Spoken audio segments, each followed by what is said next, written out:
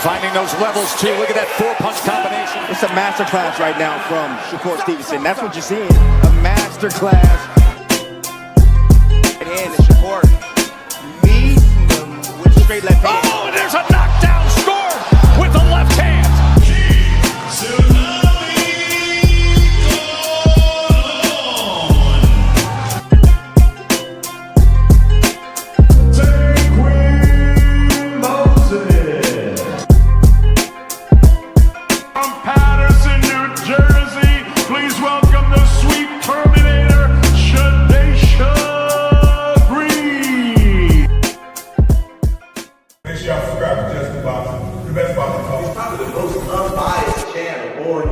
Right now, we're going to give him his just due. Shout out to my brother, Just Due.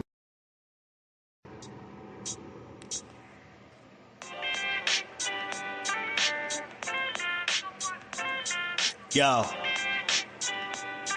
you know the deal. We back again. We never slacking. Word 'em up. Ladies and guys, whether if you drunk or you high, it's time to pay respects to the illest man alive. If you think you got a point, he'll shrink you down to size. And from there it's downhill like a slinky or a slide. Open your eyes, got a deep connection with the rise, so you might see them jump in whenever they go live. Peep it, this channel blowing up now, it's not a secret. With tons of exclusive interviews to listen to. Them other channels I hate, but yo, they missing clues. They start narratives, sip the goose and twist the truth. It don't take a rocket scientist to get the proof. Just click the live at 4 p.m. Eastern time. But when you chime in, make sure you keep it kind. But if cowards want to debate, then it's feasting time. My man Just Do shine, busy all the time. Grind 24/7, 365. Videos he might have 365. My rhyme sick, they make you do a 365. You get a rich if you think you fit to survive. It's Just Do boxing, time to click the live. Ain't no beginners, if you soft, you ain't down to ride. I crush you, respect too, it's Just Do. He got the illest boxing show on the internet. The boy been a threat and he ain't even had dinner yet. Word 'em up. Yeah. You know what time it is.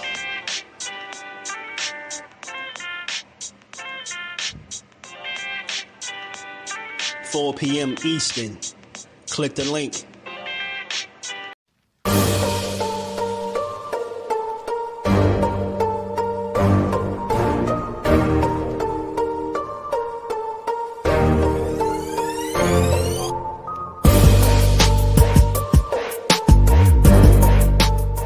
Bring the truth or tell on your ass what you doing or what you're not doing every single time. You can lie, you can bullshit and all that, but when that bell ring, if you ain't put that work in, it's gonna show, bro. It's gonna show. Not to mention y'all in a sport that can cost you your life. Literally, you can die in this shit. So if that's the case, man, if you gonna do this, don't bullshit with it. If you don't really want it, say to yourself, keep it real with yourself. I really don't want this shit. I can't put the work in that it requires. Walk away. Ain't nobody mad at you. Go out there, you're young enough, you go get educated, get a skill, do something, man. But don't play with this, man. The people you can get killed in this shit, man. What's good, family? How y'all feeling on this good Monday, man? Had a good weekend of boxing, you know. Now it's time to give the weekend of boxing is Just Do today. Is it safe out there, man? Is it safe out there, man? We seen some things this weekend, man. We see.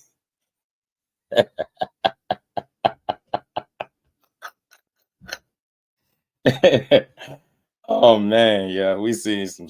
Man, what's for y'all? All right out there, everybody? All right, man. I hope everybody good. I had to clean my specs off, man. You know, glasses dirty. Glasses fogged up. Y'all know I like to come over here laughing. Y'all know what I'm laughing at, man. We got to see boxing Saturday and Sunday. Anytime it's like that, it's a good day. It's a lot of backtracking, man. What's going on? Y'all good out there? I thought everybody said they want to see the best fighting the best. Man, I've been quietly in the cut. I'm just watching boxing unfold. I'm just watching people be mad as hell. Oh shit, man. It's a good day, man. It's gonna be a good day. It's gonna be all right, man. You get me? Your boy just got you. I got you, man. Don't even worry about it, y'all. Your boy got you. Let me say what's up to the family. We're gonna talk about all this. It's a lot to talk about. Whoa, it's a lot, man. Good weekend, though, right? Good weekend, man. Brian Garcia is now the WBC champion. You get me? He got options, man, huh? He got shit is funny, man. Y'all know who I got my money on, man. But this was a good weekend, man. We got to see a lot. Good takeaways, man. Some good boxing, some good wins and stuff, but we gonna talk about it because I said it. I called it. Said people gonna start backtracking this shit. About to just give it the weekend, give it to Monday. We gonna hear all the stuff we've been hearing right now, and y'all gonna understand why I'm laughing because this shit is crazy. I'll be hearing a lot of stuff, man. But we gonna get to it. Let me say what's up to the fam real quick, man. Because if you don't laugh, you just not enjoying boxing. Cool it, my brother. Was good with it, OTB. My guy was good with it, bro. Man, you already know. Hey, look, the link is always there, man. You could come get it off, man, because I know how it be just watching people go crazy. I know. Ray Patterson, my Jersey brethren. Rod in the building. Was good, family. How you feeling? Marcus in the building. Was good, my guy. Emmanuel was good, my guy. Damon was good with it, man. You like this weekend? Marcus in the building. Ryan was good with it. Ryan is now a champion. Big Dog Willie, my guy. Shower, peace to the queen. Yes, indeed, boxing. Abdul in the building was good, fam. Mike Ryan. Jordan was good, family. Jordan, how you feeling, man? The butcher was good. OT in the building. What's good, my guy? How you feeling, bro? Nah, Big Dog Willie, appreciate the love early, man. Putting that color in the chat. Support the grind. Hit that like button, y'all. We got over 50 people in the building on both sides, man. Hit the like button. Double tap the screen. It's a lot to talk about. We're going to get to all of it. And remember, y'all, we don't do no hating, man. You get me? We just talk about what's really happening. You get me? You get me? Got to talk about. Shout out to Big Dog, man. He said, Ninja just do the realest. Tanking Maniacs are on full attack. Shakur and Devin see that Ryan is on the Kool-Aid. Tanking Maniacs want to hate on Corey. Hey, man, they pissed off. Hey, man, I seen a tweet today. You know we going to get to it. I forgot to put it in the title. Damn, they saying, hey, man, they going far. I don't even know what side these people on. Hey, Big Dog, I heard Shakur, and I think they said Shakur and Haney on juice. They said Shakur and Haney on PDs. They know for a fact. That's what a couple of the Twitter trolls are saying. We're gonna get to all this and we're gonna unpack this shit, and then we're gonna pack their asses up. You know what I'm saying? Yeah, they mad. Listen, I told y'all, just listen, y'all ain't gonna get it. He ain't fight this weekend, but this goes to anybody that don't like to call it how they see it. Stop hate picking, bro. Stop hate picking. Pick these fights based off what you're seeing from an X's and O's standpoint. The shit that they say on Twitter, the interviews, none of that got nothing to do with nothing. How they prepare, you get what I'm saying? The work they put in training camp and how they perform under the light, that's all that matter. Y'all got to stop hate picking, man. Just start picking with your eyes, man, and not with your hearts or with your emotions, man. Then y'all stop being sick, bro. You get me? Shout out to Big Dog, man. They terrible. They down bad today. They complaining. They just it's a lot to unpack, but we're gonna get to all of it, y'all. Shout out to Big Dog Willie, man. You said, never seen the ship sail so fast. Boxing Dag, what's good? Butcher said, King Ryan is back. King Ryan is back. He said, Ryan back cheating. Yeah, they said something about the juice for Ryan. Now, Ryan is a masterclass boxer. Barrios gave Ryan the Garcia the belt. He damn sure did. Thrill Hills in the building. My dog, man, was good. So you see how Devin went from the ship has sailed on that fight with Ryan. Now, all of a sudden, since Ryan would have fight Shakur, now he went to smoke with Ryan. Now that's the biggest fight. Marcus, he said that's the biggest fight now. Now him and Ryan is the biggest fight. You know what I mean? Corey ain't on no PEDs. Hey, bro, watch. I'm going to pull up the tweet. I got the tweets, but we're going to talk about it. First things first, I want to give my girl the GWOAT, man, her just due, because y'all be acting crazy out there. Y'all acting crazy out there. Like, she's special in every sense of the word. She is the epitome of a world champion, elite, world class. She represents boxing at the highest of levels. It's not even, it's nothing to argue. She's the GWOAT. That's why I got that in the title. She is that. Just shut up about it. If you confused as to who the GWOAT is, you should have been tuned in Sunday night, and you would have found out the answer to that if you was living under a rock. But in case you have been living under a rock, Claressa Shields just went out there. She rematched Antuanne Cruz, somebody that, you know, they both fought each other in their pro debuts.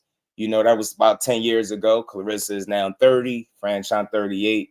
You know what I'm saying? And you've seen the difference, bro. She great. And it's okay to, it's okay to build our fighters up, bro. It's okay that she's super, uber confident. And it's okay to like her, bro. We don't got to dim her down and none of that. She is that, bro. She went out there putting hands. And shout out to Antuanne Cruz, man. They hugged it out at the end. We're going to talk about that too, because they want to gloss over this. You hoe-ass dudes spend hours on end, and I mean it. You hoe-ass dudes spend hours on end talking about how she ain't classy, how she all of this and that. Oh, she wasn't classy at the end of that fight? They wasn't speaking life into each other at the end of that fight? That shit wasn't real. Y'all going to gloss over that, right? Yeah, you can't get no clicks off that shit. She's special, bro. She beat the hell out of Antuanne Cruz, respected Antuanne. She got all the dog, all the heart that one could ever need in a fighter. You get what I'm saying? But when it comes to the skill for skill, tit for tat, it's a gap there. And it's a significant one, and it's okay. But Antuanne, she's one of the more successful fighters in the sport of boxing. You know what I mean? You name it, she'll fight you. She'll fight anybody. You see it. She was actively calling for the smoke. She was mad when she thought she wasn't getting this rematch. She wanted this. So shout out to Antuanne, but Claressa Shields just showed us and everybody else that's confused as to why she is who she is, bro.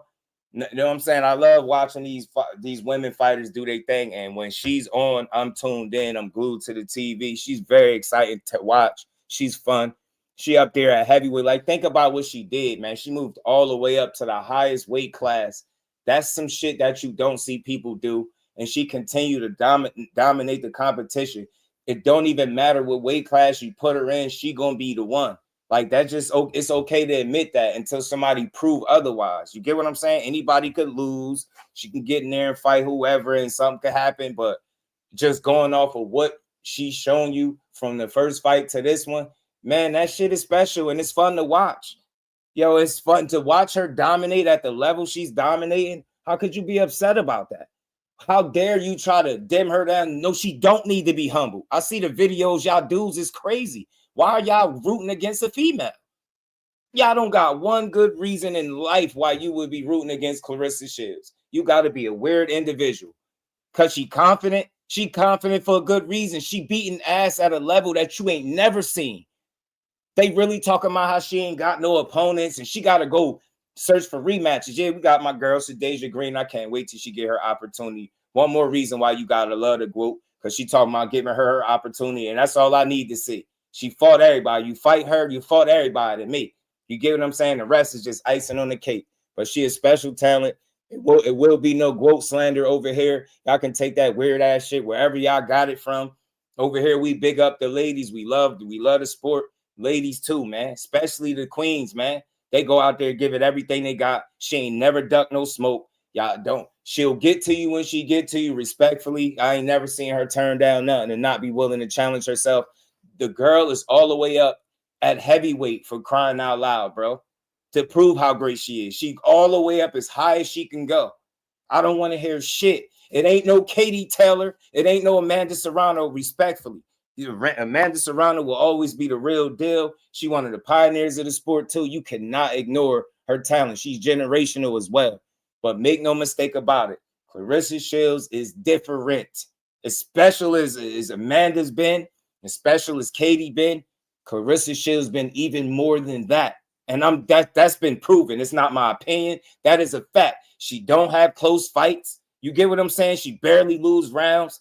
The girl go out there and beat your ass. The only knock on her is them trying to say how she don't knock people out. But you're playing around, man. I'm telling you, if they had 12 rounds instead of 10, I think she'd have more knockouts. If she was doing 3-minute rounds, she guaranteed she'd have more knockouts. You cannot tell me, and I love Franchon because I love her fighting spirit, her heart, her like she outspoken, she brave, she gonna go. She gonna give it everything she got.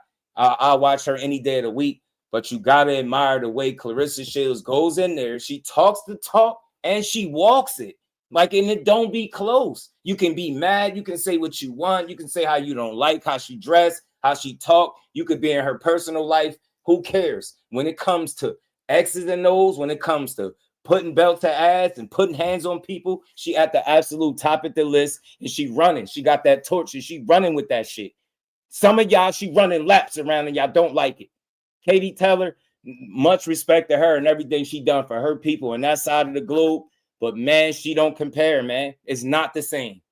It is not the same. If they were in the same weight class, skill for skill, you know what would happen. Y'all all know what would have happened. You know it. I'm sick of people like you. You got these men. Y'all supposed to be calling yourself like, I don't know what y'all call yourself. Content creators, boxing journalists. I don't know what to call you dudes, but if you're not getting behind Claressa Shields and what she stand for, I'm saying this and I mean this and I'm saying it with my chest. You are a weird individual. No, am I telling you you got to love her personality and everything that comes out of her mouth? No, but the support should be clear cut across the board when it comes to representing the sport, fighting everybody. She's literally searching for opponents, literally about to run out. She ain't got 20 fights. You ain't seen no shit like this before. You haven't seen it. And I'm going to keep on saying this shit. I said it on other streams. I'm going to keep reiterating the point. Had they not cheated her, and yes, I'm going to say cheated her in the amateurs when she fought Savannah Marshall, she would be undefeated there. So we know she never really lost. Can you name me another combat athlete that's never taken a loss as an amateur and professional? You've never seen no shit like that. And the shit don't even be close. So, man, I applaud Claressa Shields. I like what she's doing. You don't got to love everything about her. But again, man, we getting to the point in boxing where we judging people more off that small little, percentage of their life that they show us, where we overly critiquing everything that comes out of their mouth, everything they say, more than what they do. When it comes to, and she said, remember they was trying to say how she don't sell, people not interested in her because she talked too much. Did y'all see all of those people in the building? Man, talk about it, man. She moved, she throwing numbers on top of that. They really show up for her. And the fact that the boxing world, and I say it, and I'll call out the whole boxing world, y'all all should be behind her because she is what you wish your favorite fighter was. I don't give a damn who you are and what their name is.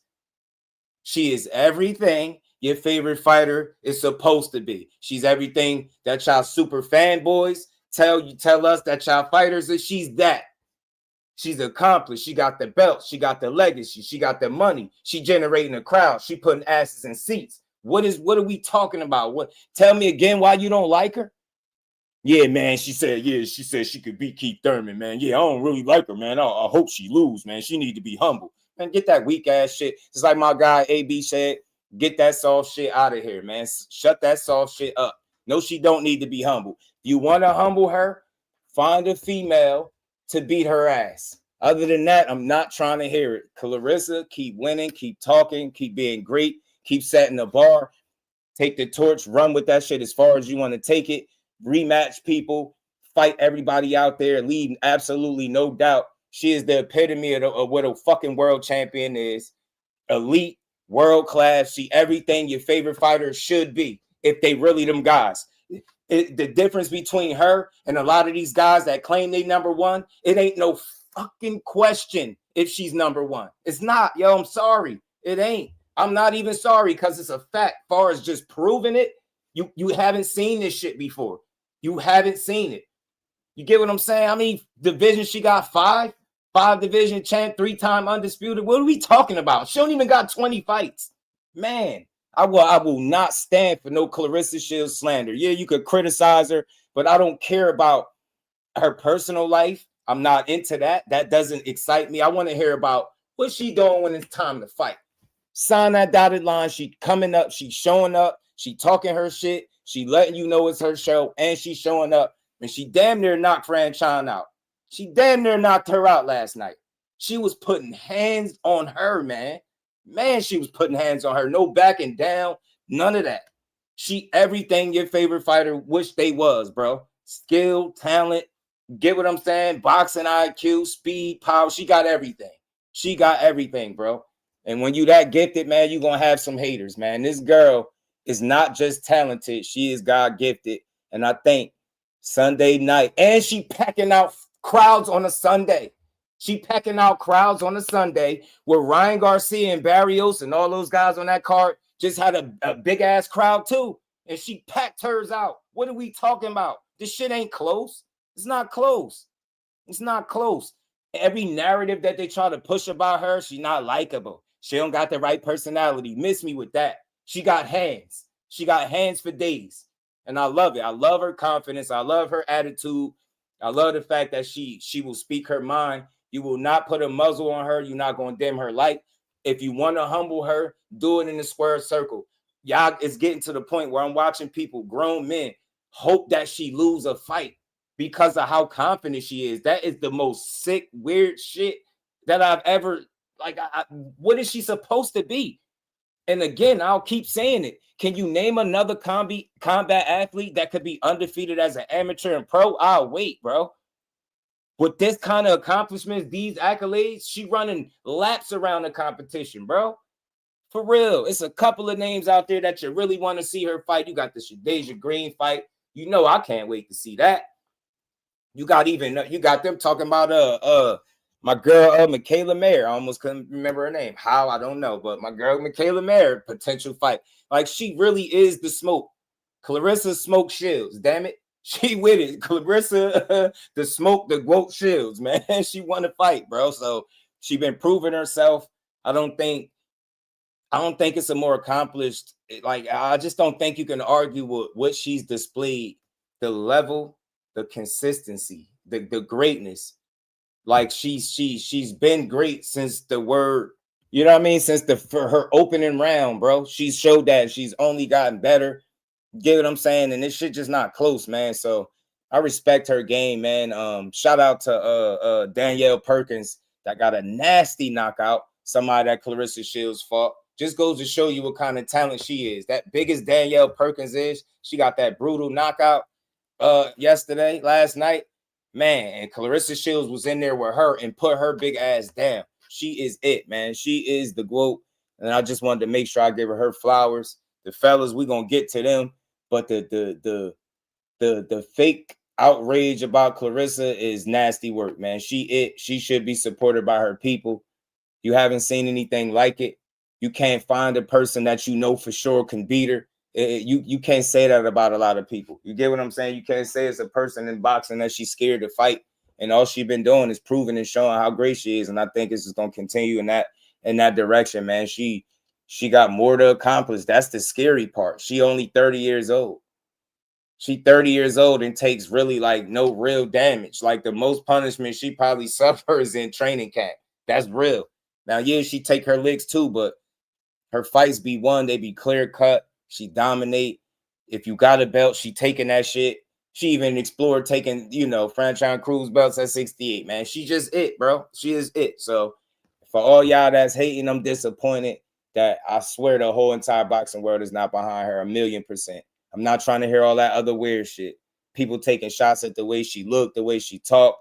Like I said, her personal life, I'm not here for that. She's showing us that when it comes to the sport of boxing, she is the GWOAT. She is exactly who she says she is. And with all due respect to every one of these athletes that we watch and support, how many of them can you say undoubtedly is exactly who they say they is, and they show it to you every single time out? She ain't had an off night. This shit ain't easy to perform at the level she's doing with the consistency. You get what I'm saying? You have the fact that people are saying it ain't nobody for her to fight. Like, that's crazy. 30 years old, ain't nobody for her to fight. They've been saying that shit for years. But she keep finding people to fight, new challenges, and I'm here for the Claressa Shields experience. She is the GWOAT. Respect to all the ladies. But again, when it just comes to proving that you are her, she it, man. And I feel like nobody should have a problem saying that. It's crazy that people just not in, in full agreement that she it. You got people like, oh no, maybe it's Katie Taylor. No, maybe the fuck it's not. What are we talking about? All them damn close ass fights, close calls and all time. Maybe it's Katie. No, maybe it's not. What we doing? We not even gonna play. Maybe it's Amanda Serrano. No, maybe she's the real. No, it's a fact that she the real deal, but it ain't. It's one GWOAT, and that's her. She don't have close fights, and if you think you can handle her, get in there with her. She gonna show you. It's not a lot of people that's doing exactly what they say they gonna do, being exactly who they say they are. I ain't trying to find reasons to not like her. Mike Kirkland, shout out to my brother. How you feeling? Yeah, I'm gonna get on Loose Neck Joe, Turkey Neck Joe, man. What's good with it? Aunt McQueen and professors in the building, man. Joe. Shout out to the fam. Old Money Swag. That's my guy. Seeing you in the building. Shit crazy. She may possibly fight O'Shea and Michaela, and that's crazy. Shout out to O'Shea. I like O'Shea, man. I do. Probably think you're a man. You don't. Don't you, Ryan? Bond ass TV. What's good, homie? Chilling, man. How you feeling, man? I think there's one important piece, man, of this weekend that'll really put the ribbon on everything that you said about Claressa Shields and the levels. Right. Danielle Perkins. Big shout out to the brother B3 for all the people out there who gamble. Personally, I don't partake because I'm a sore loser. But he was talking about the odds with the Danielle Perkins fight. And apparently she was the underdog. She ended up winning and becoming the WBA light heavyweight champion, if I'm not mistaken. Claressa Shields fought her not too long ago before the Lonnie Daniels fight. And people were saying this woman is a bum. She old, she this, she that. She comes into this fight as the underdog and scores a sensational knockout. Now, I say that to say this. As fans, we have to understand when we say things like levels, it's not just Hall of Fame or absolute bum. There are those steps in between. And she came in as an underdog versus this woman, and now she's the newly minted WBA champion in emphatic fashion. And Claressa Shields made that fight look relatively easy. So it's important to look at those things to say, nah, this person's not a bum. This other person is just that good. Right. That's a fact. Yeah, man. We got to see, like, understand the levels. Right. Lance was good. Whatever, homie. Vinny, whatever your name is. You might want to relax a little bit. I don't know. You might be lost as to where you at. Y'all be having your own conversations. Fuck a pound for pound. I know who the best female fighter in the world is because she been proving it. And y'all know who my girl is. Y'all know I'm Jersey for life, but she's really been here and she set the bar so fucking high. She running laps around the competition at this point. Flossie, what's good with it, Brody? How you feeling? You know what I'm saying? Sunchild, what's good with it? You get me? That's what's wrong with y'all. Y'all dudes are weird. Start and look, I don't care what y'all do when y'all everywhere else. When you over here, let's talk real boxing, not the slander, not the weird ass shit. Give credit where it's due. You soft ass, weird ass, like ridiculous boxing fans, man. We don't need y'all. Boxing don't need people that only have the negative shit to talk about. There ain't no, we not about to try to over-examine. She can say what she want. Look, she feel like she can kick a man ass, let her talk her shit. I don't personally am a fan of that, but I'm a fan of everything else she do, man. And that's a very small percentage of what she talk. She shows up every single time. It's not close. She chased Savannah Marshall ass down. They try to build her career off of her. She chased her down to the UK and put hands on her ass. She different. She is different. The fight would have never happened if she ain't do. Like, she just really different. The same one that they try to give a win to as an amateur. Yeah, she chased her down when it all mattered, when she thought she was building that shit up and kicked her ass, man. You get me? And then my girl, Deja, went over there and put the finishing touches on. Pack her rate up. Now we looking forward to them two fighting, man. Y'all got to learn how to celebrate boxing. I don't know where y'all dudes come from. Men, women, I don't know why y'all so mad. Enjoy this shit. People are doing exactly what they're supposed to be doing. We asked for people to fight the best. She doing that. She literally had to run back a rematch 10 years later. Somebody she fought in her pro debut. And all Franchon did is just get more accomplished since then. Like, y'all just don't know how to enjoy the sport. And when somebody really going out there showing you what it mean to be great, we got to highlight that. I don't want to hear none of this other weird ass shit. Claressa Shields is the GWOAT. You don't like it, go punch the air, go cry in the car, whatever it is you need to do to cope. But she's special, man. And I ain't trying to hear nothing else. The slander is weird. The men coming for her is weird. Y'all hoping that she lose is even more weird. Like, I don't understand none of this. I'm not She's trying stuck to in hear the cycle, Just. You Like, get when me? you really when you really observe Claressa Shields' situation, it's not just her, but other athletes as well. They're in a very, very weird space where Right, they're constantly in defense mode, and then they get criticized for being defensive. right, And it's a very weird thing. We expect as fans, content creators, or whatever, that we can say whatever, whenever, however we like. And in the moment that these people respond to it, then why are you being so sensitive? Why are you so insecure? right, It's like, why do you have nothing but negative things to say? right. That's what I'm saying, especially So when I ain't that's doing where nothing it but gets weird. So it's like, moving. I understand Claressa's position, but then I also understand people's perception of her position. It's like, man, she always defensive. Why she always this and the third? But it's like, damn, people hardly ever have anything positive to say. Right, Even in this latest saga with Layla Ali, right, on one hand, it's like, yeah, I can understand how somebody could say, why the hell is she always caring about what Layla's saying? See, I told you she was insecure. But on the other hand, it's like, you clearly going out of your way to take photos with certain people to further a certain narrative. So it works both ways. But for us to only acknowledge one side of it that makes one person looks crazy, that's pretty crazy to me. Yeah, if somebody's spamming the weird stuff, y'all ain't gotta block them. Just time them out if they just spamming ridiculousness. Like, we gonna have a standard. We gonna set the bar over here the same way Clarissa's setting the bar. Y'all want to troll, and it's cool to troll sometimes, but be a part of a real conversation every now and then. You know what I'm saying? It's a lot of rhetoric out there, and I really do a hell of a job fighting a good fight, bro. There's too many people that just want to tear the sport down. Y'all here for, just y'all own little, I guess, financial gain, but y'all not really here to, speak what's really going on. It's too much narrative-based shit going on. You get what I'm saying? Yeah, I'm telling you, facts, Keith. You got to be insecure. And it is a lot of that, too. That's why the men coming forward. The fact that y'all found comfort in going at Claressa Shields is the nastiest shit I've ever seen. I don't care how much you think you cooking, you not. Because when it comes to what she's supposed to be doing, what we really should be talking about, we spend more time on the other shit. That's what I noticed. So it was the same shit with Bud. I couldn't wait to talk about that man's personal life, because inside that square circle where that shit count, when them lights is brightest, he beating all kind of ass. And so that conversation is a short one for you ignorant people. I be trying to ignore it, but it be hard, bro. I see it all day. I be like, what is wrong with you people? I thought y'all love boxing. How y'all even finding negativity out of this? Was a really good weekend. She packed her shit out. She packed it out there on a Sunday after a big fight night on Saturday. She really got the you get me. Them people was out there in attendance, happy. She got the crowd like she is the show. This is beautiful to see. I love seeing what she on. It was crazy. Like, remember when she got her deal? They talked about her deal. People was attacking that. She ain't really get that deal. It's a fake deal. I was like, bro, what are we doing, man? Seriously? Man, shout out to the GWOAT. Keep pushing. Keep being great. You and Papoose doing y'all thing. Keep y'all look happy mutually. I'm rooting for that kind of shit. There anybody going against that, y'all weird. Y'all don't know what y'all on. Keep being great for boxing. She's showing exactly what she's supposed to be doing.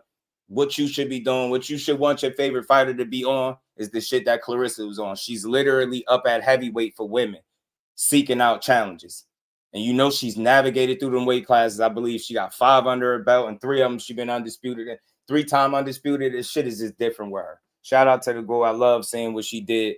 And the last part of what I'll say about that fight, other than she almost got that knockout, it was good seeing it. Shout out to Franchon. She tough as hell, man. But the embrace at the end, the little messages, some of the vocals was like, some of the audio was picked up. They was showing love. They was breathing life into each other. That's the shit that people ain't talking about. So y'all talk about how the fight broke out. Oh, she pushed her. it's too much. Y'all doing too much. Blah, blah, blah, blah, blah. You know, Franchon could have hurt herself. Yeah. All that shit did happen, but they shared the ring again. 10 strong rounds. They went toe-to-toe. Claressa Shields got the much better of the work, and they embraced, they showed love, and they put that shit to the side. That's how it's supposed to be. People rather see them going at it, and Claressa said something, gave them what they wanted. We gave them a show. Like, come on, man. You get me? When it's all said and done, it wasn't no blood spilled, I don't think, outside the ring. You know, tempers always flare. It's boxing, get heated. It's a lot of shit being said, a lot of to see that. So if she really was class dudes, I'm not biting my tongue today. You whole weird ass dudes be saying it's real shit. And she ain't have to do that. She could have flown it. I just beat your ass. But she wanted to go over there and make sure she embraced Franchon. I thought it was dope. Again, man, dude, that's the shit. That's not gonna make the front page. That's not gonna be something that people talk about. I know people that know her personally. I've talked to people that know her personally. And they all say something very opposite of what a stranger from the outside looking in is saying. So shout out to the GWOAT, man, for doing it again, putting on for boxing. Again, it's just not a lot bad I could say. We looking for people to be perfect, then go to another sport for that shit. Get me? Because I don't know where you're gonna find that at, but she the closest thing to it. Now I ain't talking about, you know, her boxing record, the way she moved. I can't complain about nothing she's done. You get me? Think about that. It's a very short list of fighters, male or female, that when you look at their full body of work in the entire career, it's not a lot you can complain about when it's time to fight. And who she challenged, she's done it all. Fighting people with way more pro experience than her coming up through the ranks. I watched her entire career, and it's been fun, bro. And she holding the torch, man. Shout out to Mike Kirkland, man, for always building boxing. Got to enjoy these world-class warriors. That's a fact, bro. You know what I mean? I said it, man. I say that all the time. If people had to do, I say around, Ant said it. Ant did me one better. I said they should have to go around the two with these dudes, right? Ant said, nah, training camp.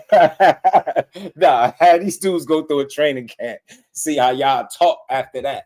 You will have a much different idea on how you speak on the sport, bro. It's easy to sit from your chair and talk crazy. And that's what I say all the time. Y'all gonna hear I'm gonna be a broken record because I see this shit all day, all the time. It's like, damn, all I do is find myself questioning is how many people actually like the sport nowadays.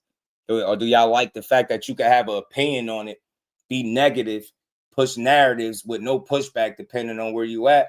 That's why I think people are here, man. Shout out to Mike Kirkland. Appreciate the love.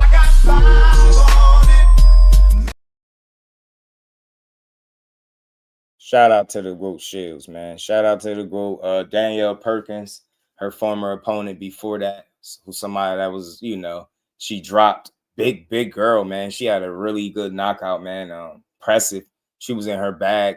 And it just goes to show you how much of a talent Claressa really is. Like that same girl that she was in there with couldn't lay a glove on Claressa the way she was punching on her opponent just last night, right? It was just like night and day. That just goes to show you like where her skill level is at. She put that girl out, caught her with something nasty. But splitter had her leaking real bad. Very impressive. Shout out to Danielle Perkins, man. Well done. That combination was disgusting, bro. Was it, man? Boxing workout would change a lot of minds. Absolutely, bro. Shout out to JP. Technique was good with it. T-Mac, telling you, man. Good night, man. Claressa's good female, but she isn't going to beat no man. I mean, that's something that that's not even something that I even got to waste time on. Like I think it's just like this. It's a ridiculous conversation. I get it that she put herself in those conversations when she make mention of the men. But, man, that's just you in a male-dominated sport, like I've said before. And she's still fighting tooth and nail. The fact that she got to fight for the name that she made popping is nasty work. And I will always say it because it's true. The fact that people, you know, in their weird ass way, well, such and such is my GWOAT. We don't give a fuck who your GWOAT is. We talking about the GWOAT, not who your GWOAT is. So you just made that up. Like, nah, you wasn't calling that person no GWOAT before she started. She made it a thing. Let's not be weird. And the fact that it's not even close. Like, I think she's just gonna retire undefeated, bro. I do. I think it's a couple of challenges out there, really good fights, but she really got the really best chance at hanging them things up without a scar on her resume. You know what I'm saying? Shout out to Motown. I've got one criticism of Claressa Shields. Mm-hmm. Bruh, Franchon, I give her a lot of credit for the way she acquitted herself. She came out there trying to make it a dog fight. Right. But then when Claressa started getting to her body and she started slowing down, it was like round six. She was on her way out. Right. That's the only criticism I have of Claressa. Why the hell did she not go back to the body when she had a gas like that? She started going upstairs trying to land that True. one big shot. Like, True. nah, keep True. working that body. Because She she did. had on the verge of breaking down. She was on did. fumes. And she did. She did. It was impressive to see, But man. maybe, this is just my thought, maybe that's something that comes along with having that one extra minute. We don't take into account how much more time is allotted to a man's championship fight. Bro, a 12-round fight, if it goes the distance, that's 36 minutes. A Right. women's championship fight is only 20 minutes. That's a 16-minute disparity. So you got more time to work on strategy and tactic and picking your shots and breaking them down. You're not in a rush to just score points. Right. You know what I mean? You really got a lot of time to work with. So that extra 16 minutes, who knows if she were to go out there and try to, you know what, I'm going to break it down round by round and then finally get up out of there. But that was my only criticism. And that's Right. just me nitpicking because everything else was on point. Yeah, I We think that's saw fair though. defense, we saw speed, we saw counter punching, we saw her be Right. aggressive in spots, being on the front foot, pushing Franchon back. She did a little bit of everything. Right. Auntie forgot she damn near 40. Knee braces and all that. Shout out to Franchon going out there. She's just as tough as they come, bro. Whatever she like in skills, she make up for it in heart and determination, man. She got that real warrior spirit. She gonna push it, man. And she just, she is who she is, man. I don't know. She overachieved to a degree, man. Still to be 38 and being able to even be in the ring with the GWOAT, trying to make an honest fight is something, right? So shout out to Franchon, but well done, ladies, man. Superman was good with it. Y'all showed a lot of class at the end, embracing, having that conversation, teams showing love and respect. That's what it's all about. Y'all that pretty much sold the shit out, man. That look, that's a good look for women's boxing, man. And they closed it beautifully. Shout out to them ladies. I just had to get. I don't get people, man. Do exactly what she do. Get in there, not make fights close. Shit, you name it, because she's special like that. That's why she set the bar so high that, right? Because she's capable. He said that my time out up. You stupid. It's the fight I was watching Paradise second season. Got to replay it. Yeah, man. The beautiful thing is on the zone, man. You can go back and watch it to do that. I had done that more recently with Tio and Core, that card, and I'm gonna do that again with this one. I'm gonna go watch Claressa fight again just because I like the way she was putting them combinations. She had Franchon in some trouble a couple of times. I was like, oh man, you could stop her, go to the body, but I think her natural instinct is to kind of like head hunt a bit. You know what I'm saying? The head hunt, and that's I think that's why she strays away from the body. Nah, teach. I seen it too. I seen it on my TV. Pardon me, y'all. Let me know if I'm coming in clear because it's not. I don't see it buffering no more, but it was. It was. Am I good? Let me check my connection. My connection is good. I swear I don't like our Wi-Fi. We're gonna have to switch up. Nah, T, you was right. We got 80 people in the building. Hit that like button, y'all. Sub to the channel. Let's keep rocking, man. We just getting started. We just wanted to get a queen, the GWOAT, her just due, man. She did everything she was supposed to do. Them ladies on the card, they handled business. Danielle Perkins with a big win. Atif Overton, I like him, man. He didn't get the chance to really get into his bag. And they had like a clash of heads or something like that got stopped the fight from happening. I mean, continuing. That was a weird exchange, but Overton was going to win that fight for sure. That opening bout was really, really strange, really weird. It was a knockout, but that was super weird, bro. Hey, Antuanne, did you see that first? What was they like, heavyweights, bro? That was the most unenthusiastic fight I've ever seen. I was like, what in the absolute? What is this? What am I watching? Where did they get this man from? How is he undefeated and he knocking people out? Like, what's up with Buddy? But then I started seeing him fight but he still ain't he just fight like he just so cool. Like he just too cool for the shit. I was like, bro, where they get this dude? But when he started landing, started hurting Buddy, man. He knocked Buddy out with the dreads. He had him all over the place. I forgot his name, man, because I was so stuck on what I was watching. I was like, yo, this is pissing me off. Why is he fighting like I don't know, like it's practice or something. I was like, dude, like I can't explain it. It was really weird. Never seen anything like it. Price of Evans, facts. Appreciate y'all. That's what it was. Yeah, I was like, what was that? This was super weird, bro. I was like, what the hell is he doing? Yeah, like, bro, Price was in there, man. I'm like, bro, fight, man. He throwing punches. I'm like, what the hell is this, man? It was strange, man. That was a strange fight, y'all. That was a really strange fight. Whatever, but it was a good night, though. I wasn't mad, man. And GWOAT, she topped the bill off, man. She almost delivered a knockout. Antuanne had to hang in there, dig deep. And we know that some potential fights is, obviously Shadeja. You got possible Michaela Mayer. They're both talked about possibly fighting each other. Antuanne Cruz third fight. Who knows, man? Like, you do what you want when you the best, man. And that's what she doing. So run that up, Claressa. Fight them all. Beat them all. They can't stop. But, man, that was a good night. Good Sunday, man. Pack the spot out. But we got to move on to we got to move on to Saturday. We got to rewind to Saturday. Ramon was good with it. We got to rewind to Saturday, man. We got a new world champion, man. Got a new world champion, bro. Oh, man, this is funny, man. King Rye, man. Got to talk about it, bro. King Rye, man. King Rye went out there, put hands on Mario Barrios. We knew it. We knew he was going to put hands on him. I'm not really surprised by anything. Mario Barrios, you know what? I'm gonna shoot him some bell that most people not. Look, if you're a boxer and you talking crazy like how he trash and all that, cool, I get it. I give it to a boxer, but for me, I ain't gonna go that route. Look, these dudes prime, they windows are very short. He's fought some tough guys, man. He's fought Tank. He's been stopped. He's fought Keith Thurman right after that. You know what I'm saying?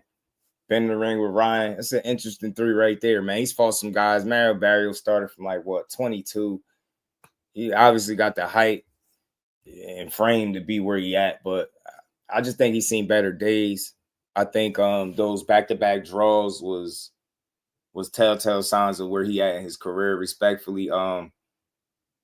The fights look the same to me. Either he's going to lose or he's going to allow guys to be really competitive and probably squeak by with a win. If not, be a damn draw situation. That's just where he at. You're not seeing the best, the absolute best of Mario Barrios. It just is what it is, man. You never know when a prime is up. To me, it just look like that prime window is shut for him. I'm not surprised at all that Ryan beat him. Look, Mario Barrios, it's a lot to unpack there. You bogus as hell. Shame on you.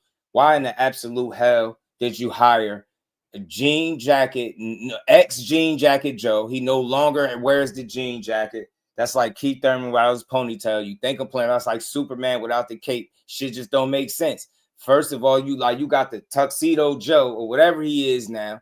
Know what I mean? Turkey neck Joe. Bro out there.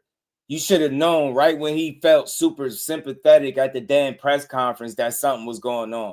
Why in the absolute hell would you hire him over there to work with you? And it looked like he was more concerned with how Ryan felt. If my coach celebrated me getting my title took the way Joe Goosen, turkey neck ass, just celebrated Ryan Garcia beating his fighter, it was wild to see. I was like, bro, what in the hell? Bro, get fired. He out of fire him, bro. Can dock his pay right now, bro. If I'm Mario Barrios, bro, you might not get paid. Take me to court. I swear, I'll be an asshole about it. Bro was over there celebrating. You sticking your finger in Ryan like belt line. There's a lot of what the hell was going on over there, man? Joe Goosen, you are bogus. You know what? Respect to you. He hired you, probably not the other way around. Y'all bogus. You hired Joe Goosen. You know what you're looking for. You know what you're in for. I ain't never seen nobody lose a fight and celebrate that much. Like, yeah, you dap Ryan up, congratulate him and all. But, bro, you was celebrating like you was coaching him. That shit pissed me off. I was looking at this dude like, bro, you kiss him. Why don't you? Why don't y'all just kiss at this point? Kiss. You got your hands around his waist like y'all at the fucking prom. I'm standing here. You stuck your finger in his waistline. What was y'all on? I don't know what that little finger poke was about, but it was a little extra, bro. All that touching and shit. I would have, hey, Joe, if Joe Goosen, you not getting paid. Joe Goosen, you are not getting paid. If I'm Mario Barrios, I wake up today and you are not getting paid, sir. Hell, what did you do? You showed more energy celebrating me getting my ass beat than anything else that was going on in the fight. Are you out of control? You was explaining yourself to Ryan Garcia. Well, I'm with Barrios, and just what? No, we don't know. We don't know. It's wartime. Hey, bro, you confused as to what side you on. I'm firing you. You were supposed to get rid of him the minute he sounded like he was confused about who he was coaching.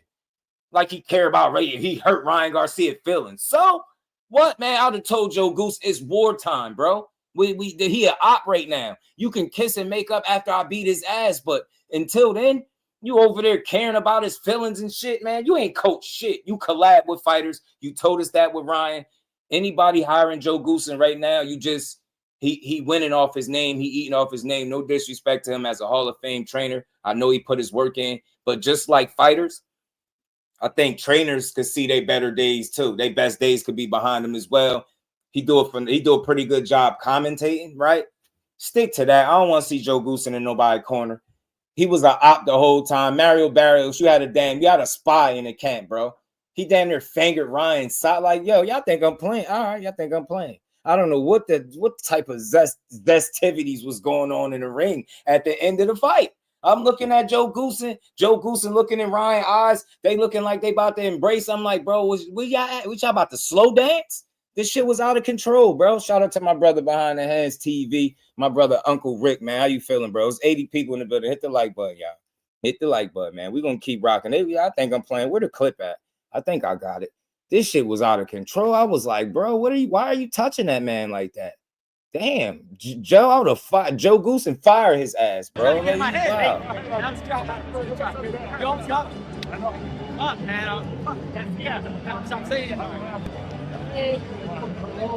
look, he almost got me. You almost got me. Nah, bro, fired on the spot. Joe Goosen, bro. Look, is that a jean jacket? I don't think so. I don't even know what that is. That's flannel. He don't even sport jean jackets no more. The minute he stopped wearing jean jackets to the fights, you're supposed to fire him, bro. I'm trying to tell you. Jean jacket without the jean jacket is like Keith Thurman with no ponytail. Shit it's not the same. Shout out to Kurt. Kurt, what's good with it, bro? Shit was wild. Reef, what's good with it? Y'all think I'm playing? Hold on, man. I got another clip, man. This shit was wild, bro. He stuck his finger in his waistband. I said, man, what type of zestivities is going on right here, bro? Why are you touching that, man? Look, if you seen the Ryan Garcia fight, I bet you didn't peep this. Look, here it comes. Yeah, just because y'all think I'm playing, right? Yeah. Look. What is he doing? What are you doing? There's almost no situation in the world where a man's hand should be on your waist. Like, what are you doing? Nah, bro. Nah. Type of zestivities going on in this mother, man. Y'all out here bogus. I mean, and I'm fresh off the ass whooping. Like, I'm fresh off getting my ass beat. Did Mario Barrios scratch Ryan Garcia? Did he pinch him? I don't even think Barrios pinched Ryan Garcia. He didn't even pinch him, bro. Bro, you celebrate me getting my ass beat like that. I can't even process the loss. Did they even announce the winner yet? And you over there, he almost got me. He almost got me. You sticking your finger in that man's waistband is out of control. I don't know what you need to be brought up on charges. Shit was wild. I don't know why you would behave in a manner like that, bro. I don't know nothing that happens after a fight where you got to be on my waist like that. Telling you, man, I'm trying to let Joe Goosen live, but I have never seen somebody so happy that the other guy won. Like you would have thought his guy won. Like you would have thought Ryan just got upset or something. He over there like, yeah. Nah, bro. Joe Goosen getting his paid doc, bro. I'm telling you, he ain't getting paid, bro. I swear he ain't getting paid. He gotta take me to court. Joe gotta take me to court, bro. Take me to court, Joe. Telling you, oh yeah, y'all almost got me.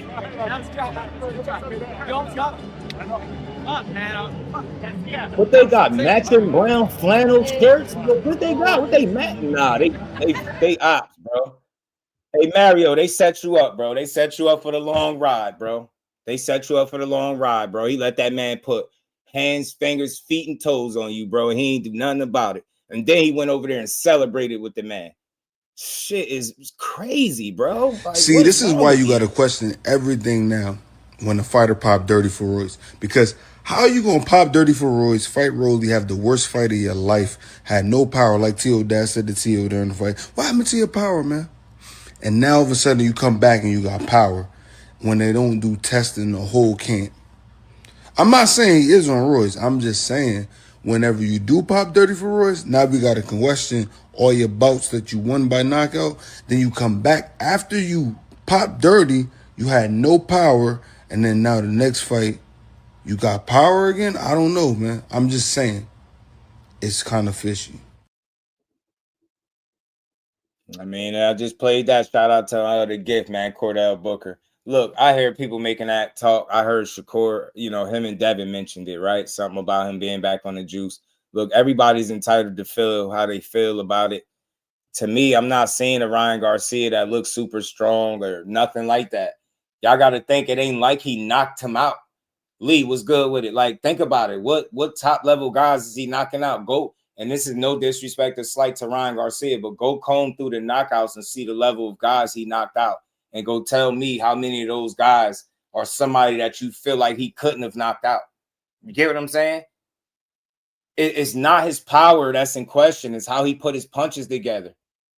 He was a guy that was on the record for critics being very critical of Shakur Stevenson's offense. He throw like the same 2-3 punches all fight. He literally do the same rinse, wash, and repeat. He over relies on his athleticism. That's why he was able to drop Barrios, but he wasn't able to put him away because it's the same shit over and over. He can't fully overwhelm you with his speed and power. He don't get the knockout. Just go look through the records. Go look at the fights that go the distance. Go look at the times where he don't knock people out and see if I'm lying. If he can't overwhelm you with the speed, the power, and the overall athleticism, you're gonna make it through the fight. Now, he You got some preaching really the good gospel, power, brother. and there's some people that he's knocked out, but it's never been no top tier guy. So I don't think his power should be the thing we question it so much. He looked like he was in better shape this time around, but I ain't seen no different Ryan Garcia. This is Barrios he beat up. This is a guy coming off 2 draws. I will say this though with Ryan Garcia. This is probably like the most concentrated. Mm-hmm. His offense was a little bit more Cutting out. Yeah, I think he was I thought he was focused, locked in for this fight in particular. He was really consistent with his approach, right? I didn't see him fighting in spurts and bursts like you did when he was in there with Devin Haney nothing. out of shape, when he was out of shape and shit. Boxing Bill was good with it. So from a concentration and execution standpoint, he was pretty solid. You know what I'm saying? But it's like I'm giving him his credit, but I also got to acknowledge, man, Mario Barrios just ain't got it, man. He was way too slow. He stayed a step or two behind. He didn't have no answers. He's tall, but he don't got the reach to justify how tall he is, right?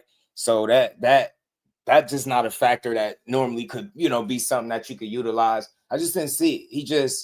He's not the same guy no more, and that's tough. He's not gonna beat the top tier guys, not the Ryans of the world. He at that point in his career where I think the most he can do is beat some guys that we expect him to beat. But the minute he step in there with anything that's a competitive fight or somebody that's of note, like a Ryan Garcia, or has some attributes about him that he can't deal with, like a Ryan Garcia, perfect fight for Ryan, bro. Caught him off back-to-back draws. He just ain't been looking good, even when winning the title. It wasn't no blowout per se, right? He get touched a lot. So I just think he at the tail end of his career, and it's tough. You know what I'm saying? Yeah, I Shout out to think he's Barrio. worn down. I think he's worn down. Yes. And another thing that came to mind for me, when reflecting on Mario Barrios' recent fights, including what we saw this past Saturday, was why the hell did he leave Virgil Hunter after 1 loss? Because that was the best version of Mario Barrios that we've seen. Like, he's not Absolutely. fast, he's not fleet-footed, he's not some otherworldly athlete, but I Right. think that Virgil Hunter did a really good job of Out of the contest. squeezing every ounce of talent out of Mario Barrios. Like, that was the most responsible we've seen him defensively. That was the firmest we've seen his jab look. Remember the fight that he had with Tank? A lot of people felt like he was up ahead. You had Floyd coming to the corner. Hey, man, you down on the cards. He happened to get caught with a couple of good shots, and he couldn't recover completely, but he boxed fairly well in that fight. So for me, it's not a matter of whether or not Mario Barrios can box, but, you know, we also got to heap some of the onus on your man, Jean Jacket Joe. Right. As you alluded to, like, bro, like, what the hell are you doing, first and foremost, at the end of the fight? But even before that, what the hell was the game plan? It didn't appear like they had one whatsoever. And then you combine that with the fact that Ryan, his hand speed looked like it had Mario Barrios spooked. That first right hand that he got touched with, he just looked just bewildered, bro. He So did. but Even though Mario, I think physically, I think he's starting to taper off. you're right. You see Just what look I'm at all the saying? punches that he's faced in succession. So we know the dude can take an ass whooping. Right. Keith Thurman, Tank, Abel Ramos got like a 78% KO ratio, so you can classify him as a puncher. Right. Fabian Maidana, he's got some decent pop on his punches. Right. You know what I mean? So, and he's been, and now Ryan Garcia, he's been facing these guys back to back to back to back. But just to drive your point home about Ryan Garcia, in contrast to a guy like Tank, it shows that it's not just all about power at the top level as far as being able to get guys up out of there. Because all of the guys that I just mentioned that punch hard, they couldn't get rid of Barrios, and the smallest dude out of the bunch did. It's still to this day. Nobody knocked Barrios out but Tank. And keep in mind, he fought Keith Thurman at 47 and what? His first fight up there? But when Tank dropped him, what did he do? He set a trap. He lured him into that. He ain't just try to walk him down, press him out, and just punch him out of his shoes and socks. He set traps. Right. Shit is crazy, man. Shout out to Barrios, man. I know he's gonna get trashed. I expected Ryan to finally pull it off and be a world champion. I felt like the stage was set for him.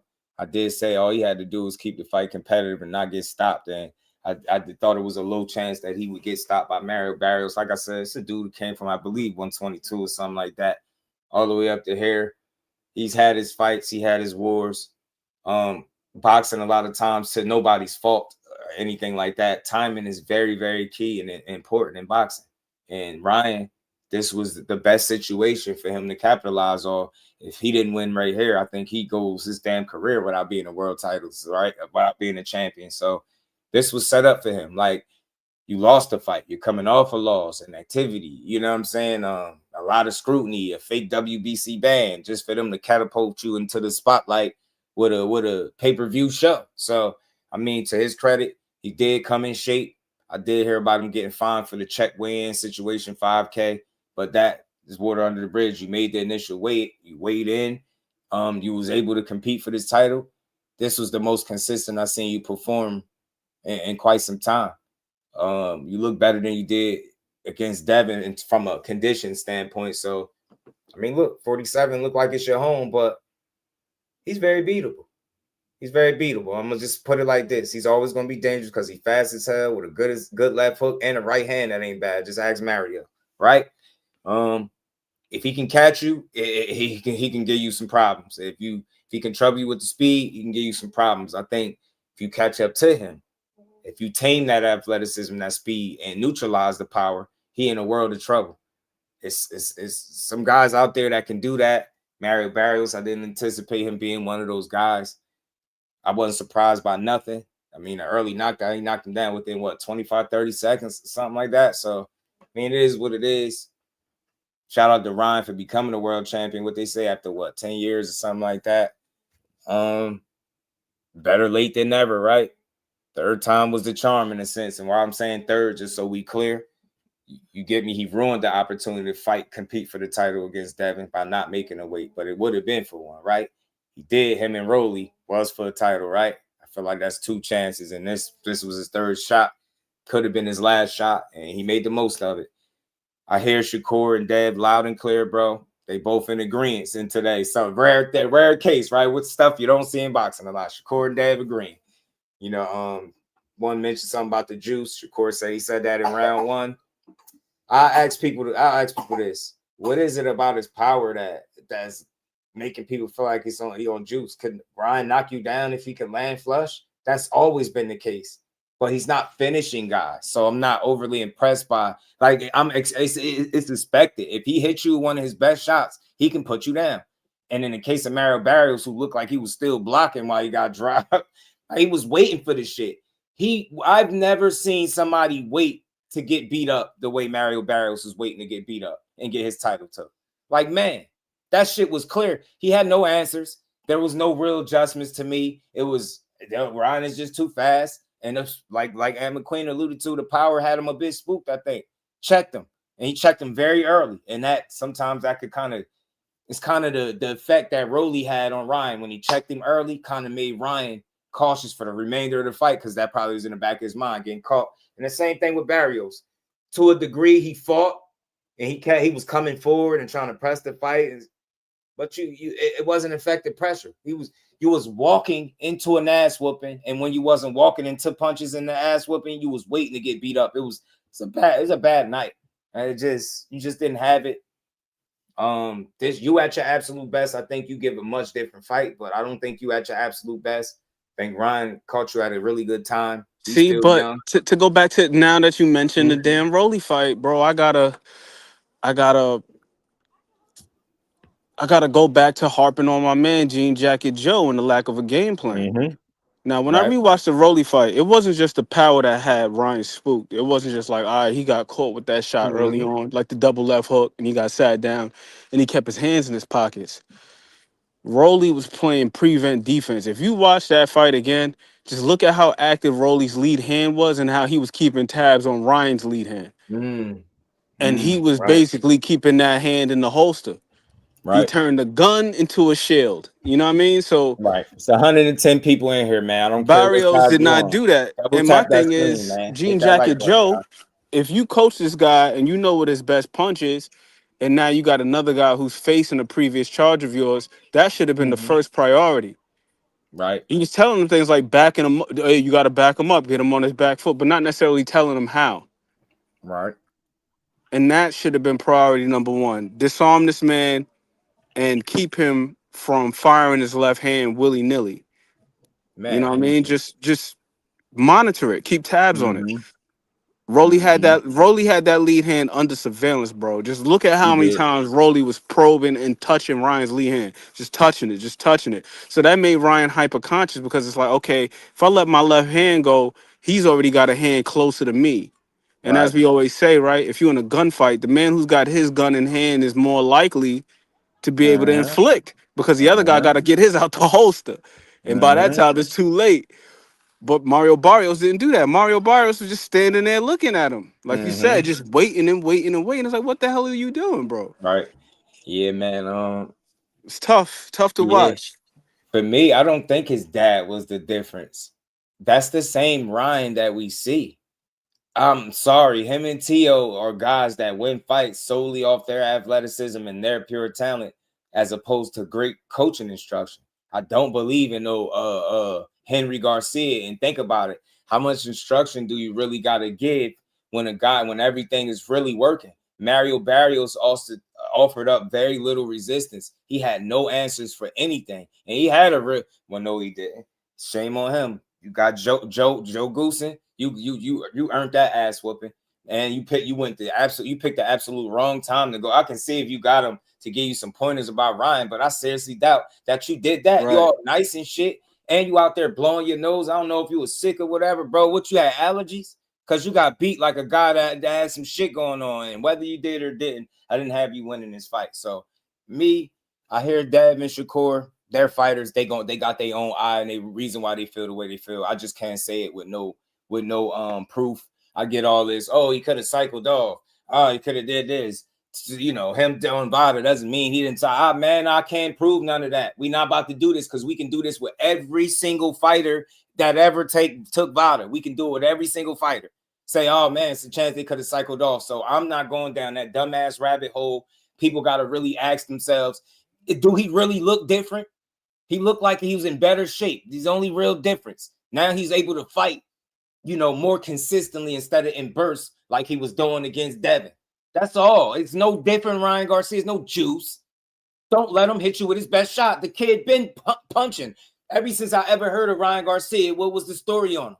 Fast as hell with a left hook. The dude thought he was the closest thing to Flash as a human, right? Fast as hell with a left hook. Speed is power. You got good accuracy. He has talent. I just don't know why people act like that. Never mind how you feel about him. What do all of the fighters say about Ryan Garcia as an amateur? And then now, his name has always been there. Nah, he ain't earned it the very same way some of the contemporaries had. But think about who he's lost to. Rolly was a shot, right? But aside from that, you ain't really just going to be no regular guy that's going to beat him. You're not. So, Rolly, I think that just what that was. But people making that about juice and not being on juice, man, let's really talk about what we can prove happened. He got checked early, and that made him gun shy and hesitant. These dudes, even Tank, who knocked Rolly out, he said that dude got bricks in his gloves or something. Ryan Garcia was talking about how hard Rolly hit. I believe it. He neutralized him. It's that Brian Norman, Devin Haney effect. He checks Brian Norman early, makes him, he sets the tone a certain way for the fight, gives him more confidence, and probably created a little bit of doubt with the competitor, with his opponent. You get what I'm saying? Same shit with Ryan. You come into the fight thinking a certain way. Oh, I'm fast, I'm strong, my left hook. Boom, now you double left hook hand and you on the ground. Oh shit. You knew Rolly could punch. Now you felt it, and now you like, oh shit, do I go out there and take the same chances? No, you're gun shy. And he said it. Piss poor training. He said he couldn't go rounds. His body was stopping. He don't live the lifestyle.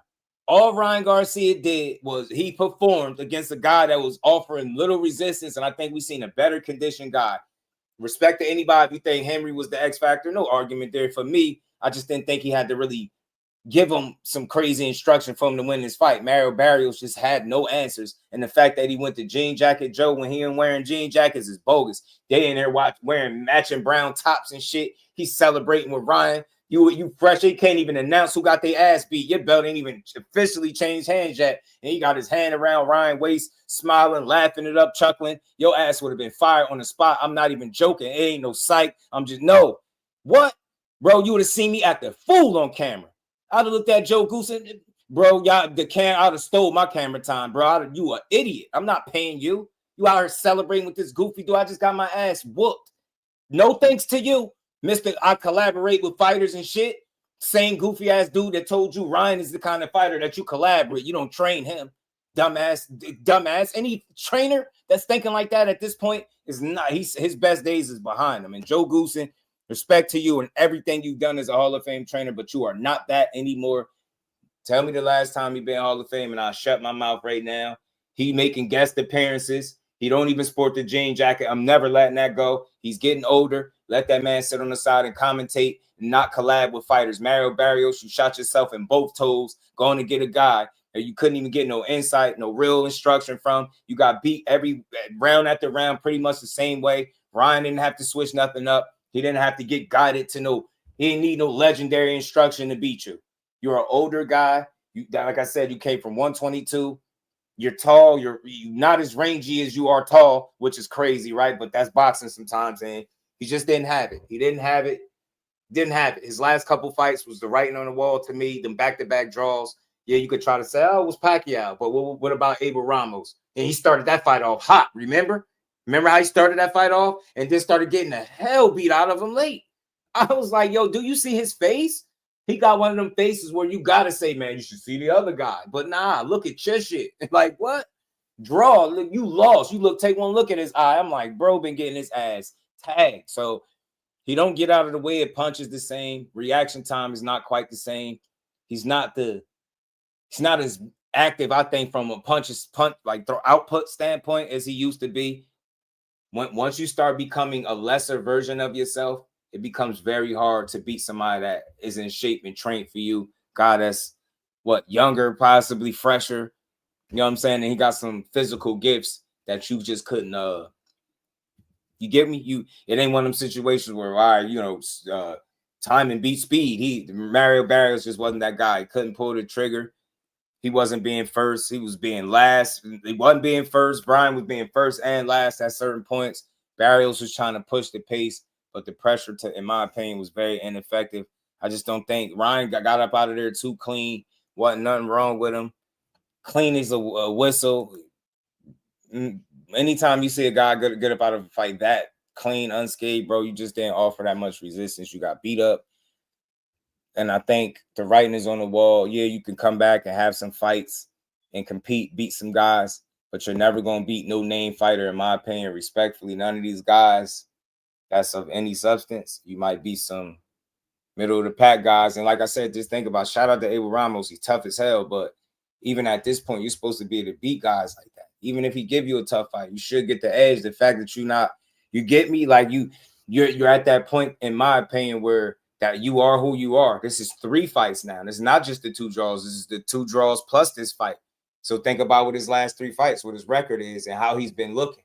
Now you start to see consistency. You say maybe 2 times, maybe you're just having a little stretch. Nah, man, you start to have 3 fights where you're just not performing. You in dangerous territory. So unless he go back to the drawing board and make some changes, which is going to be tough to do because I think he is who he is. I think you'll see Mario Barros around, but not as a champion. You know what I'm saying? I think the championship days might be it for him. How much did they pay you, Goosen? For real, man. Damn, how you gonna sell out Barrios like that, bro? Barrio got boxing skills. You made this motherfucker look one-dimensional coming in. Oh, you gotta pressure him. You gotta pressure him. No, bro, no. I gotta go find the whole clip with Tim Bradley. You know I like the Hall of Fame Tim Bradley takes. And look, look, all it take is a win. Ryan Garcia was everything but a child of God, right? Now he got a win. Now he's a world champion. And Devin Haney, who just previously said the ship has sailed because he ain't enrolled in VADA, he now since then doubled back since saying him and Shakur Stevenson is the biggest fight in boxing to now saying that him and Ryan Garcia is the biggest fight in boxing. Things change from fight to fight in boxing. That's how it go. I think because of the history between them, that fight has significance. Obviously, it's just a matter of both guys want to do it. Shout out to my guy Jordan. He was watching one of the podcasts early, and I think Henry Garcia was up there. He was doing a lot of, I guess, double talking and retracting statements. Look, these guys all got options. Winning cures a lot of bullshit in sports, especially in boxing. Ryan got him the most significant win of his career. He's now a world champion. Can't take that from him. He made the weight and he performed. Best win of his career. You can't take it from him. But now it's a matter of what you want to do next, what makes the most sense. Look, I don't want to grill nobody too hard, but I've said this before. I've said it time and time before. Yeah, it's cool getting on podcasts talking about how you'll fight Shakur, you'll knock him out. His power is this, and he can't keep you all, but blah, blah, blah, blah, blah. Henry Garcia was on Mill City talking about 144 and how they'll do it. Ryan Garcia was doubling down on the 144 guard talk, right? All of that just to kind of double back. Now from what I understand, he's saying that Ryan is not going no lower than 147. No surprise there. But they did put it out there. They said they would be willing to do it. Like I said, when it's time to put ink to paper and really stand on what you said, it's a lot different. People say what they want about Shakur. Like, he called him out after the fight, if I'm not mistaken. You know who I want. He's right there. Shakur Stevenson. Let's go. Let's run that shit. Hey, I want to be a great champion, and I'm not scared of shit. I fought Devin Haney. I'll fight Shakur Stevenson. I'll fight anybody. Let's fucking go. Shakur Stevenson, Ryan. Shakur Stevenson was on our DAZN broadcast earlier, said he's levels above you right now. What do you think of that? The thing is, like, you got to have some type of punching power to get me off you, because it'll be a different style, and I'm not going to hit him light. Nah! Look, I always say this. It's kind of like a disclaimer at this point. I always feel the need to say this just because people, if I don't say it, people are treated like I think Shakur is some type of Superman or something. Look, it's boxing. Anything can happen in the fight. Ryan has some athletic gifts that can give the best of them trouble, right? He had Tank with some tense moments. We didn't really see that with Rolly, but he had Tank with some really tense moments. He got speed and power that could trouble anybody. You have to adjust to it, right? Yeah, he has that. So anything can happen in a fight. But once a guy says what he just said right there, in my opinion, this is just how I look at people that fight Shakur. You heard what he focused on right at the end. I'm not going to hit him light. He ain't got the power. How many fucking fights? And I'm serious because it's annoying at this point. Fans and fighters alike. How many fights have people been saying Shakur can't keep somebody up off him? And how many of those fights have you seen somebody make that actual true statement where you like, damn, he couldn't keep him off him? When have you seen it? You seen a guy throw almost 1,000 punches at him. He's stood right in the pocket and fought him. He didn't even do. You get what I'm saying? He didn't walk through his shit. Teofimo was fighting at the weight class, naturally bigger, right? He been up there, right? Bigger puncher. Fun fact, he got 2 more knockouts than Shakur got. What happened in that fight? You didn't see it in that one. Did he look like he couldn't keep Teo up off him? It's a fucking overstatement. Why I'm able to say that? Because in every single fight, and trust and believe, I've seen every last one of them. Every last one.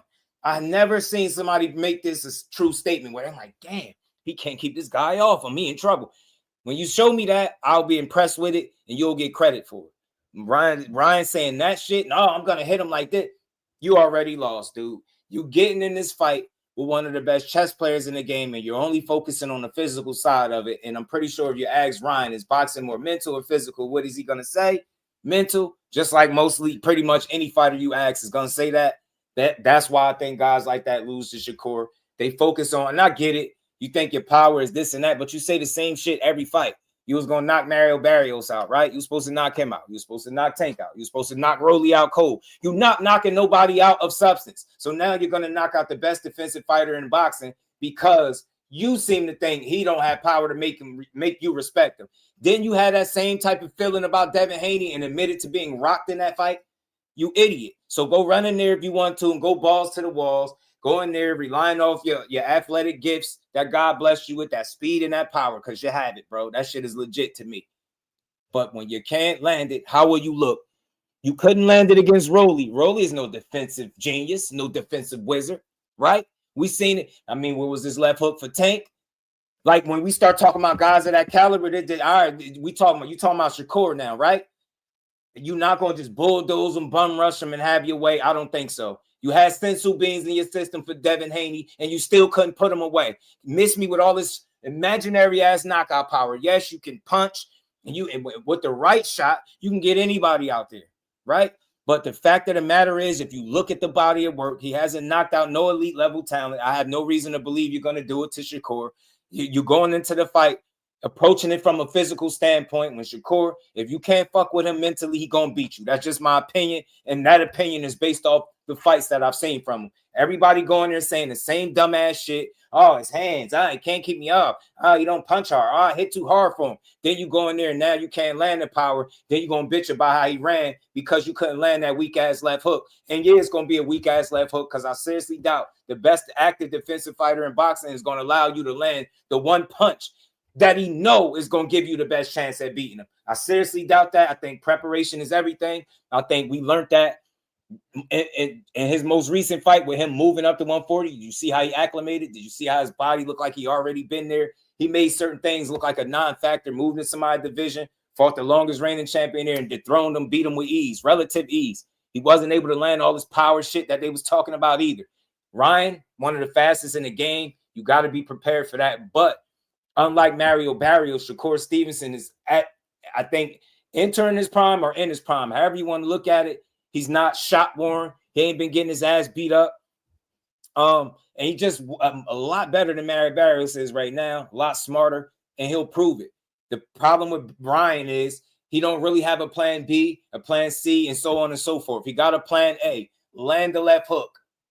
Tell me I'm lying. What plan B do you see? And I know, you take that shit away from him, what do you do then? He start to look very average when he can't land the power. I've seen it over and over again. He's a talented guy, no doubt. He's very brave, in my opinion. I respect Ryan Garcia because he get in the fight, he's going to take chances. He do whoever. The Rolly shit was something though. That was something to think about because he took chances against Tank, but even with a catch weight and rehydration that he complained about, he was taking chances. You know what I'm saying? But against Rolly, I think he got checked early and he checked out mentally. You know what I'm saying? But this is why, the physical side that's where the physical side matter. And we know Ryan is not a guy that you can trust to go in there and kill it in the gym, whole training camp. You just never know with this dude. So I just don't think nobody undisciplined is this dude. You don't take the sport as serious. You getting by off your talent right now, in my opinion. I swear you are, and your youth, but you're not going to be young forever. You get what I'm saying? You're not going to be the fastest guy forever. Like all of that stuff slow down. And when them physical gifts slow down, what have you really learned in the fights that you've been taking? Because all I see is you and T.O. got a lot in common. Y'all winning off y'all physical gifts, which y'all were born with. You get what I'm saying? It's not IQ. You're not going in there to me, and it's X and O's, and you just breaking guys down, outthinking them. It's very simple early. If they're more athletic than you, if you can't deal with the speed and or power mixed with the athleticism combined, you're gonna have trouble with those dudes, and you give them their best shot at beating you. You've seen it with Mario Barrios in the first 25, 30 seconds. He was on his damn back pockets.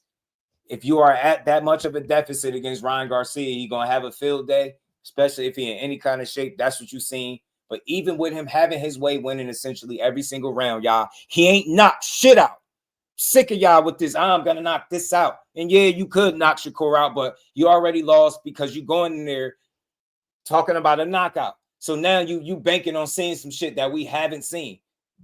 And we haven't seen you knock anybody out elite either. When was his last knockout, as a matter of fact? When was it? Was it Duarte? I think it was Duarte. I think he got Oscar Duarte out of it. But again, Duarte just comes straight forward, and he's at your mercy. He's just at your disposal. Did he knock Duarte out? I thought he did. I got to double check. I thought it might have been Duarte. But again, that's a guy that's bringing the fight right to you, right in front of you, and at your disposal for you to just launch punches at him. Shakur Stevenson going to change that.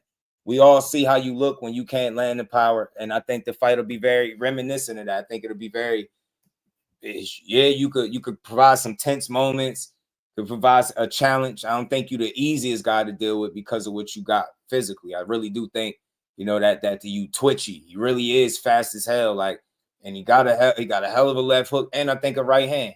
Ryan Garcia is not trash. He's just undisciplined, and his commitment can be questioned. His talent can't be questioned. That's what people get him wrong. Shakur knows that, yeah, you can say he trash or you can say whatever you want. I think you know what he is at the core of everything. You said it before. He was competing in the amateurs amongst the best guys. He's doing it now as a pro, whether you feel like he earned it or not. Now he's a champion with the rest of these guys. Quick fun fact, even though Tank is sort of a champion recess, he don't officially have a title, and neither do T.O. 2026 T.O. and Tank without titles, and Rolly and Ryan with titles. Shout out to Behind the Hands TV. Crazy fun fact when you think about what boxing delivers. Rich, what's good with it, bro? Maybe tune up for Shakur or maybe a fight. See what Shakur at. Might sound funny, but it's true. I'm telling you, he got this weird ability to make these guys that's supposed to be the challenges not be the challenges. It's not just T.O. He's been doing this shit his whole career. It's just when it comes to him, most people pick off their feelings and emotions and not what they're seeing in the ring. If you followed his career, he's been beating guys convincingly. The biggest challenges, he's fighting a guy with double the amount of fights for his first world title, and he beat him every single round and went home with his sister and then dumped her later and broke up with her later. He been cold. He been beating ass. Ryan Garcia won't be no different. I think the adjustment for Shakur would be the speed. Get what I'm saying? That natural athleticism that Ryan comes with. I think once he figures out the cadence of the punches, I think that the rest is his ass is grass. We've seen it over and over with Shakur. You can't, if he figures you out, you are cooked. And he's very good at preparing. That's what I've seen from him. I give him a lot of credit for that. I think he knows what you like to do, and I think he knows how to take it from you and how to take it from you consistently. He's going to consistently have an answer for, I think, whatever your best weapon is. And again, we all know it's the left hook. That's what you want to land. You want to be fast, speedy. Ryan got some good body shots too. I ain't going to lie. Got some good body shots. They seem to think that they could get Shakur to the body and hurt him, stop him, knock him out, whatever. Look, he got some really good body shots. He dig with the body shots. But the problem with Ryan is he's not big. He's not much of a combination puncher. I think Shakur Stevenson, you the kind of guy, anybody could be hurt to the body, all fighters, right? But the issue is you're going to be banking on landing one shot. If you see how Ryan go to the body, he'll sink that shot, that one shot. He don't really punch in no combination, and he'll allow you to get right up off the hook. So I don't see him knocking Shakur out to the body. Look, anything is possible. I'm going to always say that. But I think skills pay the bills. He don't want to go to 144. He said he would. His dad's saying they won't. Ultimately, I think you got to leave it up to the fighter. He did call him out right after the fight. That's what he said he wanted. I heard he said he didn't want Devin Haney first. He wants Shakur first, then the Devin Haney. The fact of the matter is these young men, they all got options. They all won some of their biggest fights of their career. That's Devin off the Norman win, Shakur off the T.O. win, now Ryan with the Barrios win for a title. They all coming off the biggest wins, and they all hovering in or around each other's weight class, and it's just a matter of, I think, what makes the most business sense, bro. I'm sick of this duck narrative. These dudes fight for the money. I seen somebody typing earlier, oh, Hitchens ducked Duarte like Keyshawn ducked, Edwin De Los Santos. I feel like that's an irresponsible statement, and it's just a bullshit narrative to push. I'm going to say this again, like I always say it. These fighters are prize fighters. They fight for a prize. We know this. This is how they eat. This is how they eat. Nobody is going to pick a fighter and then elect to miss a 7-figure payday if you're Keyshawn Davis because you're scared of somebody. He's a fucking silver medalist. Dudes went through the Olympics fighting the best fighters in the world. Now they're getting paid to do it. You tell them about to make $1 million, his biggest payday, for a guy that he picked. He wasn't forced no gun to his head. Yeah, he mismanaged the situation. He fumbled the bag. Yes, we can say that. Hold him accountable. He should have made weight. He didn't. But miss me with the duck narrative. He picked them, you idiots. Why would he pick them and then duck them? Tell me what sense do it make? He could have just went a whole nother direction. So you telling me he's so scared of De Los Santos, who ain't did shit, but not get completely embarrassed by Shakur Stevenson, if we being honest, besides beating Rayo, and that's not saying all of that much, respectfully, right now. It's the only reason we talking about this dude. He been off since then, right? And you ain't seen him since then. You telling me he lost all of his weight. He was just going to come back and knock Keyshawn Davis out. Why? Because he beat anybody remotely on that fucking level? Do you know how ignorant we be talking? The only thing he could wish on is a fucking star, like a miracle, with you landing a money shot and knocking Keyshawn out. And we all know those dudes that are defensively responsible, that are, you get what I'm saying, well-tested early in their careers, that seen a multitude of styles. If you're just banking on going in there and knocking them out, you probably lost already. Y'all telling me what you see from Edwin De Los Santos is better than what Keyshawn Davis is shown in the boxing ring? Tell me again why Keyshawn Davis is the guy that never faced the opponent with a losing record, won a title in about 13 fights, and Edwin De Los Santos still looking for one. Make it make sense, man. Yeah, I know he might be. Yeah, he's dangerous. He got power. He got athleticism. He got boxing ability. I believe that. He's a good fighter. But stop putting him on the level of these other guys. He got beat by injured and sick Shakur Stevenson. I'm stamping it. We know that shit is well documented. It's already out there. I'm not telling y'all nothing that's not a proven fact. He got beat by that guy. What do you think he was going to do to 100% Keyshawn Davis? Especially that guy that got in there and missed the weight. He looking solid as hell, man. He was going to hurt Edwin De Los Santos, which is why his manager at the time pulled him out of the fight. You get what I'm saying? It's risky as hell, man. So shout out to Edwin, but we giving him way too much credit. He's no fucking boogeyman. All he did was beat Rayo Valenzuela, who dropped him first, got impatient and paid for it, right? And then he survived Shakur Stevenson. That's it. Since then, he came back, fought a fight at like 38-40, something like that. Got like a first-round knockout. Did y'all see him? He looked a little big, bro. That dude wasn't even in the best of shape. So imagine him taking a fight with Keyshawn at 35. He would have got hurt, in my opinion, man. He been off that long.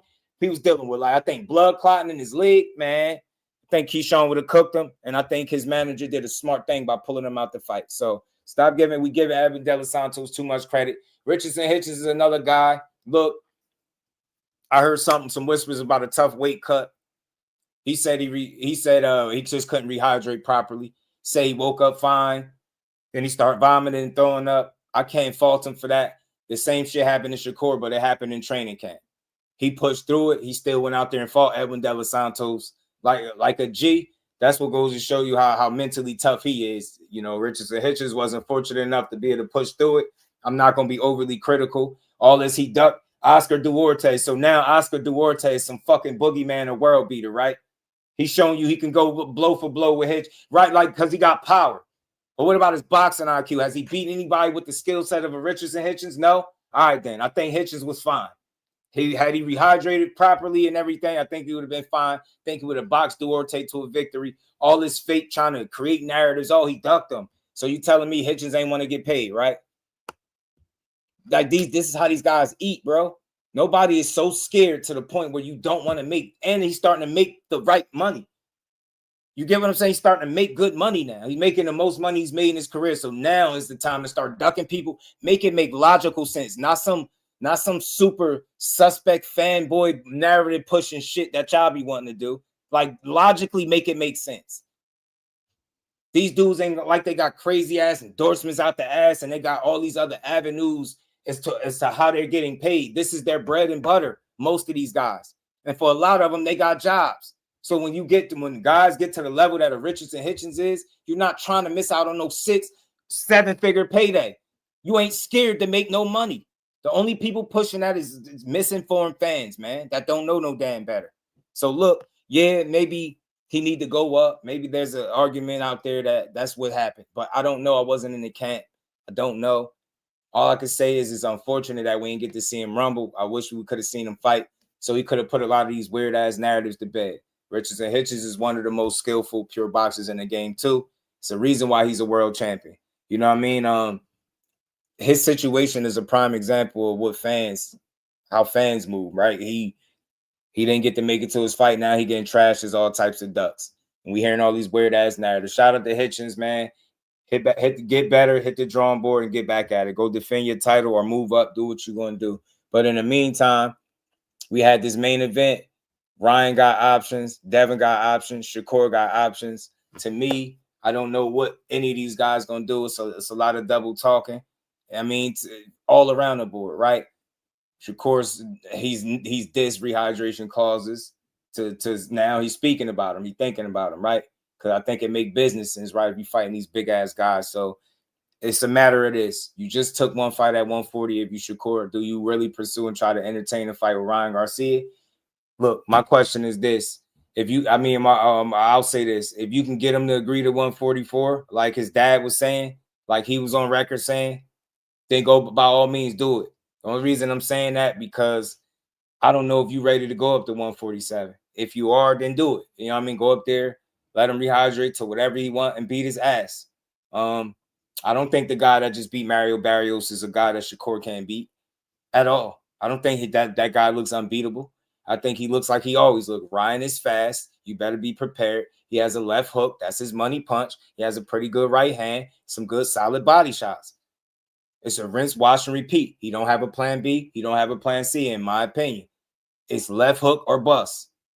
It's left hook or bust. It's I'm gonna beat you with my speed and my left hook, or I'm not. And it's just that simple. Shakur Stevenson is one of the smartest fighters, in my opinion, in the game. He'll figure it out. Him and Wally Moses are put together. Him and his camp, they'll come up with a game plan to, I think, neutralize Ryan and beat him. So if you can get him in the ring at 44, fight him. But at the end of the day, all it's going to do is leave room for excuses, Shakur. You know you got to make – for you to make these fights, even if they some of the biggest fights in boxing, you got to make all the concessions. They're not going to do it. Guys like Devin Haney, guys like Ryan Garcia, they probably going to want to be 100% comfortable if they're going to fight you. And I ain't knocking them. I understand it. You know what I mean? Don't nobody want to go backwards. You want to go forward. Ryan is a big kid. I think we all know that. He blows up in between fights. You know what I mean? Just is what it is. You know what I'm saying? You got options. Y'all all do. But I'll say do what makes the most sense for you. Shakur, you just got the 140. Shit. Camp out at 140. You know what I'm saying? Camp out at 140. But I do hear people complaining about him fighting Ryan because y'all boyfriend, and yeah, I'm sick of y'all. Y'all boyfriend Tank fought Ryan. So now nobody else could fight him. And I gotta holler at y'all for a second. Why was it cool for Tank to fight Ryan? Right? Catch weight and rehydration. It was cool for him to fight him, right?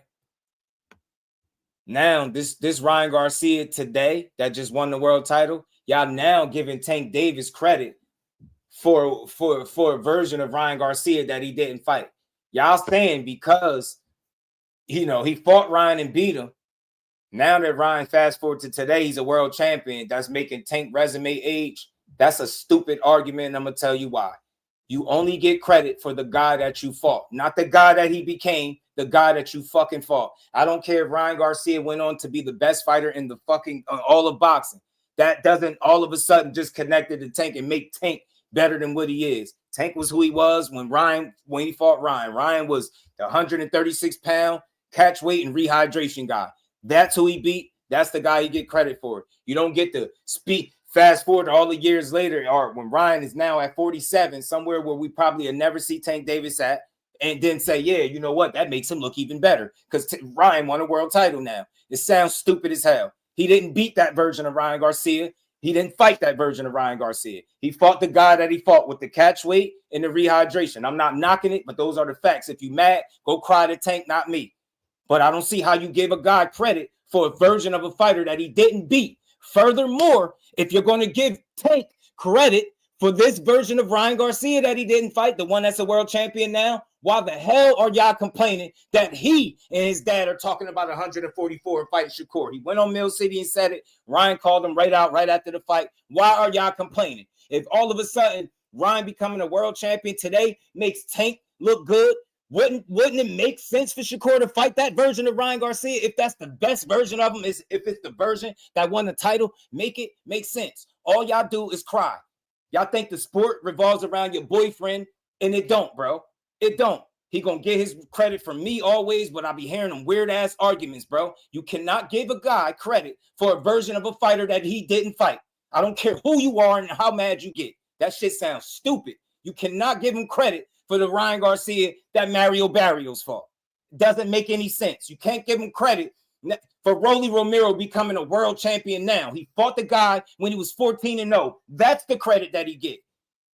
Period. That's logical. That's fair. That's reasonable. You don't get to, because for one, he beat him. We give him credit for knocking him out in 6 rounds, right? Then we're going to fast forward all these fights later, Rolly being a world champion. Why that fight, why a title was on the line is beyond me, but it's boxing and they all about money. Then we get to fast forward and revisit it and give him credit again for Rolly Romero because he became a champion. That shit is stupid. You get credit for the guy, for the version of the fighter that you fought, not the version of the fighter that he became years after you or multiple fights after you. That shit don't make sense. It don't strengthen your resume or none of that. That's a fantasy. That's for people that want to push a narrative or give a guy more credit than he deserves. And I'm giving, just like with anybody, the version of the fighter you fought is the credit that you get, period. You don't get to revisit it and say, man, Ryan's a champion now. Tank resume is aging. Bullshit. That's not the guy he fought, period. I don't want to hear it. Give guys credit. And look, I'm cool if you want to give him credit and say, all right, well, his resume is aging because Ryan is a champion, right? You want to give him credit for Ryan being a world champion? Well, ain't that the guy Shakur Stevenson will be trying to fight? So why are we complaining? Ain't Ryan and his dad actively calling him out in interviews? His dad talking about 144. Oh, Ryan can make money for 124. Yeah, and we'll knock Shakur out to the body. And we'll knock him out to the body. And then when it's time to fight, then when the fight is over, it's all Ryan ain't going below 147. Shakur want to fight him. Maybe it's down the line or got to be at 147 or no fight. Yeah, I thought so. Stop talking so much. Sound good. That shit is levels. These dudes talk like they want to get in the ring, but when it's time to get in there, they don't do it. Now it's we can fight them later and it could be down the line and all this other weird ass shit. We don't want to hear it. Fact of the matter is, all of y'all fighters, go make the best fight for yourself. Ryan Garcia, if you ask me, I think you and Devin Haney is the fight to make. I think Shakur can even go to 35, back to 35 if he want, or start beating up some of these champions at 140. Because they've been talking, and we after seeing Saturday, we're going to get to that too.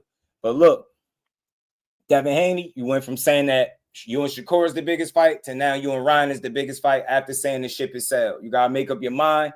I get it. I'll say you go out there, make the fight. It's a unification. Go beat his ass. Go make sure he tested heavily all the way throughout. Go get your lick back and move on. Take his strap and move on. And you'll get credit for beating this version of Ryan. Nobody else will get credit. So whoever beat the Ryan that became the world champion, I'm gonna give him credit for that. You can't give guys credit for shit that they haven't done. It doesn't make sense. You only get credit for the version of the fighter that you fought. If that dude goes on to be so much better, he could go on to be a Hall of Famer. At the end of your resume, maybe you can talk like that. That guy you beat went on to be a Hall of Famer for sure. But you don't get to get credit for that guy being the best version of himself if that's not who you fought. Period. End of story. So it is what it is. Stop complaining. These dudes got fights to make. And newsflash for y'all, fighters don't make moves based on what you saying you want to see.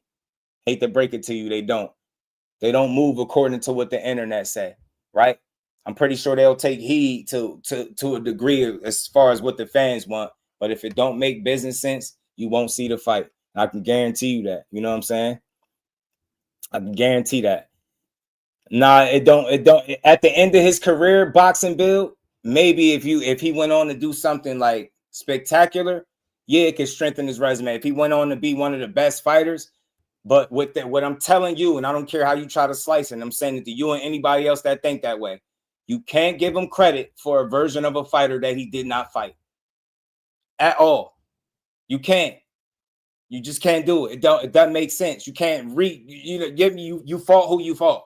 That dude went on to do something great, then that's what it is. You can say, yeah, you fought that dude, and at the end of your resume, maybe if that guy went on to have a really successful career, yeah, it could strengthen your resume. But that's the way they're talking about it, is kind of giving them credit again for the same fights. We can't give them credit for Ryan. We can't give them credit for those guys. It's convenient because they're champions now. You can't. You fought Rolly at what, 14-0? That's who you get credit for. If the fans are mad, that's because they super fanned out. I ain't saying nothing wrong. You can't get credit for somebody that you did not fight. That go for any and everybody. Ryan Garcia fight at 144 pounds, and for some reason he fought Shakur there, and he looked compromised. Shakur Stevenson himself did not fight the version of Ryan Garcia that Mario Barrios fought. Simple. I keep it consistent across the board. You can't get credit for shit that you didn't do. That goes for anybody. Period. So all that huff and puff, blow a house down. But stop giving guys imaginary brownie points for shit that they didn't do. Yeah, he gets credit for what he did back then, not for what these guys are doing now. That shit is weird to me. Like, what are we talking about? Shout out to everybody in the building. Hit the like button, man. Sub to the channel. We're going to keep building, man. Like I said, man, I'm not against seeing these fights because I ain't big on complaining. Ryan Garcia, if you want to explore a fight with Shakur Stevenson at whatever way, do it. That's what you want, do it. Shakur, that's what you want, do it. I can't pick the fights for him. I know what fights I want to see, but I'm not here to complain. I just don't care. Ryan and Devin got a lot of history, bro. They got a lot of history. They in the same weight class. It's less hoops and red tape to jump through. Y'all got the history. Y'all talking like y'all want it. They making posters. Devin said it's the biggest fight. What are you going to do to make the biggest fight in boxing? Right? I'm asking you the same question I asked when you said you and Shakur was the biggest fight. The difference is now you and Ryan have history that you and Shakur don't have because y'all share 12 rounds together. And y'all now in the same weight class, and y'all now current champions in the same weight class, and it'll be a unification. Period. Seemed like the easier fight to make. Let's see what he do. All you could do is make sure he's tested by VADA and just keep it pushing. But all this complaining about Shakur, everybody tank fight, everybody else trying to fight. Y'all sound like fanboys and fangirls. Y'all do. I got news for you, bro. Just because your favorite fighter fights somebody don't mean nobody else can fight him. Y'all sound stupid. You get me? It's funny. You want to give your favorite fighter credit for the version of fighters that the Rollies and the Ryans are becoming, but y'all don't want nobody to fight the better versions of them guys. Make it make sense, super duper fans. Make it make sense. You want to give them credit for the version of the fighters that these dudes become now, right? But when somebody wants to challenge them guys, it's a problem. Y'all weird, man. I want to see all these guys mix it up. Say what you want about Ryan. He's always been hovering amongst the best fighters in the world, the Devins, the Shakurs, the Tanks, and so on and so forth. We want to see fights. So Devin Haney, you want to get back over Ryan? I would love to see you do it. I think you can beat him. Go for it. Shakur, if you want to explore options at 140, 135, go for it. If you want to move to 147 and leave no doubt at all as to who the better guy out of you and any of these dudes, then go for it. Get me? I'm not here to complain, but all this whining about everybody trying to fight who Tank fight. Y'all sound weird. So what is these fighters supposed to do after they fight Tank? They lose the Tank. What they supposed to do? Retire and not fight nobody else? If they can't fight nobody else? You get what I'm trying to say? They can't fight nobody else. Only he could fight guys, and then they just got to retire. Shut up. Y'all sound weird. That's fanboy energy. All these dudes is up for grabs. Y'all talking all of this shit, but y'all ain't talking about how Pitbull Cruz, who said fighting Shakur be like a dog chasing a cat, is now spinning the block talking about he want to fight him. I don't hear the outrage about that. You get what I'm saying? Stop crying. It's either it's a good fight or it's not. Either you want to see good boxing or you don't. All them senseless ass narratives and all that whining, all that fake extra credit, giving dudes credit on their resume for shit that they didn't do is weird energy, man. Let the guys get credit for what they do right when they do it, and that's it. That's all. You know what I'm saying? Yeah, I still think it's one of the biggest fights if they can make it fight. Yeah, the super duper fans, not the supporters of Tank, the super duper fans. And everybody, Shakur got super duper fans, and so do Devin. But I speak to the super duper Tank fans because they talk the most shit from my experience. Since I've been on the internet, they talk the craziest. They don't want nobody to fight. Nobody Tank fight. It get me, it's just weird. Like, bro. And I know why y'all don't want to see him fight Ryan Garcia. I know why y'all complain about Shakur and Ryan going back and forth. Because then that start to separate itself. Y'all see how I look when Devin. Y'all see Tank knocked him out when he fought him. But if he go up, he fight Ryan where he's healthier at and beat him, y'all don't want him to get credit for that because then they're going to start making the comparisons again. That's why y'all complaining about the fight. You get what I'm saying? Ryan Garcia is a champion. Nobody should be complaining about another top dog in the sport calling him out. What are we doing? So, Devin, if you're going to fight Ryan, fight him. I'll support it. Ryan, you're going to fight Shakur, fight him. I'll support it. Shakur, if you want to stay at 140 and fight, I'll support it. Do what y'all want to do. And I know as a fan, I got an option whether I want to support it or not. I'm just here to watch good boxing. So all of these fights are intriguing. It's just a matter of who get to who first. Ryan has a set of skills that can make him dangerous or a threat to anybody he's stepping the ring with, right? It's just going to be a matter of application, IQ, discipline, and things like that when you think about Ryan. Devin Haney, anybody get in the ring where he's going to have a good chance to beat him, he's going to make a good fight. It's just a matter of what these dudes all want to do. You get what I'm saying? And I ain't tripping off none of this. Fight who you want to fight. Fight who makes sense. All these guys right now trying to make the most money that they've ever made in their career. And they trying to make big fights while they do it. So if the big fights is the money fights, that's what these guys seem like they all want to do. Ryan seemed like he want to be a part of big fights. He want to make more money. You know, Devin is about his bag. Same thing with all these dudes want to make money and fight the best fighters. So my thing is this. If Ryan is looking good right now, somebody wants to fight him and challenge him, we should applaud that. Period. He ain't never been a champion in his career. I get it. He won it over Mario Barrios, but you at least got to respect it. It was a fair fight. As far as what we know, they both was vital tested. He was clean. He won the fight. It's over with. Anybody that wants to go challenge Ryan for that title or wherever you fight him at, fight him. Just want to see fights, bro. I'm not doing all this whining and complaining about how my favorite fighter fought this dude and y'all trying to fight. That should be sounding weird, man. Be sounding fanned out. All of these guys are fighters, bro. They're going to all fight and do what makes the most sense for themselves, bro. All of them. And, you know, when my hand heals, I'll be looking for that opportunity for sure. And Devin, he don't want that. He's terrified. He has PTSD.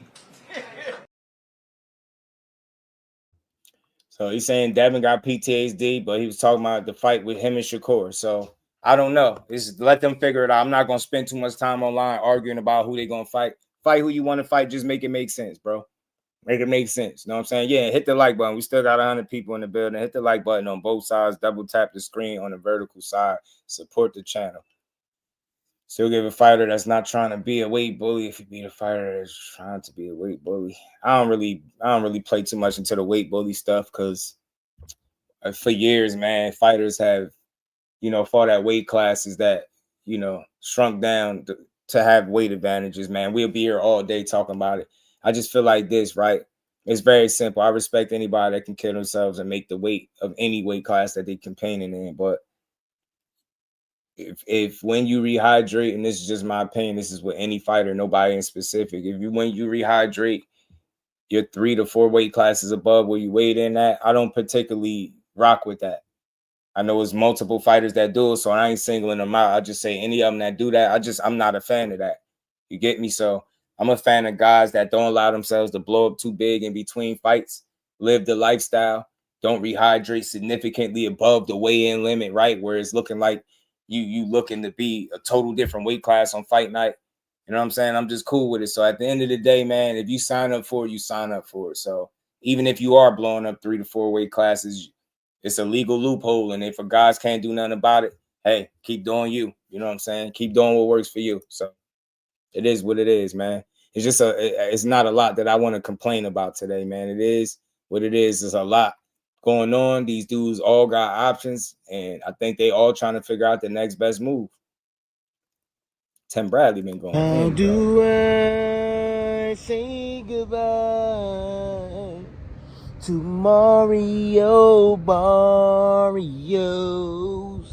Yo, Tim Desert Storm Bradley, you already know the damn rest.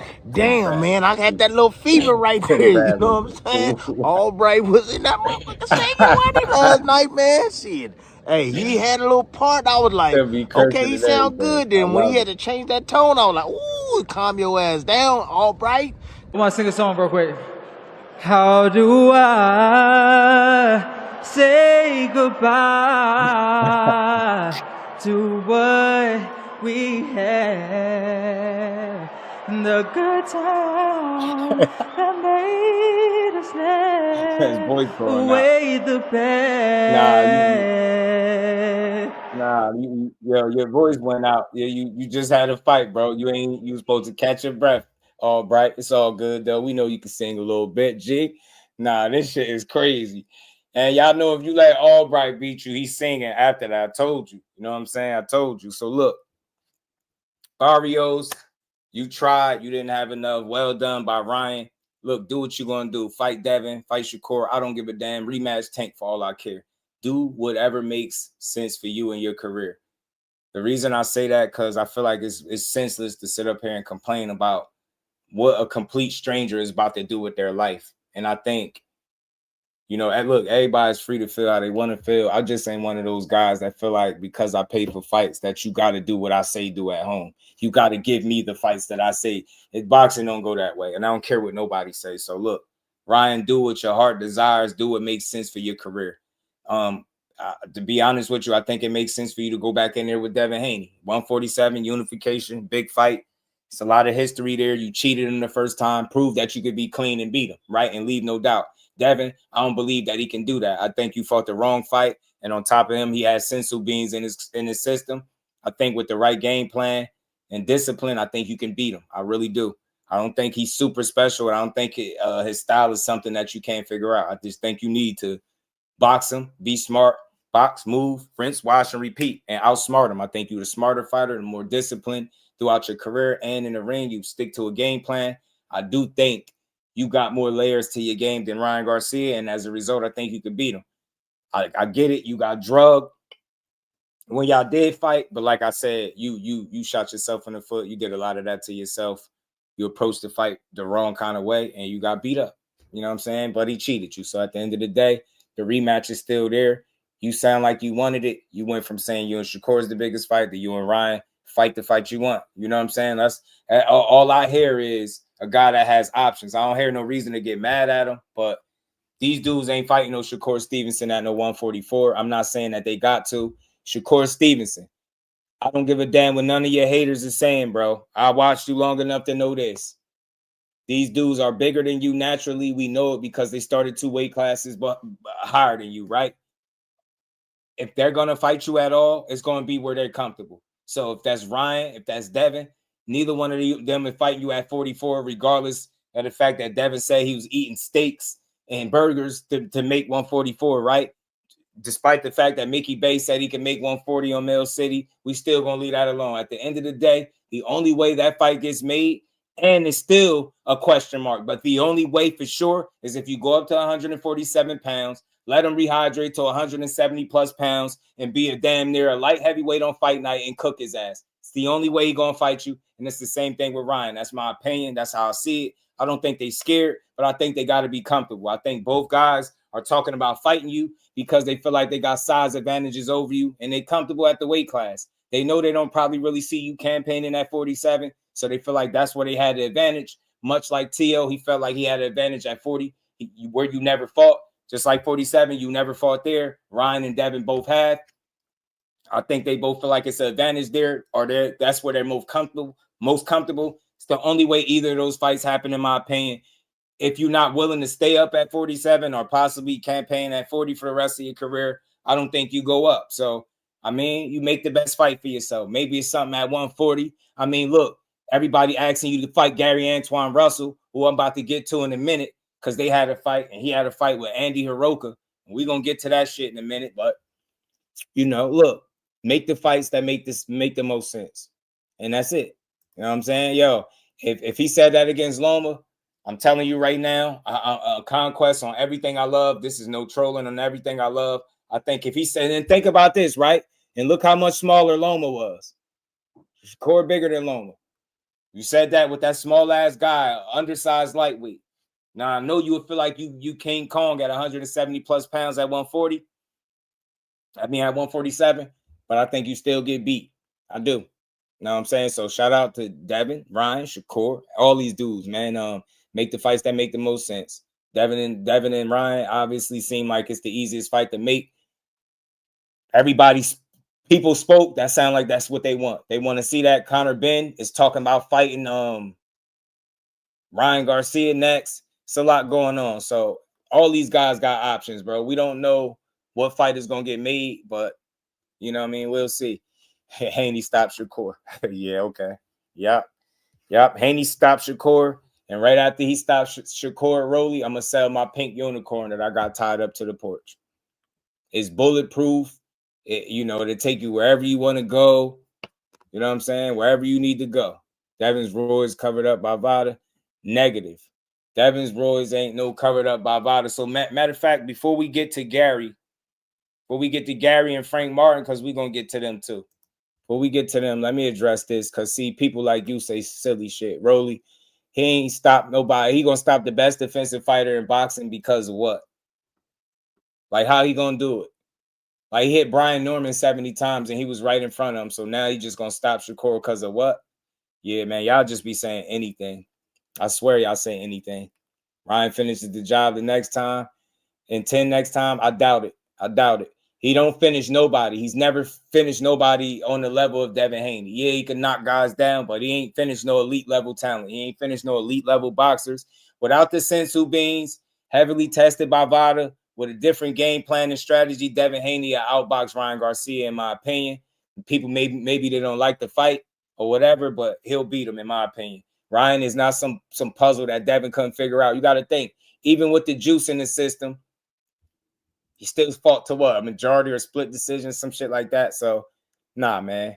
I'm not impressed. Ryan got to show me something. And Devin Haney ain't no damn Mario Barrios at all. He not going to stand there and just get punched on. But since you brought something up about Devin Haney, his steroids being covered up by Vada, I got to cook for a second, man. Got to cook for a second. Lance was good with it. Fight that New Jersey Devil. You feel me? He not that big. Ryan bigger than Devin. Yeah, we hear all of that, but at the end of the day, if he not that big, that means Shakur, all they gonna do is use that against Shakur. Are you gonna go to 147 pounds, being that you said he's not that big? That's what they gonna see. That's what they hear. So my thing is that Shakur either willing to go up to 47 where these guys are comfortable and beat him up with no restrictions, or he not. It's that simple. I'm not mad at him either way. Would I like to see it? Yeah, but you got to think about the future. You can't just think about one fight. You know what I'm saying? Especially if you don't plan on campaigning up there. So if they'll be there for a while, I don't see neither of them dudes going to 54 right now. So you just don't know. Debo. The problem is, I really think he Debo. Devin hasn't stopped someone this decade. Facts. It's been years and years and years. He ain't stopping no damn Shakur Stevenson. Anybody thinking that, you got to be forcing yourself to believe that type of shit. Got to. Everybody in the building, yo. It's over 110 people in the building. Hit the like button, y'all. Everybody, everywhere. Everybody hit the like button, sub to the channel. We got to get to this, man. This is some shit that I see on Twitter. Look, man, I don't do no personals, man, but I don't tell either. Y'all weird. Y'all bad for boxing, bro. How dudes follow me and block me at the same time is the weirdest shit. Twitter has always been my least favorite social media app because it's toxic Twitter. Twitter is for trolls. You can't really get a decent boxing conversation on Twitter, and this is why. You know what I'm saying? Haney and Shakur cycled off as well before their last fights. What excuse do we, what proof do we have? What evidence do we have to suggest that Shakur and or Devin Haney cycled off anything? This is exactly what's wrong with boxing and boxing Twitter. Y'all terrible. He cycled off. Ryan's fight with Barrios was announced a month out because Ryan was on PEDs. We saw what he looked like when Vada was on his ass versus Rolly. Devin was pushing all year Vada. Blah, blah, blah, blah, blah. And this idiot down here says he know for a fact Shakur on PEDs, Haney probably too. This is what's wrong with y'all, bro. Y'all terrible. Y'all bad for the sport. Y'all get on Twitter with no accountability. And y'all just post shit for engagement. Y'all don't even believe this shit y'all say. If you look closely at the post, dudes got me blocked so I can't comment. I should have just reposted it and commented that way. But look, man, A-Side, I done seen him come through before. I don't know what he be on. He blocked me because he want to sit up there and talk crazy about Shakur and Devin all day. And this is the type of shit I don't respect. This is what's wrong with boxing. These are the people that get retweets and follows and engagement. People that just post with no proof, no nothing, just shitting on boxing. Haney and Shakur, two clean boxers. I know you don't like Snack, but until somebody that's on Snack tests positive for steroids, I don't want to hear this shit. You misinformed, toxic idiots, bro. Like y'all bad, y'all terrible for the sport. Or if it ain't y'all boyfriend, if y'all ain't jock riding your boyfriend, you tearing down the rest of the sport. That's what's wrong with y'all. You don't gotta like Shakur, you don't gotta like Haney, but to put a jacket on neither one of these dudes, they've been testing positive. They tested negative, testing negative their whole entire career for any type of steroids. Why are we gonna put the jackets on them? If you don't like Snack, go educate yourself. Don't give me the same sad ass excuse that the last goofies did talking about this Victor Conte shit. I don't want to hear it. Tell me and break down that what's in Snack. That's steroids. If you can't do that, you probably should shut up about it. Probably should shut the hell up about it. Snack is undetectable steroids. Dumbass people say anything that's convenient. Fact of the matter is, Devin Haney makes weight. He's never missed weight in his career. Yeah, he packs on a lot of weight overnight from the way into the fight night, 20, 25 pounds. I'm not a fan of that shit, but it's a legal loophole, and that's what he's doing. Until I see him test positive for PEDs, I will never put that jacket on. That's the same thing with Shakur or any other fighter. Y'all fat and y'all down bad, man. I told y'all, the same fighters that y'all been shitting on, these pure boxers, they going to be there when the smoke clear because they really can fight. You get what I'm saying? They really can fight. Look, I know for a fact Shakur and beat PEDs. How he know that? How he know that? And he got the nerve to call himself Mark, the greatest of anything. You're not the greatest of nothing. You was just an idiot on Twitter talking for fake posting, for fake engagement, bro. This shit is weird, man. Super weird, bro. Super weird, man. Say he can beat the tag. I don't care about that, man. I hear that, but we're gonna keep chasing our tails, man. He just telling you what the truth is. Y'all don't acknowledge the fact. Do you know if he would have got caught doing any of that, you know what kind of time he would have got for that?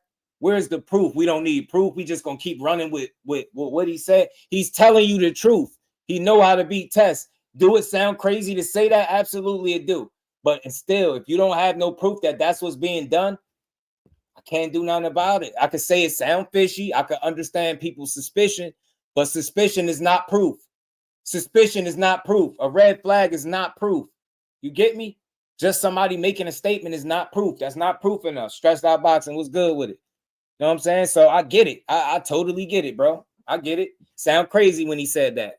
Sound crazy when he told you, but he told you what the truth is. You get what I'm saying? I said this before. It was a dude years and years ago, man, that was robbing the slot machines. He was robbing the slot machines, and he almost bankrupted the slot machines if he would have got a chance to sell this tool that he was using to rob the slot machines. I'm saying all that to say this. When he got caught, they gave him a job at the very same shit, you know, protecting the same shit that he used. So he used to rob. Now they give him a job teaching them how to prevent theft, because he would know, he knew how to rob them. So he knew he used his knowledge for something good rather than bad. Yeah, he did some time, but he got out. They gave him a job and basically preventing people from stealing, right? So in this instance, you got Victor Conte that got caught, did some time, right? Got out, and I think he had an option. Do you use your knowledge for good or bad? I think Snap was his attempt to do something good. Now, with his knowledge, people would always assume that he's doing something under the table or underhanded. But my thing is this: the truth comes to the light at some point. So if Snack is really steroids, if Snack is really what people say it is, then at some point, somebody's going to get caught. Somebody's going to fail a test, and it's going to be Snack related. Do y'all notice most of these fighters that are popping dirty, they don't even be Snack fighters? And then you know what people are saying conveniently, oh, well, because Snack is undetectable. That's convenient to fucking say, man. That's convenient to say. Everybody gets caught to me after a while. I think you get caught. So my thing is this. I understand people's suspicion. I understand you having her eyebrow raised and not fully trusting him because of what he came from. But I've known plenty of people that have done things, have got caught for those things, and don't do those things no more. I'm not saying I know that that's 100% the truth. Shout out to Victor Conte, RIP to him, but I have no proof to say that he's 100% doing something dirty. And because of his past, people won't let him move on. And that's the problem with boxing. You do something, it's like a black eye, they'll hold it against you for the rest of your life. And I don't think that way. So again, he got caught before, he can get caught again, is what I'm saying. Yeah, it's always ways to beat tests, but I think it's always ways to catch people cheating too. He got caught once before, they can catch him again. He's not around no more. Like I said, RIP to him. But if snack fighters all of a sudden start popping dirty, then people have something to stand on. But the fact that you got guys like Caleb Plant, that's a snack fighter, that's not known for power, got a leaky gas tank. Explain to me what is wrong with his snack. His snack ain't working. Sean Porter was on snack. Andre snack. Gas tank issues. Porter was known for not having no punching power, right? Demetrius Andre, gas tank. What's wrong with they snack?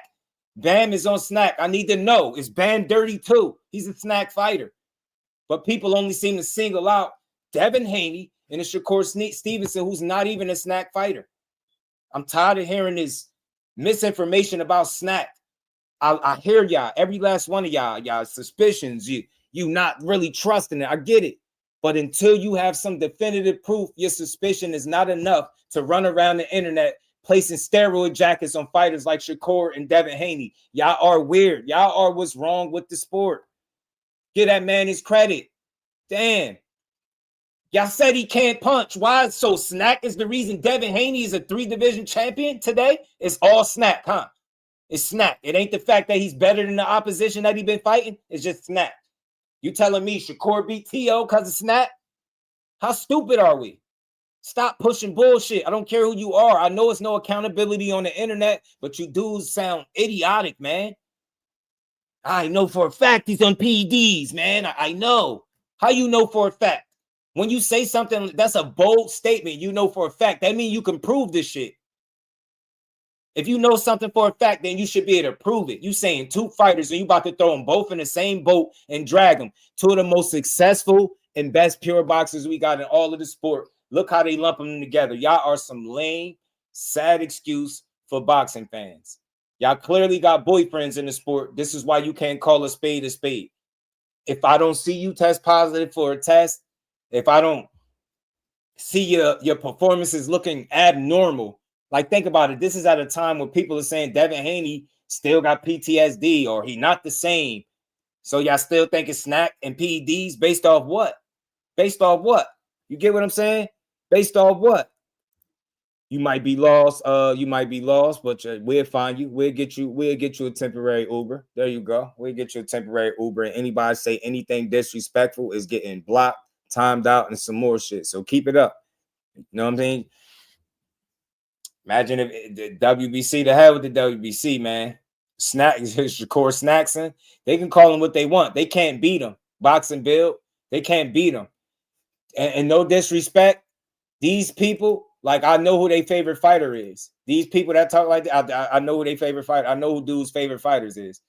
For real. I really be knowing who dude's favorite fighter is. A-side, I know who dude's favorite fighter is. You get what I'm saying? Dudes like this. So we know y'all gonna just talk stupid all the time, man. Y'all ain't got no proof. Stop shitting on the best boxers in the world, man. And tell your favorite fighter to go knock one of their asses out. You know what I'm saying? Tell them that.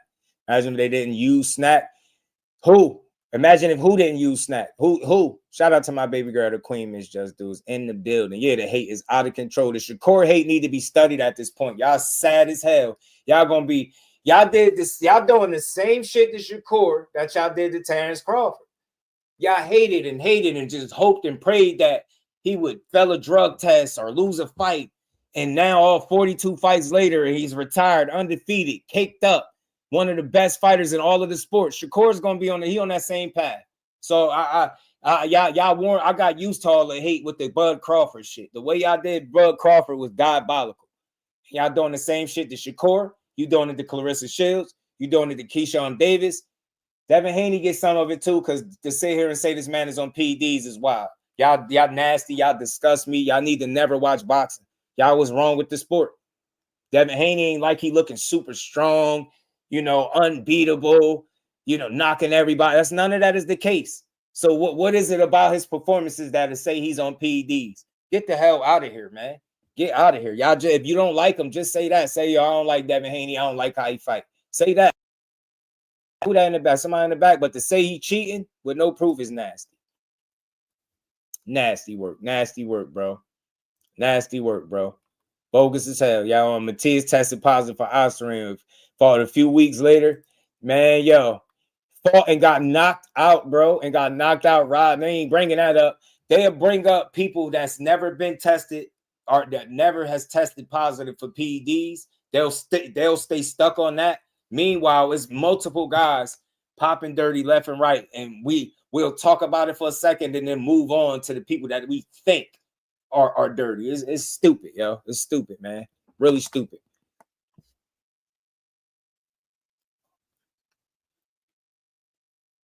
Man, oh man, oh man. That's not entirely true. That's not entirely true, fam.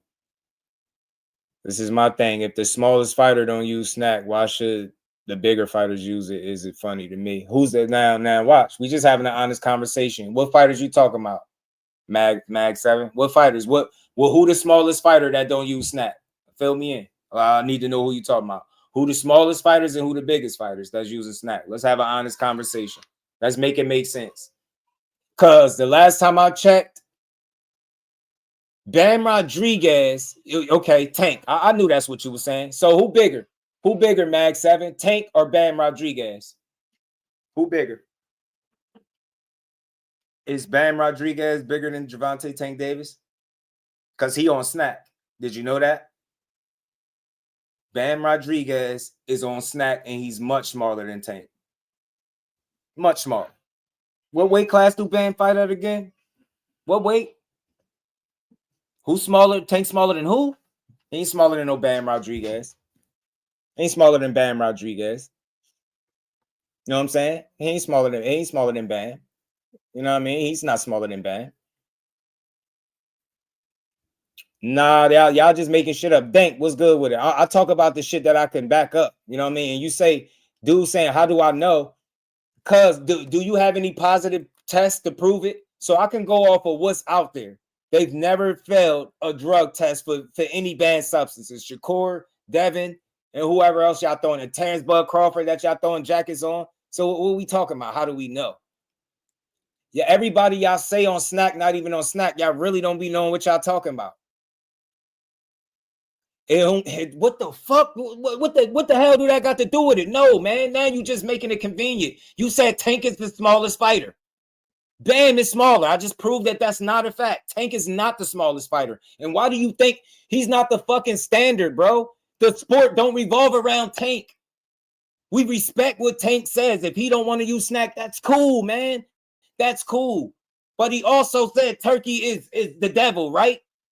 Right? Didn't he say that? And Benavidez, big star. He's over there working with Turkey. Canelo Alvarez, a bigger star than Tank, working with Turkey. Am I supposed to agree with that too? Because Tank said it? Tank don't determine what I watch in boxing. He don't set the standard for me. He don't, yo. He don't. Everything. Y'all revolve the entire sport and every move around Tank. Tank moves like Tank. Tank does what's best for him, and we respect him for it. And we salute him, support him, and respect him for it. But the sport does not revolve around Tank. And he's not, last time I checked, he's not a smaller fighter than Bam Rodriguez. So what are we talking about? Bam is a smaller fighter than Tank, and he uses snack. Is he on steroids? But I don't give a fuck what Tank said. He also said Turkey is the devil, right? He said they sold their souls over there, right? He said if he fought for Turkey, he gonna cheat him. Can we prove that Turkey has been cheating people? He say a lot of shit. Y'all hypnotized. Tank don't determine how I think. You think I give a damn what he said? He misinformed just like you and the rest of these dudes. Y'all don't know shit about snack. Y'all just be talking, man. Y'all only leg to stand on is that snack is connected to Victor Conte. That's it. Y'all really crazy. Turkey is the devil. Says a guy that don't know. Turkey is making you earn your bag. That's what Turkey is. Let's call that shit what it is. Ain't no Turkey the devil. Why he ain't cheat Shakur? Why he ain't cheat Devin Haney? He ain't cheating Benavidez. There's so many other fighters. He ain't cheating none of these guys. And these guys are PBC fighters. He ain't cheating none of them. But he gonna cheat Tank. Sound like paranoia, man. Get that shit out of here. You don't determine what I think. Tank don't know the first thing about Snack, bro. He just saying what other people say, bro. That's it. And I know that to be fact. He don't know nothing about Snack. How could y'all be so confident about some shit that you did no research on? Man, I gotta get somebody up here that knows about Snack. I'm gonna find me a guest to get about Snack, man. Bam Rodriguez is on Snack. Is he cheating, bro? You said no, the small fighters don't do it. Bam Rodriguez is on Snack. It's not true, man. Yeah, y'all just be making convenient arguments, bro. This Snack shit gotta stop, bro. It's too convenient. What about all the fight? Y'all got more energy for people that's never tested than the people that do. What is wrong? What is wrong with y'all? Y'all Tank sets the standard for y'all. So y'all follow whatever Tank say. So look, so since y'all rocking with what Tank say, he don't rock with Turkey Al-Sheikh, right? Don't watch no ring cards. Don't watch no cards that Turkey Al-Sheikh is part of. None of them. Since you all in with what Tank, since Tank determined what you watch, since he set the bar and he determines what's law for you, no fighter. That's like me agreeing with Shakur and Devin Haney because they both said Ryan is on the juice. That's like me being a super fan and getting up here saying, yup, Shakur said it. Shakur said it. So that means Ryan on juice. See the difference between me and you? I think for myself, no matter what my favorite fighter is saying, if I can't validate it, back it, if I don't have the proof, I'm not running with it. Y'all just think y'all favorite fighter sets the standard for y'all. Tank said, don't watch Turkey. Turkey is the devil. Y'all run with it. Tank said they sold, y'all run with it. No.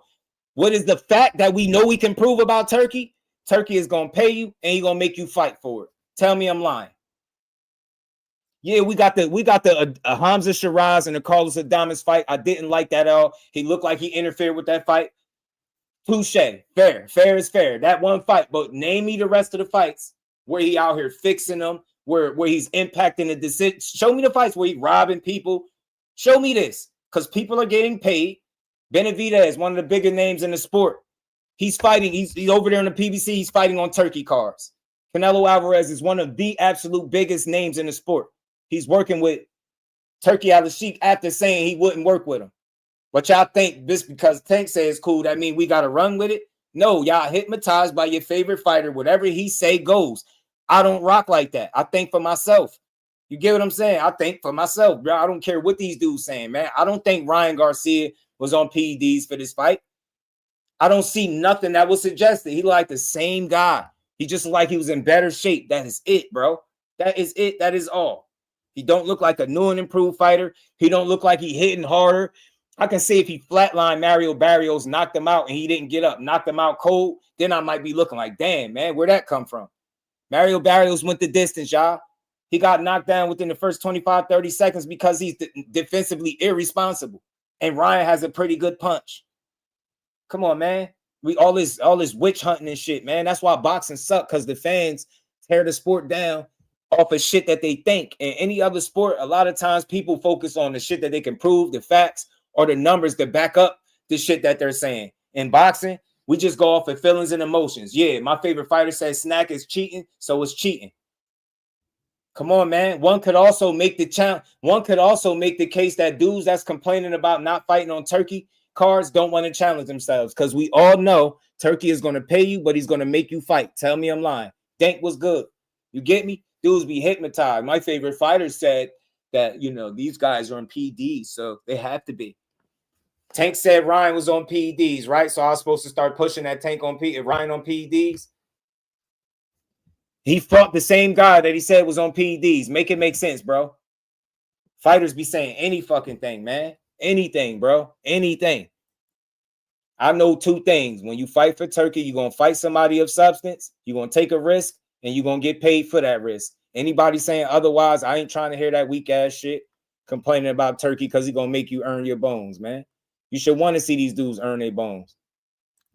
Let's keep building, man. We got a lot more to get to, man. We're going to keep talking. We got about 130 people in the building. Hit that like button, y'all. So to the channel. Did somebody else just click the link? My bad. Was somebody in the back? Shout out to the Parlay channel. I don't like turkey, but it has nothing to do with another man. Thanks. To me, look, I don't know turkey not to like him. We got 150 people in the building, yo. If you're on the vertical side, double tap the screen. Let's get the likes up. The likes be disgusting. Hit the like button and stop hate watching. You're on the horizontal side. Make sure you hit the like button. Put some color in the chat. Support the grind. We got a lot more we gonna get to. Look, I don't know turkey not to like him. My first impression of him is he from somewhere else where he's used to being getting his ego massaged and people talking, giving him the utmost respect. So my first impression of him was he don't know how to talk to people, right? Just seeing how he interacted. I think Canelo has similar sentiments. He didn't like the way he did business initially. That changed, and he ended up doing business with him and making a shit ton of money with him, right? So my thing is this. I think from the outside looking in, it could always look a certain way. But how could I be mad at the guy that's making fights and paying people? Turkey is very simple.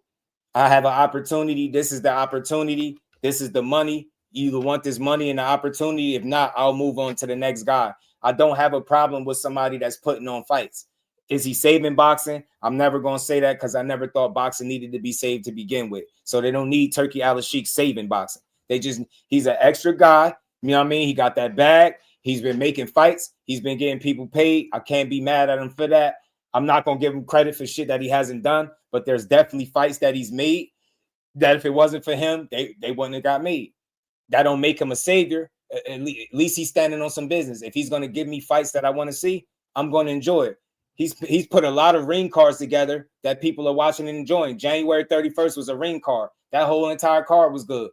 So I don't dislike what Turkey is doing for boxing. I don't know him enough to dislike him, but my first initial thought was that he don't know how to talk to people. And then my other gripe I had with him when he admitted to putting out misinformation to get a response from people on social media.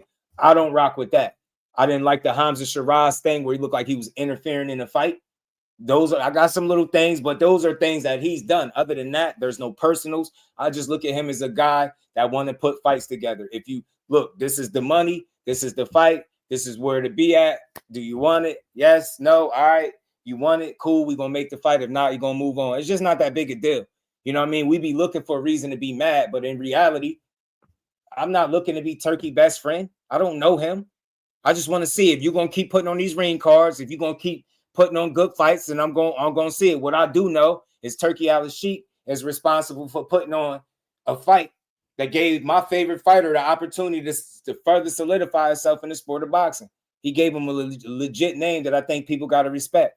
And he wasn't even rocking with T.O. Remember? All the stuff T.O. was saying, Turkey was off that T.O. bandwagon, right? So I'm not mad at Turkey, man. I'm not ever going to overpraise him, but I'm going to give credit where it's due. He's put on some good cards, some good fights. He's gotten people paid. He's different. He's from over there in Saudi. I don't think he's going to be 100% invested in the fights over here because he's where he's from. So it is what it is. I'm not tripping on that shit. Turkey, do what you do. If he makes fights and puts on cards that I want to see, I'll support it. If not, I won't watch it. It's that simple. But I don't think he's some type of villain. It's people just be overlooking, looking too deep into this shit sometimes, and that's what it is. At the end of the day, if he's ruining boxing, people going to find that out. But I think what he is doing is he's willing to pay people. Guys are trying to get they trying to get paid, and what's clear is he'll do that. He'll pay you, but it's gonna come with a price. It's just that simple. Got 130 people in the building. Y'all hit the like button all over. Support the grind. We're going to keep building, man. Let me take this tweet down. Shakur and Devin, Haney ain't on PEDs. That's bad for the sport. We shouldn't push shit like that without being able to prove it. That's all I'm saying. I can't rock with that. I don't care who's pushing it. Y'all got personals with these fighters because y'all weird. Y'all like the reason why y'all able to push narratives every day, and y'all know who y'all are. I ain't never got to say nobody's name. The reason why y'all push narratives every day, because you like individual fighters more than you do the overall sport. If that wasn't the case, then you wouldn't be pushing the narratives. You would just be able to call shit how it is. You wouldn't be complaining about Turkey because you'll see that he's not part of the problem. If it wasn't for these fucking promoters that we got in today's boxing, the Oscar De La Hoya is playing games, then Turkey Al-Sheikh wouldn't exist. He wouldn't be able to be the kind of factor that he is in today's boxing. You got all of these promoters that was here long before Turkey and had the opportunity to bend pull a cord and make these fights, but they ain't do it, right? So now here he coming and he waving his bag around, he paying people and he making the fights, and I'm supposed to be mad at him? Nah. People like Oscar De La Hoya playing games like the way he just did with Virgil in the Boots fight, yeah, shit like that creates a Turkey Al-Sheikh. The fact that Shakur Stevenson and Tank Davis as a whole only had a preliminary conversation, their teams, is exactly why fucking Turkey Al-Sheikh exists. So no, I would be way more mad at the promoters that been in position way longer before Turkey got here. He just got here for all we know. Cuddy B just got here. These dudes been here. What's their excuse? He wouldn't have the impact he had if these dudes was making the fucking fights that they were supposed to be making. But instead of making the fights, he'd rather get on social media, try to one-up Eddie Hearn, make Boots look like a duck, and they don't want to fight just to get sued by your own fighter. Goofy ass shit like that. That's what's going on. So I look at shit a little deeper than y'all, or a little different, right? Y'all look at Turkey. Then nah, I'm looking at y'all birthed the Turkey Al-Sheikh because you got promoters that rather play games, drag fights out, one up each other on social media. You want to make clapback Thursdays, and you want to joke about Zuffa, and then now Zuffa's out here snatching fighters. Now we supposed to complain about Zuffa, but Zuffa wouldn't matter if the fighters was getting treated accordingly where they was at. You wouldn't have people slipping through the cracks, signing a Zuffa. Conor Ben, prime example. Zuffa wouldn't exist if these dudes was doing what they were supposed to be doing, or it wouldn't be a factor the way people are making it a factor. The fact of the matter is, these promoters that's in place, they play too many games. Now you birthed and you made a Turkey Al-Sheikh. You gave him room to do the shit he doing right now. Y'all created Zuffa. Y'all created Turkey. That's why y'all mad. Y'all think I'm supposed to be mad? Bro, Turkey, Zuffa, none of that shit affects me. If Zuffa is going to put on a card, that's good. I'm going to watch it. If Turkey Al-Sheikh is going to put on a ring card, especially in the States, he just put Tio and Shakur in Madison Square Garden. Missed me with why I'm supposed to be mad at Turkey.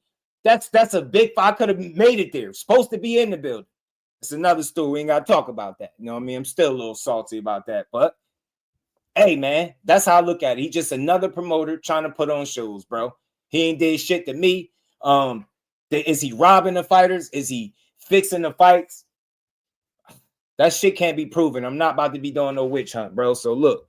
Turkey Al-Sheikh, the Zufas of the world, Dana White, they couldn't make an impact if the promoters and the powers that be was handling business instead of trying to one-up each other and not making fights. Simple and plain, bro. Out here playing around. Turkey said, what? What's the problem? Oh, y'all want money? All right, bet. You want money here? Well, this is what y'all getting. Y'all gonna fight? That's what it seemed like to me. That's what it seemed like. No, I'm not gonna say he got unlimited funds. I'm not doing none of that. But when he wants a fight, he'll pay for it, and both guys will get paid, and we'll see the fight. Simple and plain.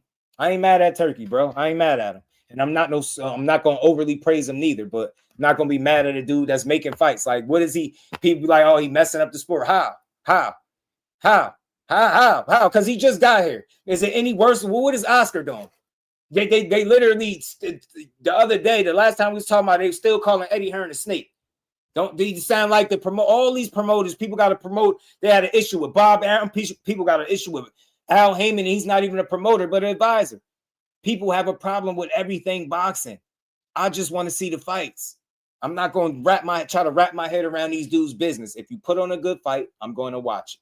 Simple. You want to put on a good card, I'm going to enjoy it. Simple. Not here. T Hill, what's good with it? The mayor. Shout out to my baby girl, the queen, Miss Just Do. Please follow my lead. Support Just Do. He's great for the sport. You know it. Who next to put color in the chat? Always. Shout out to my baby girl. Still got over 100 people strong. Everybody in. Hit the like button. Sub to the channel. Hit that bell icon. Rock out with your boy. Let's keep building. We got a lot we going to get to.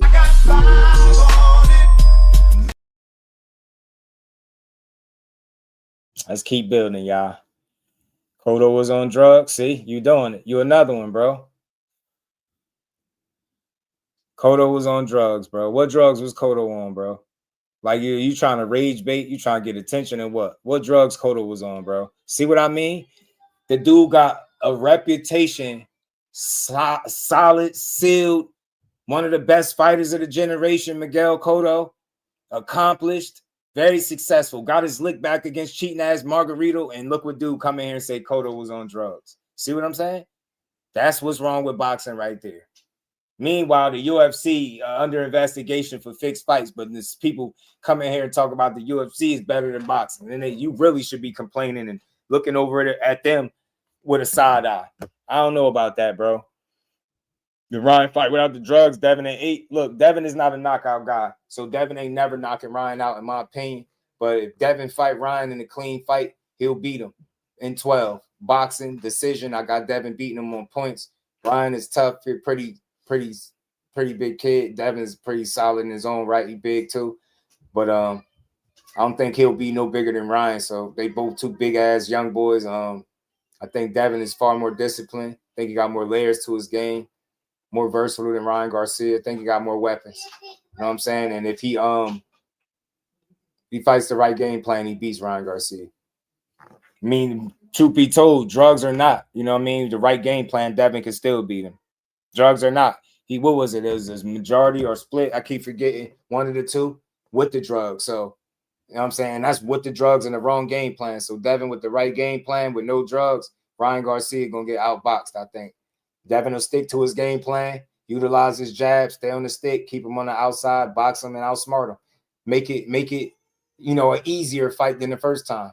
Don't go in there fighting outside yourself. Stay within yourself. Do what got you to this point, being one of the best boxers in the game, and show you know, Ryan Garcia why you one of the best boxers in the game, not fighters. Don't go out there trying to fight him. Don't go out there trying to prove shit, but that you better than him. You better, you smarter, more disciplined. Show that. He went out there trying to play a tough man contest with Ryan the first time, and that shit went the way it went. But you know, unfortunately, he was cheated, so it don't even count. Don't even count. Just hope these fighters don't done wrong like Dana has done the UFC fighters. They're better. Shit, I mean, look at it this way, Rod. Look at Zuffa shit. They saying they paying Conor Ben 10, 15 million.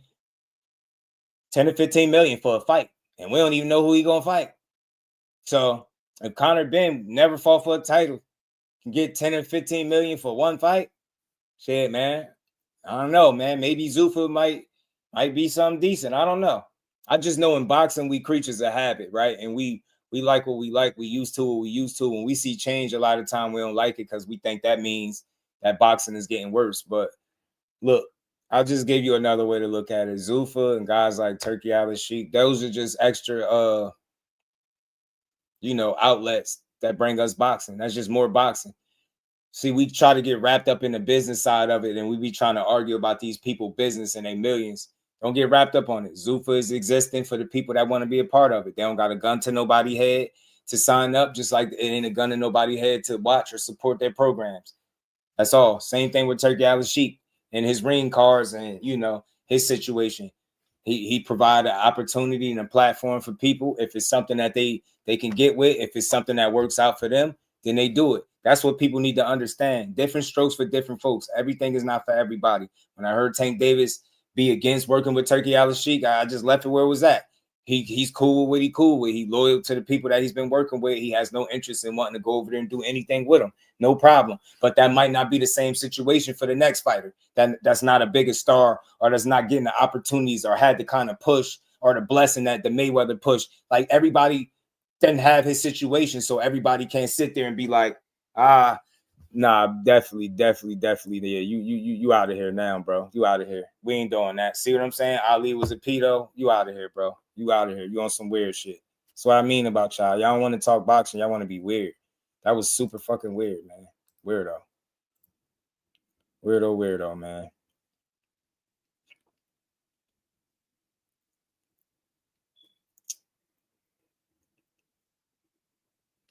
Man, you another one. I'm gonna time you out too right now because you talking a little stupid too.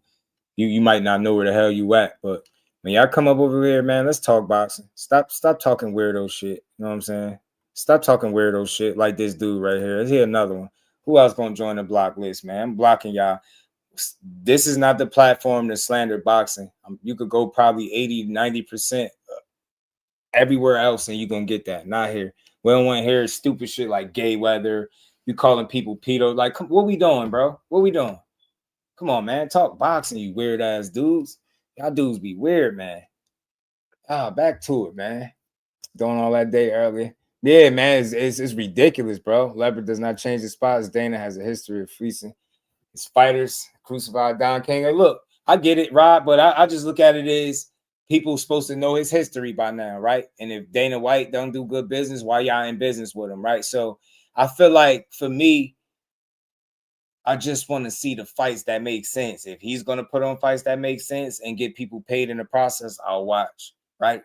Even though their money is not my concern, but I understand what you're saying. I don't want to support something where guys just misusing or mistreating the fighters, right? So I get the Dana White shit, but they got to know the book. The book got to be out on him already. You know what I'm saying? And I don't know if he's going to truly change, but to offer Conor Ben a non-champion $10 to $15 million as they reporting to fight over there is crazy. So let's see how it work out. We'll see. But that's what I try not to do, get wrapped up in they business moves, you know what I'm saying? Unless it's something obvious that we can't ignore, like just straight up doing people dirty. We seen the UFC fighters complain all the time. They risk their lives and they just don't get compensated properly for it. I thought naturally he would try to bring that energy over into boxing. Maybe he do, maybe he don't, but we'll see. We'll see. We'll see. It's called boxing, and dudes complaining about guys going to decisions. You seen more decisions in boxing than you seen knockouts. People just don't get it. That's some casual shit to say. That's why boxing is in the space that it's in, and it could be a lot better, but it's not because we complain about the best parts of it. Ain't nothing easy about boxing somebody for 10 to 12 rounds, 30 to 36 minutes. You get what I'm saying? And I'll having to outbox them without making mistakes and getting yourself clipped, knocked out, or losing a fight. So I respect every method of victory. I respect dudes when they fight to draws if it was that kind of fight. But it is what it is. There's guys that's going to go out there and box their asses off, and they're going to get mostly decisions. And we got to understand that. We got to educate the people on what we watching. If you don't like to watch decisions, then it's probably you should tune out watching any of these pure boxers. Go watch Rock'em Sock'em Robots. You get what I'm saying? Go watch some low-level shit. Go watch some backyard brawls or bare-knuckle boxing. I think they got more knockouts, right? But complaining about fighters not getting knockouts in boxing is some casual-ass shit. It's some casual-ass shit. I don't care who you are. It's casual. Oh, man, we don't want to see people box the point. Shut the hell up. Shut up. It's called boxing, not knockout. You ever wonder why they call it boxing and not knockout?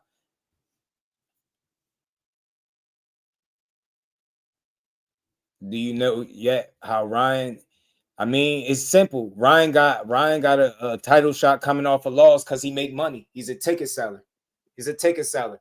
At the top, that's what Ryan is operating at within the sport. So it's no longer a sport at the top where Ryan is at. It's a business. They clearly showing you that. He got beat by Rolly. Think about it. He got beat by Rolly. They made that for a title. He cheated Devin. Missed weight, blew weight, didn't get a chance, didn't win that title, cheated. Got that turned to a no contest. He fought Rolly. Get upset, get outboxed, get beat up, get dropped. Looked subpar, right? Then he bounced back after getting fake banned by the WBC, and they catapult him into a title shot. If he did not sell tickets, that wouldn't happen. If Ryan wasn't a ticket seller, his ass would be on the sideline just like anybody else. It's all about money. This is why Mauricio Suleiman fake banned him, because he seen the outrage that was coming from the things and the statements that Ryan was making. So he got on Ryan helmet, and as a result, you know what I mean? People took it as he was really banned. I knew it was a PR move, and it was all justified when they brought him back, made him like an ambassador to WBC, gave him an opportunity for the title. Like, you gave him back-to-back title shots. You made him and Rolly for a title shot. And for what? Neither one of them earned it. And then he lose, and then you give him another title shot. Why? Because he makes money. So I'll always consider that. If you got questions on why certain guys are getting opportunities, pay attention to the chessboard and where they fit in at. If they are a ticket seller, if there's somebody that's young that they can sell, that they can push, think about it. Ryan Garcia got a big following. Despite who he lose to, he still got people that'll show up. I mean, we just seen Saturday, they was out there. It was a packed crowd. He can sell tickets. That's why he gets this opportunity. Think about it. They was selling us the Devin Haney rematch before he even fought Mario Barrios. They was selling Devin Haney and Ryan rematch. Why do you think? Because they feel like that'll make money because they got history, right? The steroids, the ostarine in the first fight, all of this stuff They'll make money. You think they care about anything else? No, they only care about making money. No, I mean, you saying Ryan is not that good? Nah, look, Ryan is very talented. What holds Ryan back is Ryan. He don't live the lifestyle. How do we know? He said it. He drank, he smoked, he talked about doing shrooms, all types of shit, drinking all training camp, not being a workout through a whole training camp. He don't live the lifestyle. He don't have a consistent trainer. He got work. His work ethic sucked, and his commitment to the sport sucked. He's not the most disciplined guy. He holds himself back. He's very talented. Don't let that mistake you. He's very talented, but he's a guy that won't get as far as he won't reach his full potential because he's gonna hold himself back, in my opinion. So even with him being a champion, he could have became a champion long ago. I think if he really locked in and took the sport more serious. He blow up in between camps. Like I said, the drinking, the partying, the smoking, all that stuff, the eating bad. You get what I'm saying? Then he was making comments that wasn't, you get what I'm saying? He's done a lot. So this dude be holding himself back. And Snack is cheating, because I don't know that for a fact. Now, I get you, Mag. I got you. That's all. That's what I'm saying. Like, think about it. With me, I'll level with you. I'll understand why you feel a way about it, right? I'll understand why you're suspicious about it. I swear I will. I really, truly understand why you feel suspicious about it. But I just want people to understand that suspicion is not enough to go full on and be like, oh, they're cheating. I just know it. It's just undetectable. You get me? Think about how many fighters will have to say it's dirty. Think about it. Nobody never looked at Sean Porter as dirty. He was on snap. Nobody never complained. You get me? So it's very convenient. Like they did it with Crawford. They do it with certain fighters to turn them down. Nobody ever complained about Caleb Plant being on snap, Bam Rodriguez, Mikey Garcia. You get me? Demetrius Andre, and the list goes on. There's more and more fighters. We only select a handful of fighters. We'll pinpoint those guys and we'll be like, yeah, those are the guys that's cheating. But people love Bam, so they won't dare let that come out of their mouth that he's on something, right? See what I'm saying? But it's Crawford, not so much. They don't like Crawford, so they'll run with it. It's just weird, man. So I understand anybody feeling suspicious about a guy that has known to be cheating, possibly doing it. But I'm a guy that I'll recognize what your past was. But I'm not gonna hold that against you.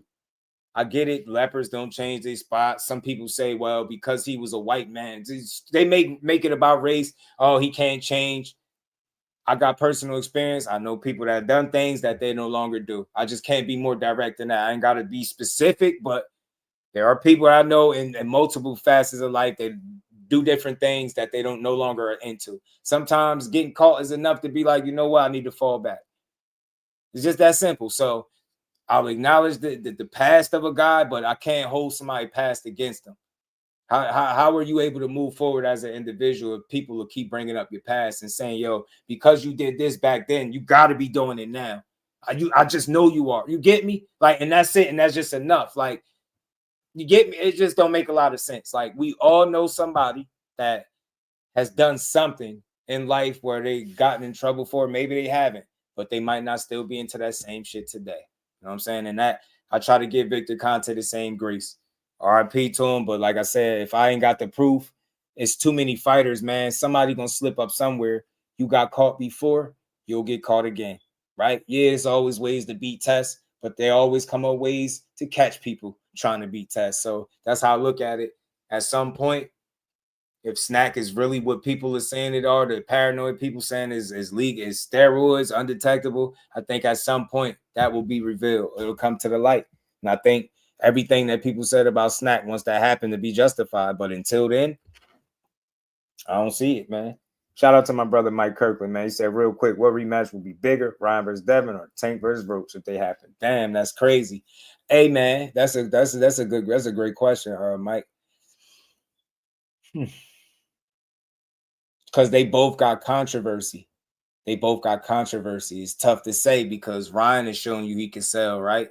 He said he did it with Barrios. He did it with Ryan with the right dance partner. I mean, he did it with Tank with the right dance partner. He could put some tickets in there. And with the history that him and Ryan got, I feel like that rematch could really be big. But then when you talk about Tank, he moved the needle in a way that quite nobody do. I think the fact that people look at Roach as a legit challenge and maybe they think that they're not going to see this fight, I think that could still be the bigger fight. potentially because it got Tank involved. And it'll be a rematch. It'll be the first time he's rematched somebody. It'll be off the controversy, with the personal stuff, the draw, the knee, the corner situation, all like the trainer change, all these different things, right? The Jake Paul fight not happening. It's a lot there. It's more controversy there than it is with Ryan and Devin. You know what I mean? So I think they're both impactful, big rematches. But I think simply because of the way that Tank has been able to move the needle, and that being his first rematch, I think people will be glued to their seats watching that stuff. You know what I'm saying? Yeah, he was anyway. Yeah, but y'all just be making dumbass arguments, bro. Y'all make dumbass arguments, man. So in court, man, in court, you go to court, right? You go to court. Can they charge you again off the same shit that they've already charged you for? Or do they have to have proof and evidence that you've committed another crime? Yeah, they could bring up your past all they want to try to paint an image and make their case. But at the end of the day, if you haven't been proven to have committed any new crimes, broken any laws, then what we talking about?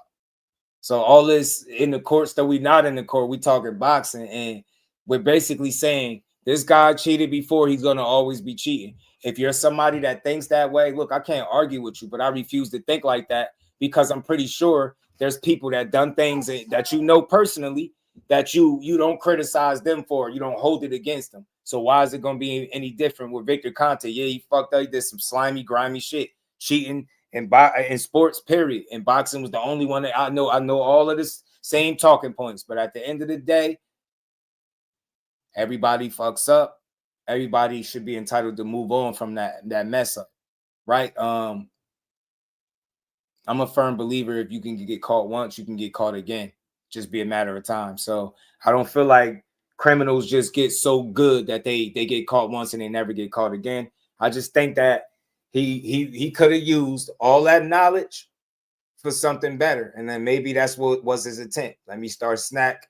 You know what I mean? I can, administer snack to these fighters. Think about how many fighters' careers will be on the line, y'all. Think about the respect of a Caleb Plant. He's never been known, no PDs attached to his name. Mikey Garcia, Bam Rodriguez, Sean Porter, Demetrius Andre, some of the most respected names in the sport.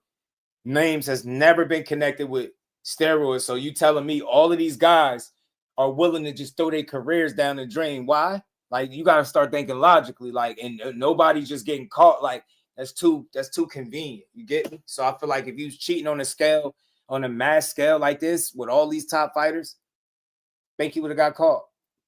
I really do. That's what I believe. That's just me, though. You know what I'm saying? I understand people see it different, and it is what it is. But I'm not about to hold something against somebody that I can't prove with no evidence and nothing to back up my claim. I just can't do that.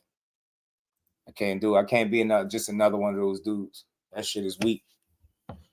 80% of Mexican fighters is on dope. I mean, look, I only go off of what I can prove, man. I only go off what I can prove. We can guess all day and try to label fighters and single guys out, but I can only go off what I can prove. A lot of people cheat, bro. Steroids don't have a race, man. Steroids don't have a race. Everybody, every kind of fighter is cheated from all types of backgrounds.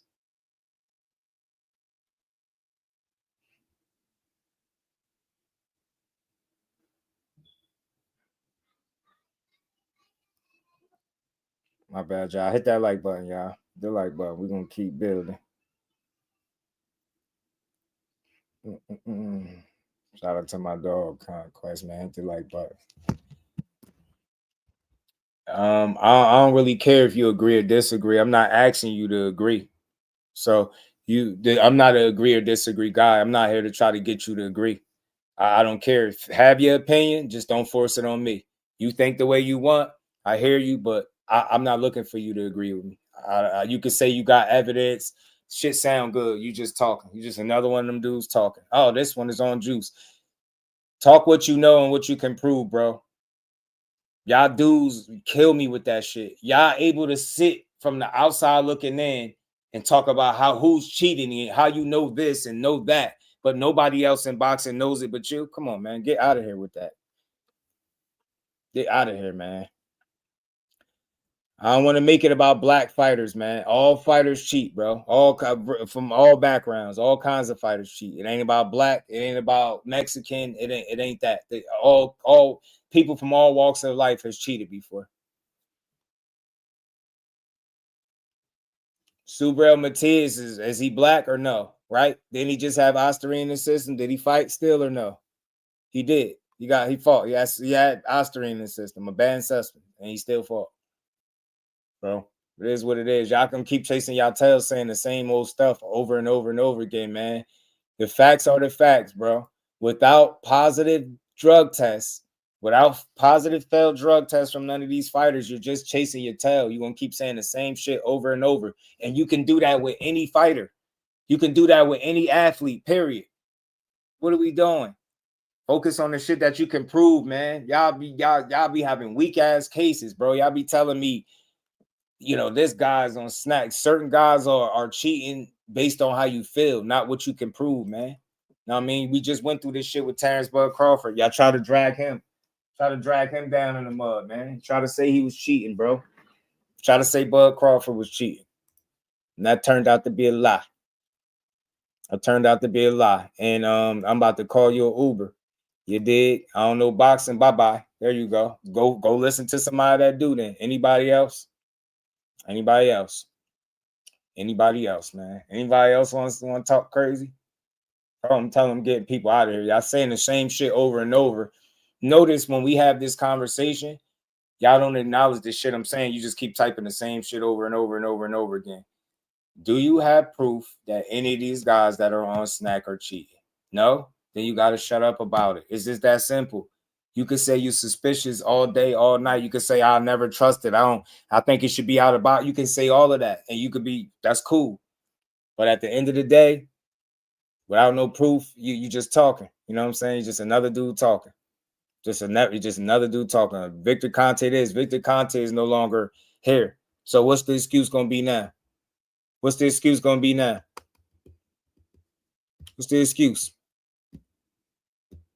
Nah, it's not valid. Now, let me tell you why it's not valid. It's not valid to keep questioning guys that have never popped positive for no test. There's nothing valid about that. And then the reason for it, you'll say, well, my suspicion because they're with Snack. Like, that's bullshit. So it's not valid to keep questioning Snack. Like, the problem is, I know this for a fact about boxing. I had this channel for 4 years now. All people do is repeat regurgitated information about Snack. Nobody has no valid, solid, concrete evidence, proof, or even information about what Snack is. They just be talking. The only leg they got to stand on is saying, well, oh, it's Victor Conte, so it got to be dirty. That's not enough for me. That's not enough, man. You know what I mean? People's suspicion is not enough. What you think is not enough. How you feel is not enough. But what you can prove, then now we talking. That's all I'm saying to y'all. Y'all don't know the difference between proof, being able to prove something, and being suspicious of something. It's valid to be suspicious, but it ain't valid to keep questioning fighters every single time they get a win. It's like, oh, well, he's dirty. He's dirty. Shit don't make no sense. Don't make no sense.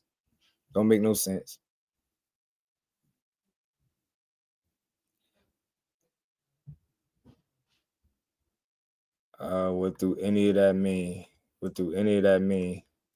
None of that. Y'all keep talking. Y'all talking about sports that you can play. We talking about boxing. Y'all keep trying to make your case off the same weak ass talking points over and over.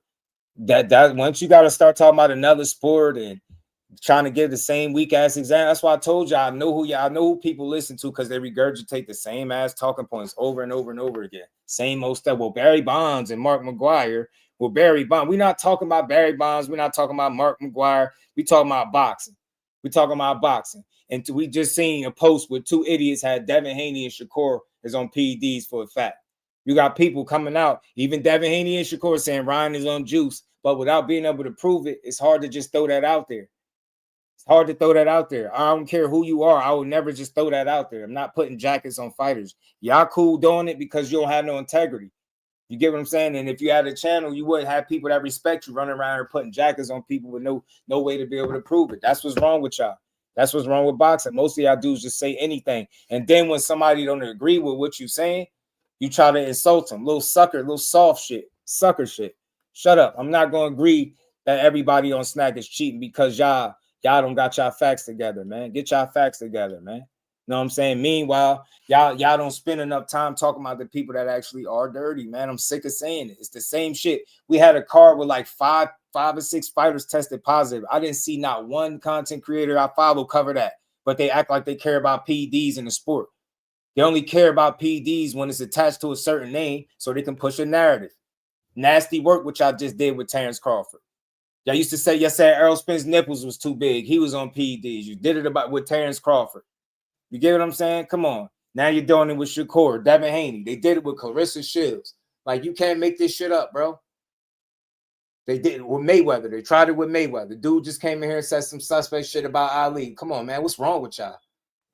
Y'all not really fans of the sport. Y'all are fans of a sport that allows you to have an opinion with no accountability, where you can just say shit and just throw it out there. Yeah, man, I feel this way. So I remember the nipples. His nipples was too big. I'm telling you, the hate just goes in circles. Mike Kirkland, I promise you, I've been paying attention. These people repeat all of the same talking points. They don't have an original thought. They don't say nothing original. They all say the same thing, get the same examples. And it just boils down to this, Mike Kirkland, man, because I know you're a real one. You've been here the entire time. Bro, we all know people that have made mistakes in the past that you know have made better choices since then. That's all I'm trying to say to anybody in here that's a real person. You know people, you yourself have probably made mistakes that you know full well. I have done things that I know for a fact. I'll use myself as a real example. I know for a fact, y'all, that I've done things in life that I damn sure won't never do. At the age of 39, I will never do some of the stuff that I used to do. And you can't tell me that because I did it before, I'm still doing it now. You will be an idiot. You get me? That's the grace I'm giving guys like Victor Conte. It's no different than anybody else that made any kind of mistake in their life. It's unfortunate, yeah, in boxing and sports, when you're known to be attached to steroids and PDs, right? It's hard. It follows you. It's like a stain on your resume, and it always follows you. And I get that. But you still have to go off what can be proven. The same way you got caught before, don't tell me all of a sudden you just figured out a better way not to get caught. That's very convenient. We can say that about anybody that's ever tested for any banned substance and then never tested again. Misinformation is at an all-time high in boxing, y'all. Why do you think they're able to manipulate the fans like that? Why do you think that? Because we don't stick together. We spread misinformation, and it's alarming. Like, they know a lot of people don't do their own homework, right? So we just repeat what the next person say. I see this shit all the time. Fighters do it too. Fighters do it too. They just repeat what they hear. When you hear it enough times, you just assume that it's valid. It's not. In boxing, do your own research, bro. Do your own research, man. All that hating and tearing down the sport and being overly accusing people of doing some shit that they're not doing is just weak, bro. I never respect it. I'll never rock with it. Make sure y'all hit that like button for me, man. We got a little bit more we gonna get to. We ain't done yet. We might get just to the 4-hour mark because we got some more to talk about. Somebody gets caught stealing money. They should never be hired to be a teller at a bank. That's my logic. What you say is true. People do change, though. Now, look, I'll give you something else to think about. I'm glad you said that, Sage. Glad you said that. I'm just a person that you can have a conversation with, bro. I'm not telling you everything I'm saying. Notice when I say what I'm saying, I tell you it's my opinion. I'm not yelling facts after everything I say. We all can think differently, but my issue is when I have a difference of opinion, my boxing knowledge shouldn't be questioned because I think differently than you, right? So look, I'm glad you said this, right? Someone gets caught stealing money, they shouldn't be hired to be a bank teller, right? Dig this. I was just bringing this example up before you got in here. They had a dude, he was the slot machine genius. He was called the slot machine genius. He was robbing all the slot machines, right? He even constructed and made a tool from scratch that if he would have had a chance to sell it on the streets to people, they would have bankrupt the casino industry, right? He would have been able to bankrupt it. He got caught. So they locked him up. He did time, but they gave him a job helping prevent people from stealing from slot machines and from the casinos. Do you understand what I'm saying? So it's simple, right? We all attain knowledge through life, and what you do with that knowledge is up to you. So at that point, with the guy, the slot machine dude, he was using his knowledge to rob him, obviously, right? So when he gets locked up and does the time, he gets a job using that same knowledge for good instead of bad. So it's all what you intend to do with that knowledge once you attain it, right? Are you going to do some bullshit with it? Or are you going to use it for some good? In this particular situation, like what you're saying actually happened. You figure like, damn, you were stealing from the slot machine. You ain't getting no job. They gave him a job helping them prevent people from stealing. So again, it's because it's at that point, you got an option. Do you use your knowledge for good or bad? And that's what it is. And I'm just saying, I don't know without a doubt, but I'm saying it's a chance that Victor Conte could have used the knowledge that he attained once he got caught. He said, you know what? I got too much to lose. I know how to do this. I know ways to help fighters without cheating. Maybe that's what he did. I'm just saying it's a possibility. All that with people saying that there's no way possible, that's just bullshit. Like, so I just hope everybody that's ever made a mistake in life, you held that against them for the rest of their life. That's what people do in sports. It's like, yeah, weird. Shout out to my dog, Blunt Sports, man. Just talking that real shit. It's Juju. You know it. Shout out to my guy. So 80% of the misinformation stems from saying that. That's why I don't like the news, bro.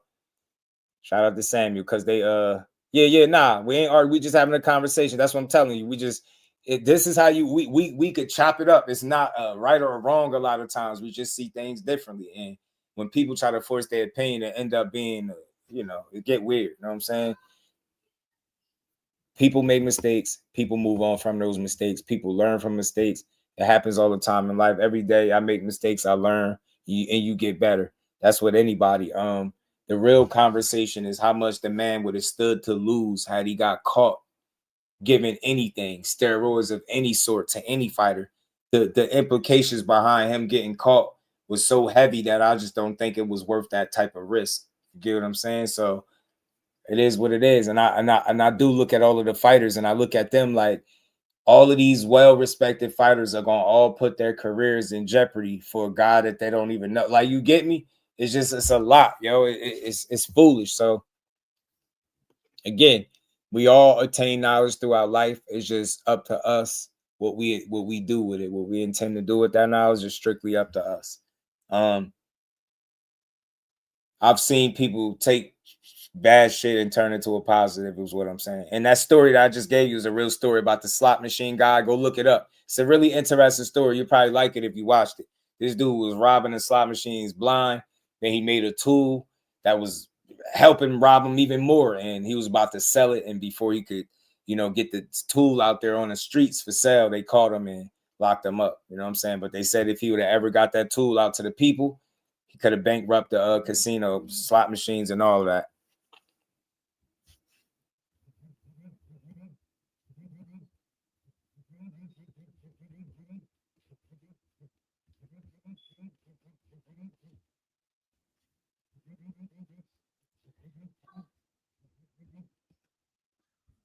At a high level sports, got to know everybody ain't angels. Ain't gonna want that. Yeah, they're gonna want that edge. Fact. So I understand. You said a lot of people come on the internet, act like they perfect. That's what I'm saying. Blunt. I'm just, you know what? Like, we building, we towards the end, and we gonna get to a couple more fights on this card before we get out of here. Shout out to everybody that's rocked out to the end of the show. Everybody that supported, I appreciate all y'all. Y'all already know how we do. We're over 3 hours. We can probably get to the 4-hour mark, but let's talk for a second, man. Let's build. People come to the internet. They treat the internet like people treat the army, right? They say you go to the army, be all you could be. People jump on the internet and be all they could be on the internet. They create this fake fantasy life. They don't make mistakes. Everything they do is perfect. You can't do no wrong. If you do wrong, you a piece of this, and you can never grow. Like, we don't allow people to be human. And by being human, I say you're gonna make mistakes often, a lot. To the day you die, you're probably gonna make mistakes, right? But we gotta allow each other to be human and allow each other to grow past these mistakes, right? You know what I'm saying? Like you do some shit, you get caught up for it. You could learn from it. You know what I'm saying? And I think when people show that they learn from something, give them the credit for doing such, right? Instead of just holding they lowest moments against them. That's what we do. Oh, but he once a cheater, always a cheater. We got to question everything now. He probably cheated in every fight. And I get it, but it's like, bro, I'm just going off of what can be proven. This particular date, when it was time for you to fight this guy, and you pissed, it was dirty, it was this, it was that. The next time it was clean, and I got to go off of what can be proven. Do you understand what I'm saying? Not my assumptions or my suspicions. That's not enough to put a jacket on somebody.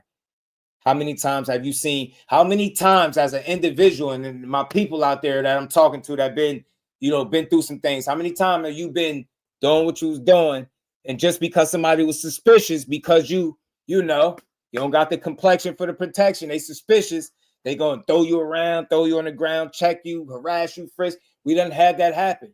And we all feel the same way, bro. Your suspicion is not enough to jump out, harass me, throw me on the ground, right? Pull your guns out. Like we done all had, most of us had situations like that. So, right? And it be all people's suspicion. So don't tell me in today's boxing or in 2026 period that suspicion is enough to say F it. Like, you know what? I'm suspicious, so it is what it is. That's not enough, bro. You seen the documentary, you seen Samuel, and you notice at the end, right, bro? They gave the dude a job. That's what tripped me out. They gave the dude a job, helping them prevent people from stealing. And it resonated to me back then. I was like, damn, how you get a job? They gonna hire you? But I was like, damn, you would be the guy to hire because you knew exactly how to rob them. So you can use that same knowledge and to teach them how to prevent people from robbing them. So it made a lot of sense at that point. He did some time, but they basically got him to use his knowledge for good. And I'm just saying that's what Vic could have done.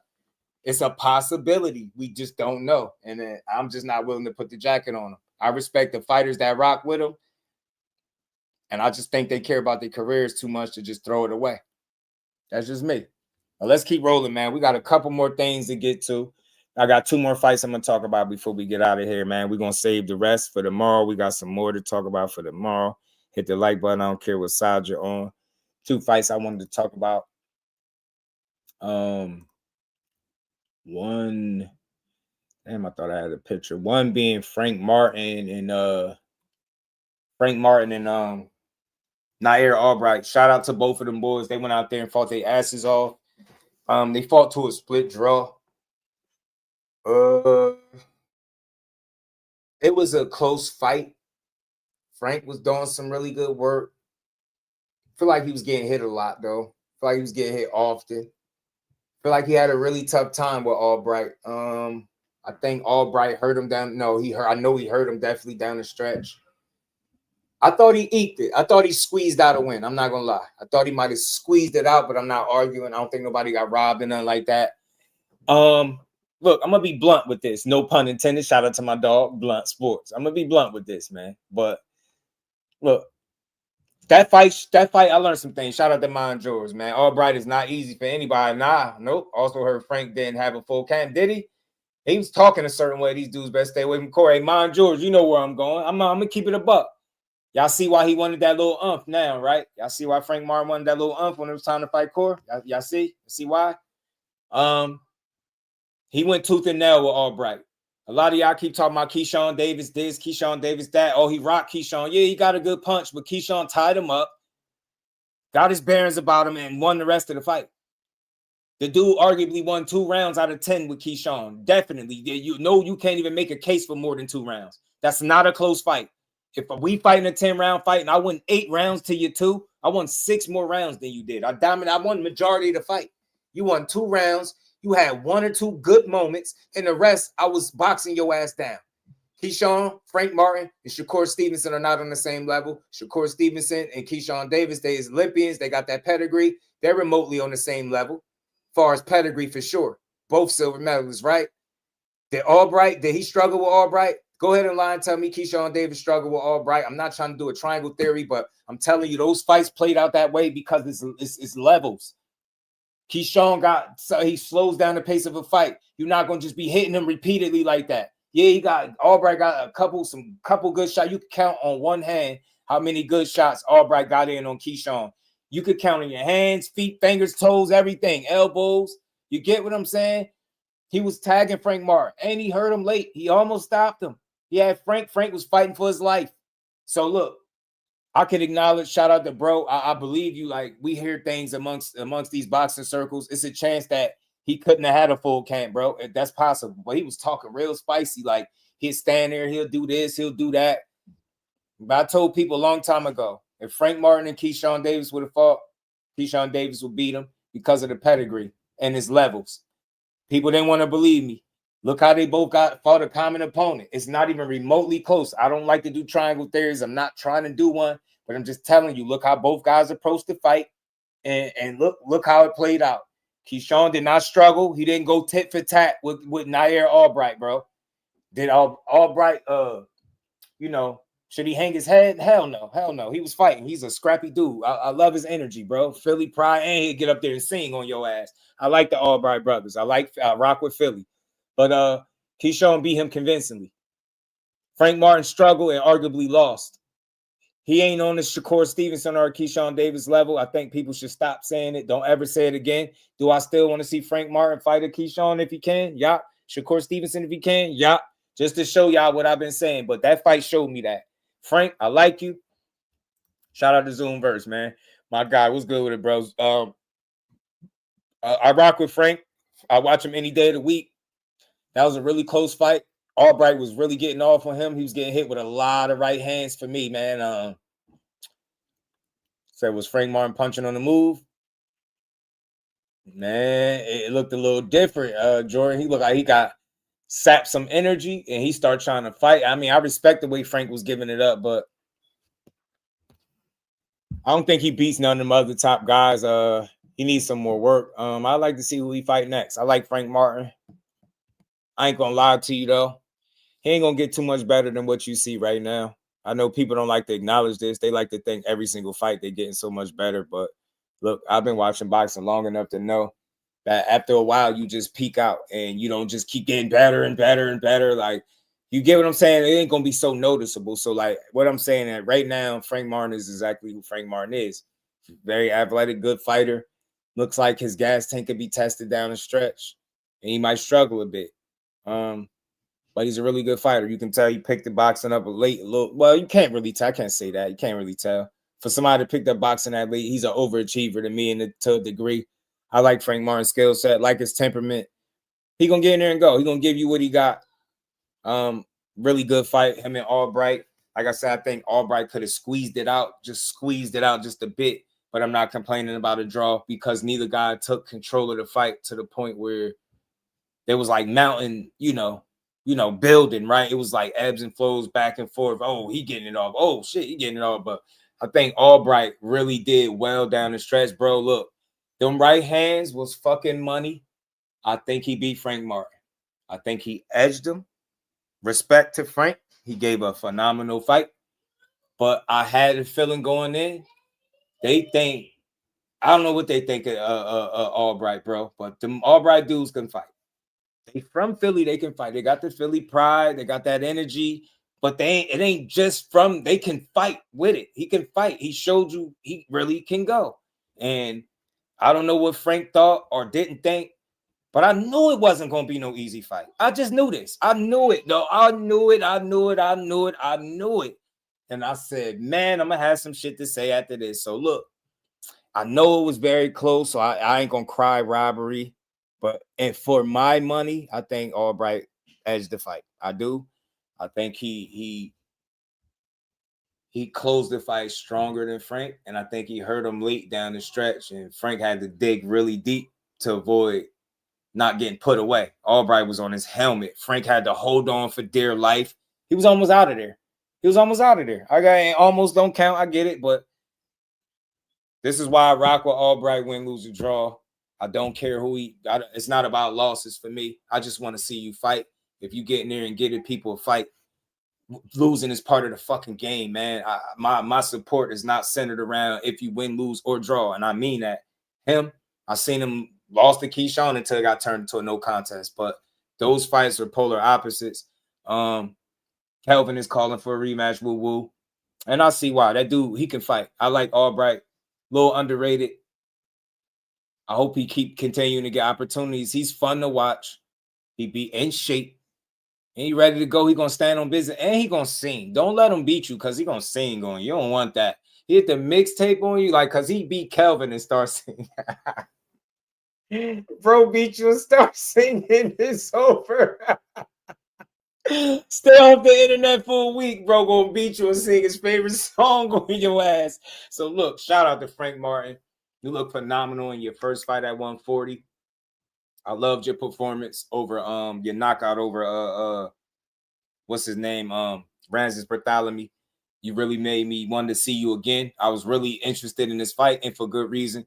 It delivered. That was a fun fight. Anytime you see a fight and you want to see more rounds, that was a good damn fight. So I think any more rounds, I think Albright would have messed around and sealed the deal. I'm not gonna lie. If it wasn't a 10-round fight, Albright definitely gets his hand raised. Respect to both camps. They put on. And that's just how you go out there and fight. I will watch Frank Martin any day of the week. He gonna go out there and give it what he got.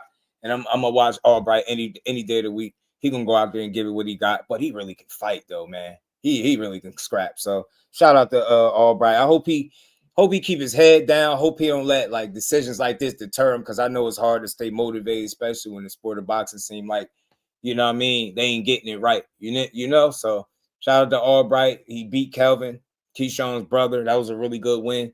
And I think this could have been a really good win for him too. A little unfortunate, but I think he could have edged this fight. I ain't gonna lie. Damn, Wu didn't have a full camp. He was supposed to be a last-minute replacement for Adam Azim. Oh, you right. Shout out to YSM, the homie. What's good with it, bro? IV, my dog, what's good with it, bro? We still got 70 people in the building. Hit the like button. I don't care what side you're on. Make sure y'all smacking the like button, y'all. Mike Kirkland, my brother. Appreciate you back in the super chat. He said for Keyshawn proving me wrong. Didn't think he was good as I see him now. Last fight proved for sure. Yeah, I've been telling people for a while two of the best fighters was Keyshawn and Shakur. I've been saying that. It's not just like a favoritism thing. I just see something in them dudes, and they the kind of talent that they seen enough, they're experienced enough as amateurs. They made it far enough in the amateur ranks where they've seen just about everything, right? Where they the kind, and they got enough talent, skill, IQ, and all that good stuff to the point where it's a them versus them right now. Like, they stay 100% locked in, no distractions, and just, really put the work in.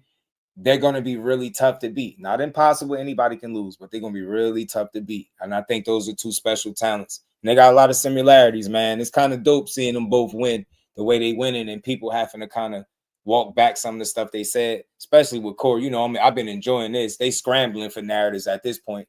They're like, man, rehydration. They can't find. It's never about the fights. It's always about the narratives with him. When you're good, it's about the narratives. Devin Haney, they do the same thing.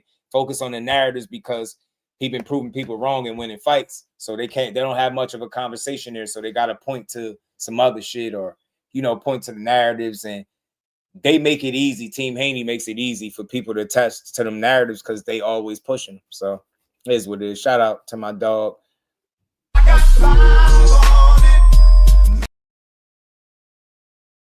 That's pretty interesting. Wu didn't have a full camp and he still fought like that. Yeah, he gonna sing on a Blunt. Hey Mike, he gonna sing on you. Wu gonna sing on your ass. He don't care. Tell you, don't get beat up by him. You can't do that when he got a hidden talent. It's not a good idea to lose to him, bro. I'm just being honest. You gonna lose to you, bro. Gonna hit a note on you, bro, and it's gonna be bad. Nah, don't let him do it. You ain't see the note. Let's play it again one time for the one time. We toward the end of the live. We're gonna talk about one more fight before we get out of here. Got to talk about Gary and Hiroka. Guys too. I learned some things. I seen some things that I already knew there. That's tough. That's tough. Yeah, but don't let Albright gonna sing on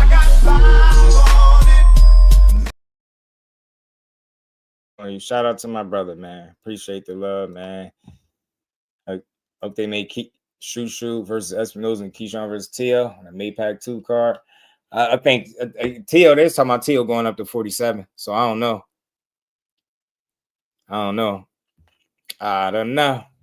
They're talking about Tio going to 47 and possibly fight B. Norman, but it's early. So we'll see. But But I'm not too interested in Manny and Floyd. I ain't gonna lie. When you old to a certain point, bro, just be old and enjoy money. But when you hearing the stories you're hearing about Floyd, maybe that's why I don't really want to get into that. I hate talking about people finances. I just chalk it up to rich people problems. Floyd coming back to rob the bank one more time. Hey, can you blame him? I mean, he gave 20 plus years of his life to the sport. Could you be mad when he coming back to get a little bit of what he earned, as far as off his name? It is what it is. People gonna pay for it. They're gonna pay for it. He announced that today. Yeah, it's like whatever. I'm not against this Floyd, man. Oh, he announced it today. He said it today. Are you going to 47? See, I figured that. So there you go. You know what I mean? So T.O., they said it. Remember I told you in that interview, man, when they was talking about they got to be careful making the weight and how they was going to 47. I was like, oh, they about to go to 40. They about to go to 47, bro. They about to go to 47. So we'll see, man. We'll see, but let's see, man. T.O. got more fights than me. 2 losses shouldn't be a death sentence, man. He lost to, George Kambosos. That was an anomaly. He got himself beat that night, and losing to Shakur ain't nothing to be ashamed of, bro. Me and Floyd, same age. No, boxing. Samuel boxing for boxing. 49 for boxing. Like, when I just feel like you gave a whole career to this sport. You know what I'm saying? Like, are you about to come back and have a real fight? I just be wanting to see dudes enjoy themselves. Like, the haters will want nothing more than for Floyd to slip up. And the more he keep going to the well, the more he increased the chances of that happening. Not saying that it will, but they would know, oh, all right, I got you, Sam. You didn't want nothing more to see Floyd flatline, man. But let's keep rolling, man. Let's get to this last fight that I'm going to talk about before we get out of here, y'all. Gary Antuanne Russell, man. Look, I know we love the Russell family over here. We rock with all the boxing. We always got to say that. We rock with the Russell fam through and through. Like to see them doing their thing. I like to see, how they put together a good win. I love it. Got nothing bad to say, but I'm going to be blunt.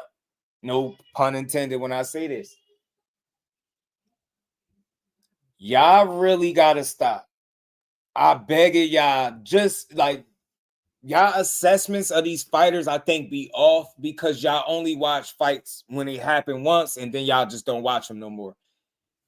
It's a different vibe when you watch a fight live and live time. Even if you there, if you calling a fight on YouTube live, or if you actually there, then when you just turn around, we watch that fight on pay-per-view at home again, just chilling.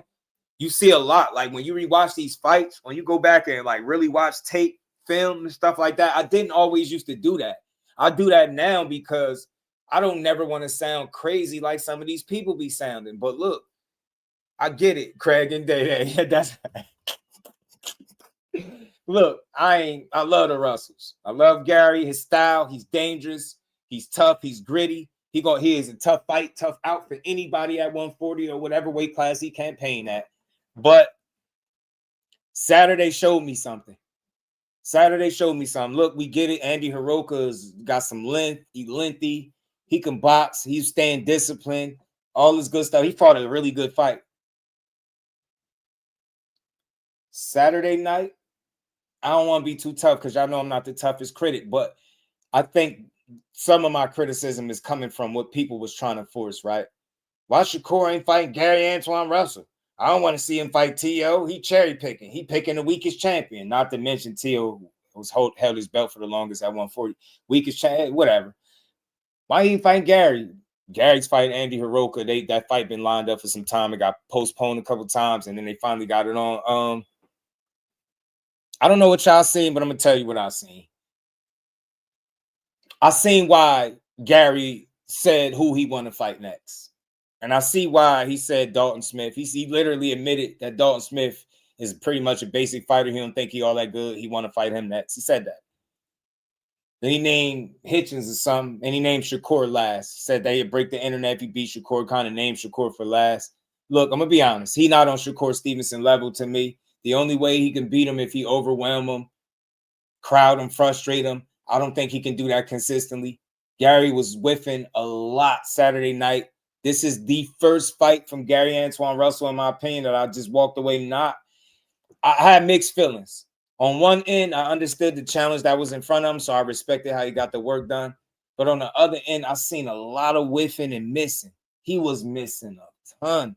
And it wasn't like Hiroka was doing like the craziest shit. I seen him double pumping, triple jabbing, and just in the air, hooks in the air.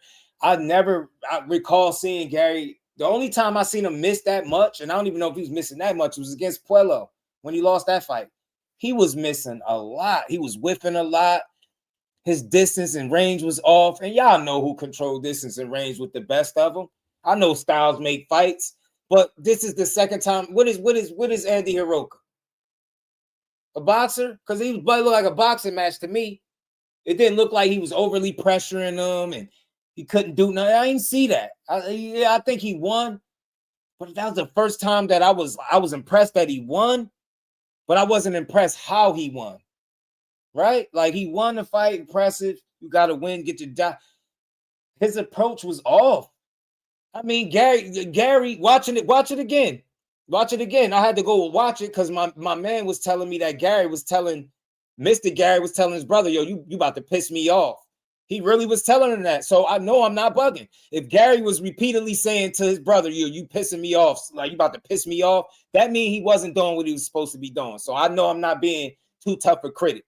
But y'all got to stop putting everybody on Shakur Stevenson level because these dudes got punching power. And again, punching power against a certain level of talent. No disrespect. I think Gary is strong. I think he's a dog. I think he is as advertised. But there's some things, some nuances about his game where he's not the most polished at that I think a smart guy can take advantage of. If you can't just physically impose yourself on guys and you force to box them, so you about to play chess with the best chess player in the game? Nah, he's not on Shakur level. I'm standing on that. I'm not giving him no win over Gary. He still got to get in there and prove it. But it's a reason why Gary is saying Shakur last. If it was all about him fighting Shakur, he'd be saying it first. I know it's not all up to him. They don't make their fights by themselves. But just listen to his plans. His plans kind of tell you he's saving the guy for last. Call it what it is. You don't like his style, how he fight. That's not an easy dude to beat, just like Gary's not an easy guy to beat. But one of those guys we've seen get beat by a boxer already. So if you're telling me you're Gary Antuanne Russell, even with the style you got, and you can be outboxed, you don't think Shakur can figure it out? I do. Do that mean he just beat him? Absolutely not. You got to go in there and do it, but they're not the same. They're not the same pedigree to me. They're not. Gary's a dog. That shit works against who it works with. But Alberto Puello, stylistically, to me, he don't beat Shakur. And I don't think Andy Hiroka would have gave Shakur that kind of issue. I don't think he would have made him miss that much. I've never seen Shakur be that inefficient throwing punches. I've never seen him miss that much. I love Gary. I like that he won the fight. Didn't necessarily like how he won the fight, how he looked winning the fight. I don't think he looked bad per se. I don't want to say that. But I think he was off. Like timing, distance, and maybe that was the layoffs. It could have been that, so I don't want to be too hard on him. But I've seen some things. Little nuances to his game, like distance and range control. That's not on point. Timing, punch selection, stuff that little areas where I feel like he allows you to think where a smarter guy is gonna outthink him. So all these dudes can be beat. Gary Russell had a tough fight Saturday, but he figured it out. And I respect that he figured it out. I don't have nothing overly negative to say. But I'll just say this because everybody with punching power is not on Shakur Stevenson's level or Devin Haney too. Let me say that because them the two pure boxers that everybody seems to think is on their level. They're not, bro. They're not. Those are not average boxers. Those are the elite level talent. I don't care which one you think better. Argue about it all you want. They both them dudes. Gary is one of them dudes, but they're far more proven. And he already lost to a guy that box, but don't box as well as neither as them two do, in my opinion. So shout out to Gary. You put together a good fight, a solid fight. You was pissing your brother off, so I know it wasn't the cleanest win. I know you got plenty of shit to work on. It looked like the reach, maybe the height was bothering you. Maybe the discipline that Hiroka was showing. He wasn't spooked by your pressure, by your power, by you coming forward. And he had answers. And it was a lot of ebbs and flows in the fight. I don't feel like this was a typical Gary Russell Jr. A Gary Antuanne Russell fight. This is not how he typically wins fights. I think he's more dominant in his fights. He was a little more stagnant. in terms of success. He whiffed a lot on shots. I never seen him miss this much. Only other fight I could think of that comes remotely close is the fight with Puello, and he lost that one. So look, he's a phenomenal talent, hell of a fighter. I love seeing him and his brother win. Love watching the Russells. Him and Shakur be a great fight if they ever had it. Who signed the Zuffa? It'd be a great fight if they ever had it. May the best man win. I just think Shakur is better than him. I think he's a better talent. I think he got more answers. These dudes got to hope that they could pressure Shakur or knock him out, overwhelm him with power and shit like that. But I've learned if you can't do that, then what do you do? And what do guys do after that? So, you know, it is what it is, man. Still a really good fight by both of those guys, though, man. Can't wait to see what's next. Overall, we had a great weekend of boxing. Claressa Shields, she stamped and solidified herself even further as the GWOAT of this generation. Can't wait to see her give Shadeja Green an opportunity. Shout out to Patterson, New Jersey. Shout out to Jersey, period. But she's special in every sense of the word. She's the GWOAT. It's no debate. It's not up for a debate at all. Ryan Garcia is now WBC champion. He got options. Do he fight Devin Haney? Do you entertain Shakur? Do you fight somebody else like a Conor Ben that's saying that y'all could be next? It's a lot more that we're going to talk about. Y'all, we're going to get to it tomorrow. But Ryan Garcia, kudos. You won the title finally. Now see if you can defend it successfully. See if you can go on a title run. See if you can make any unifications. If you smart Ryan Garcia, you strike while the iron is hot. You got a following. Because you're a ticket seller, they continue to give you opportunities. You made the most of this one. Let's see if you can start building with some consistency now. Now you need to try to get a unification. If you do that, you cooking with grease. You do say y'all want to make big fights. Devin Haney is your big fight. Devin Haney, Ryan Garcia is your big fight. Drug test him unconsciously. Make sure he clean. Beat his ass, Devin. Devin and Bill Haney. They cheated you. They, him. My man seen the picture with Ryan with the drugs and some more shit in it. I told y'all that. Shout out to my guy. It is what it is. I feel like I know he cheated based on that information right there. Hey, Devin and Bill, go get y'all lick back. Y'all still undefeated. Yeah, you got dragged for the fight that was eventually turned to a no contest, but we all know cheaters don't prevail. That shit don't count. The punishment you sustained April 20th was real, but that get back, you getting your lick back, you beating him when he at the top of his game, when he got a world title, would be like the sweetest revenge, man. You know? So I'm rooting for Devin. He's a clean fighter. Y'all pushing that him and Shakur's on PDs. Y'all need to delete y'all Twitter accounts, y'all YouTube accounts. Y'all disgust me for the sport. Let these men be great, bro. Let them be great. Support them or don't. Simple and plain. But Devin, go get your leg back with Ryan. Shakur, figure out what's the next best fight for yourself. I don't know if it's at 40, 35, 47. Just know if you want to fight Devin or Ryan, I think you got to go to 147 with no stipulations. If you're willing to do that, then you could be a 5-division champion, beating either one of those dudes. Then we get to see how great you really are. You know what I'm saying? You've been proving it already. You're a 4-division champion with just 25 fights. Make the next best fight for you. I'm here to support it. I'm not here to cry and complain. Make the fight you need to make for yourself. If Ryan is the guy that you feel like gets you to the next level and you can make a fight, by all means, do it. If it's a guy at 40, whether it's a unification or a top-ranked guy, get him. If it's a guy at 135 and Raymond Muay may be interested. If that fight could be worked out, go do it. I'm just here as a fight fan to support good fights.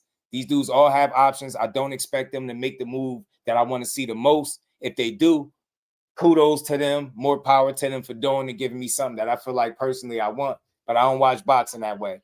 They entitled to make whatever moves that make the most sense for them. And we as fans, we have an option to support it. Shakur, I think, if given the opportunity, he's going to make a smart move. I think he's going to try to make a fight that makes sense for not only himself, but something that the fans are interested in. And we should be all get behind it. Shout out to Claressa. Shout out to, Ryan. You got your win. As far as I'm concerned, you were clean this particular fight, right? You were clean. And that's all I can say. If you continue to be clean from here and test negative for any steroids or banned substance, that's all I can go off, right? But we know that you had it in your system once before. So I think you also need that leg back with Devin to prove that you can beat him fair and square. Devin, you need to prove that clean he can't beat you at all. With the right game plan, he can't beat you. You get me? Shout out to Ishmael. Or maybe Devin, shit, your dad was on the Boxing Voice. He said the Xander's Eyes fight is there to be made. Look, Bill, this just dude talking. I don't care who hear this. I rock with the Haneys. Y'all know I do. Shout out to Trill Bill, man. You're doing a hell of a job with your son. But sometimes you could be a little full of it. You do a hell of a good job not answering questions. Sometimes you just got to realize that read the room, bro. Read the room. You have one of the best pure boxers in all of boxing in your son, Devin the Dream Haney. If you want to push that Debo dad, by all means, have fun with that shit. I think it's funny. I think it's funny. It's a cool little name. Push the shit, have fun with it. But remember what you got as a talent. He really is somebody of substance. One of the most accomplished, youngest. He on top of his game, one of the highest paid. There's so much substance there. Like I said, you could play the little Debo shit, but don't oversell the somebody's ducking or don't want to fight him. Look, these dudes all have options. Make the next best option for your son. Do it as a collective, and I'm here to support it. Stop, don't fall into the narrative. Stop pushing that everybody's ducking y'all. Don't nobody want to fight. That's not the truth. Look, make the best fight for yourself. Whether that's Shakur, whether that's Ryan, whether that's Xander's Eyes. That'll be you being a 4-division champion if you do that. You'll be tying with Shakur. You know what I'm saying? Y'all running neck and neck. Y'all two of the most accomplished young fighters. So keep doing what y'all doing. Just Do Boxing is here to support it. Real Malachi Ross. What's good with it, fam? Shout out to my guy, Mayo. How you feeling, bro? Jack Foster wanted to smoke from Shakur. Look, shout out to Daniel Perkins. Yeah, I gave her a shout out earlier, Malachi. She handled business. She had one of the most impressive wins of the night. That knockout was spectacular. She was in her bag. I like the way she was dancing and moving in there. She felt good in the show, and she was fighting. And that spectacular shot she landed to knock her opponent out. Shout out to Perkins, man. Those some big women too, man. Man, there's some big ladies, bro. Respect to them, man, and more respect to the GWOAT. She beat Danielle Perkins is huge, bro. God damn. Getting punched by her, man. She punched old girl, split her mouth, said the way she was bleeding. So yeah. I'm with you, Malachi. Shout out to Danielle Perkins. Shout out to women's boxing, and big shout out to the GWOAT. But look, as far as Shakur, make the next best fight. O'Shaquie Foster kind of confused me a little bit. They made him and Cool Boy Steph for a 35-pound interim title. I thought he was going to keep the title to then try to keep the pressure on Shakur. He didn't keep the title. He went back down to 130. And now he's talking about paying Shakur sanctioning fees, and they reinstate him for the belt, and they fight for it. I don't think he can make that call. Could he pay for his sanction? I don't even know if that's something that can happen. Like, I respect the gesture because I believe him. Anybody that's willing to go in their pocket and pay $120,000 to somebody else sanctioning fees for a fight is serious. I do think Shaq is serious, but I think it would have been more serious had he stayed at 35. Going back down to 30, you kind of shoot yourself in the foot. Now you got Shakur at 40, you at 30. It's like, what you gonna say? He ducked you? How? He ducked you from 130. Now you're not in the same weight class, so you're gonna keep calling for the smoke. But they made a move, and they made it for an interim fight to kind of give you the keys to that fight, and you didn't keep the belt. I'm not knocking you. I think you did what made the most sense at the time, but you see my issue. So it's like, and beating Cool Boy Steph don't necessarily get you Shakur, but I'll look at it like this. I think Shakur's fought lesser guys and Shot, and I think they got history. Shot wanting to fight him. Shakur, if you don't have a better option, fight him. But my questions start to be, where does the fight happen at? You get me? Does it happen at 35? Or are you going to come up to 40? You get me? How much do you really want that fight, and what are you willing to do to get it? You only had to stay put at 35, and you could have been putting the pressure on him like, look, he don't want to come back down here because I'm here. But you went back down, so it's like, I can't respect it as much because you're not in the weight class where he was just at calling him out. If you stayed at 35, I hear you. You back down at 30 with a title that you thinking about a unification at 30. So how much are you investing in the Shakur Stevenson fight when you at 130? That's the only thing I say. Nothing bad to say about Shot. Hell of a fighter. I believe his call out. I believe he really want that smoke. If he got the opportunity, I know he'll take it. But I'm going to stand on this, and I'm going to mean this with all due respect. I don't want to get nobody no wins just based off what I've seen. He ain't beating Shakur. He ain't beating Shakur. Too many close calls. The losses, the guys he lost to, just not remotely on the level of Shakur.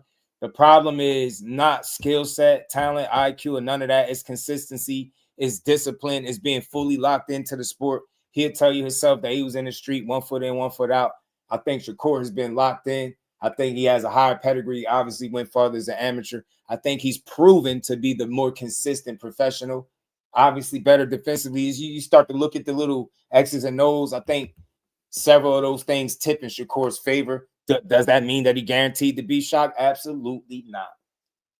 Absolutely not. We see how fights play out when people know each other. So look, anything can happen in that fight. But if I'm for my money, Shock ain't the guy to beat Core to me. I just don't see it. I don't see it. I don't see it. And again, like if you had to ask, like don't ask yourself who the better boxer out of the two, who's more efficient, who's more proven, who's done it at a higher level, who's been a champion longer, more consistent. Like it's just little things that keep check the box. So when I start thinking about when they sparred, I consider it, but I think about how long ago it was for me. So I think both guys changed significantly since then. And look, there's a fair argument that Shakur is either entering his prime or in his prime. Is Shock in his absolute prime? What are we feeling? What we feeling? You know, so you know what I mean?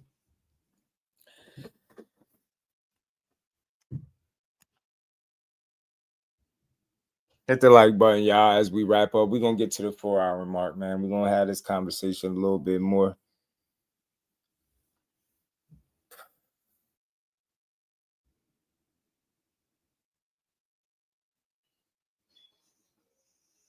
I just don't know what boxing is, man. Oh, man, yo.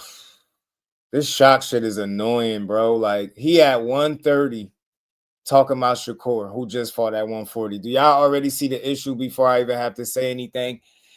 They gave him an alley-oop. Neither one of these guys have had a single fight at 135. Neither one, him or Cool Boy.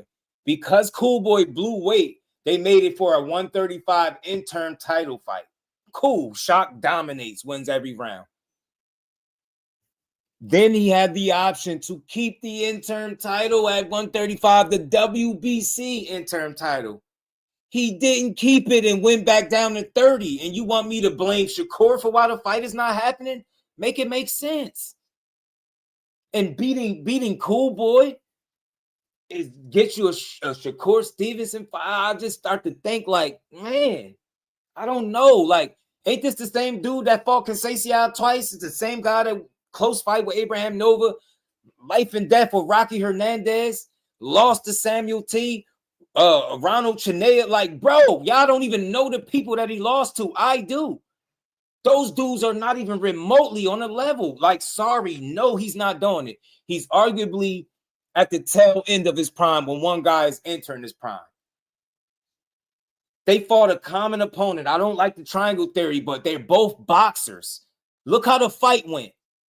Look how the fight. I was at Conceição fight. When Shakur fought him his last fight at 130, he beat him every single round right in front of him, boxing him. That same boxing that O'Shaquie Foster said he was trying to show in the first fight that they took from him, because I don't think he really lost it. Shock is a dog. I think he won that fight. They just didn't respect it for whatever reason, but it still was too close. The second one, still too close. Nobody that's having close calls with Conceição, needing a knockout with Rocky Hernandez, a close fight with Abraham Nova. Like, what we talking about? The caliber is not the same, bro. It's not. That shit is not the same. So, love Shock Foster. I know he think different. I'm not knocking him. I have nothing bad to say, but he hasn't shown to be a better fighter. Like, what are y'all convinced that he gonna do to beat him?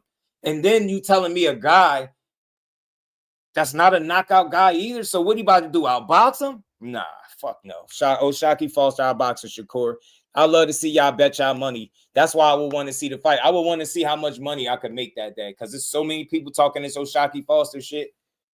I don't see the hype around it. I don't. They're not even remotely the same caliber of fighter consistently. I'm not even joking. Just watch the fights. Watch their last 5 fights. Don't ignore everything I'm saying. Go look at their last 5 fights. Go watch both of them last 5 fights. So again, it's not about no excuses, because when have you seen, how is he going to get the WBC to reinstate him? How?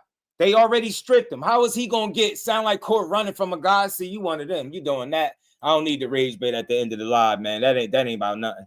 That ain't about nothing.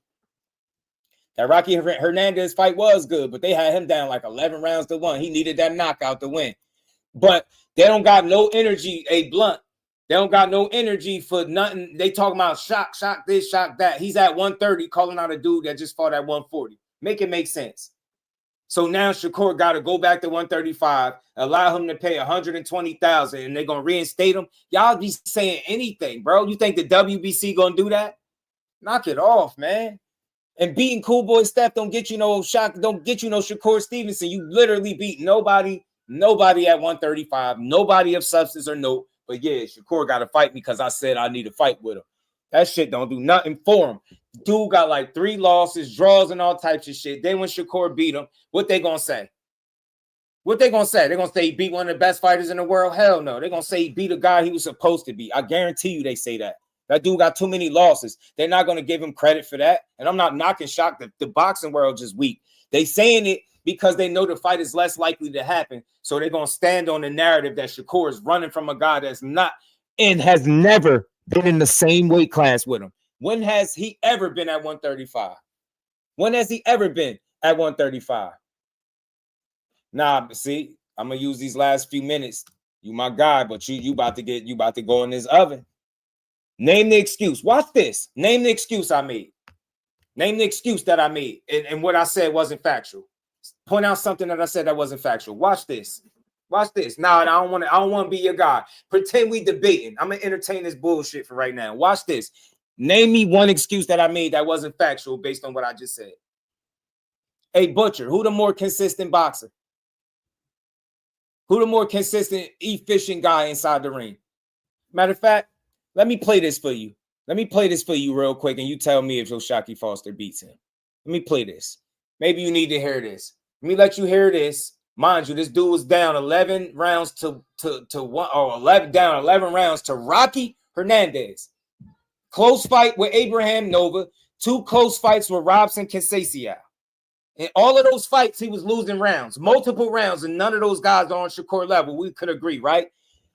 Cool Boy, Conceição, Abraham Nova, Rocky Hernandez, Ronald Chinea, Samuel T. That's 6 fighters.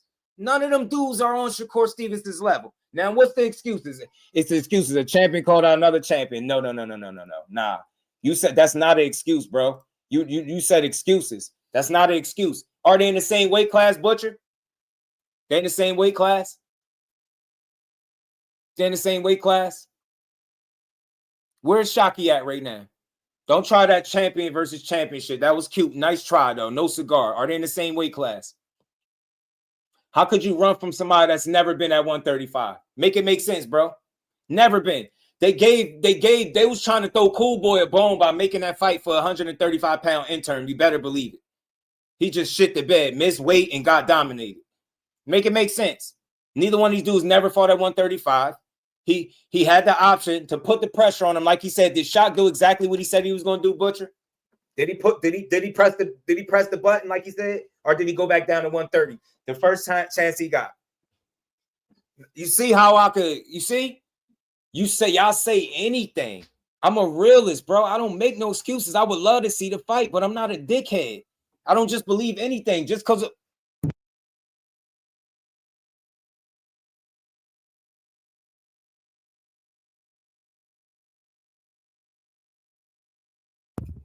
just because O'Shaquie Foster is calling for something, don't mean Shakur's supposed to,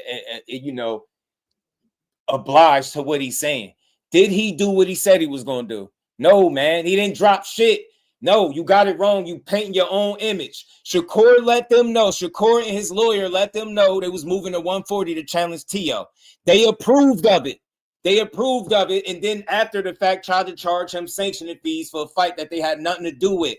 So then he said he's not paying no $120K for a WBO title, for the WBC title that he didn't defend. What do you mean drop the belt? He knew Foster was coming. Why didn't Foster stay there? Y'all just be saying convenient shit. Why didn't Foster stay there?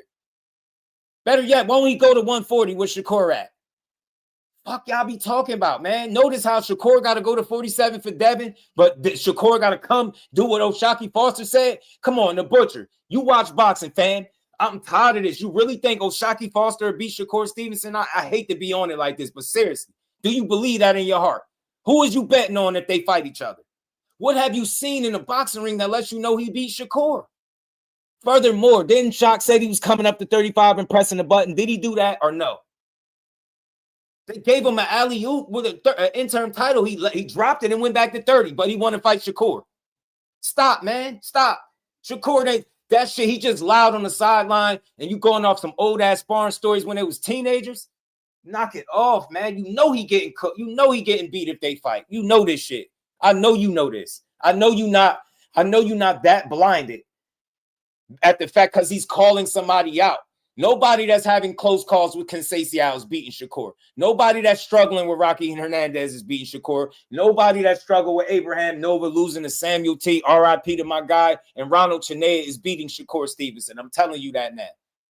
Not enough consistency. That 1 foot in, 1 foot out shit gets him beat. He arguably at the end of his career, at the end of his prime, and Shakur is just beginning to me. You ain't putting no money on Foster. I guarantee you lying. You full of shit. You ain't putting your money on Foster. You ain't putting your money on Foster. Y'all just like to create these weird-ass narratives, bro. He just fought Tio. Fighting Foster would do absolutely what right now? Doing what? It's funny how Shakur got to go to where these people want to go for a fight to happen. But when it's Devin, he got to go to 47. It's Ryan, he got to go to 47. Well, Shockey need to take his ass to 40. Or at least stayed at 35. I was cool if he would have stayed at 35. He didn't. He didn't do what he said he was going to do at all. And y'all defending it. You can't call somebody out from 130 and throw out, look, I respect the gesture, but you know full well Mauricio Suleiman is not about to take $120K from you and reinstate him his belt back. You said some shit that you never seen happen before in boxing, bro. You're not betting no money on Foster. I guarantee you that shit. Y'all just, when y'all don't like a fighter, y'all believe anybody calling him out, they should fight him. Hell out of here, man. He'll dominate him too. And I'm standing on that. He'll dominate that dude. He'll dominate him. Nothing I seen in the boxing ring tells me he beat Shakur Stevenson. Nothing at all. Nothing at all. I'm sorry. You ain't betting no money that he win that fight. I can guarantee you ain't putting no money on that shit. I know it. Dude had Devin over Norman and didn't bet me. Yeah. You running from a guy. You thinking like that, bro, is what's wrong with boxing because you find narratives to push. How are you running from a guy? Make this make sense because I'm gonna be here a couple more minutes. How are you running from a guy not in your weight class? How could you run? Hey, Butcher, make it make sense. How could you run from somebody not in your weight class? Who a better fighter, Tio or Shockey Foster? Who a better win?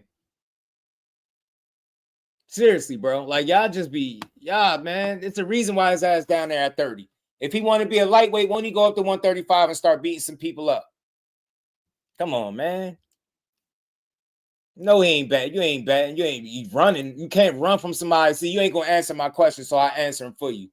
You can't run from somebody that's not in the same weight class. You can't duck somebody not in the same weight class. Foster has never made a fight like this. He don't just get the, nah, it won't look like what Shakur did.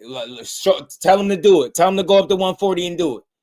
See how we just get people wins? Tell him to go up to 140 and do it.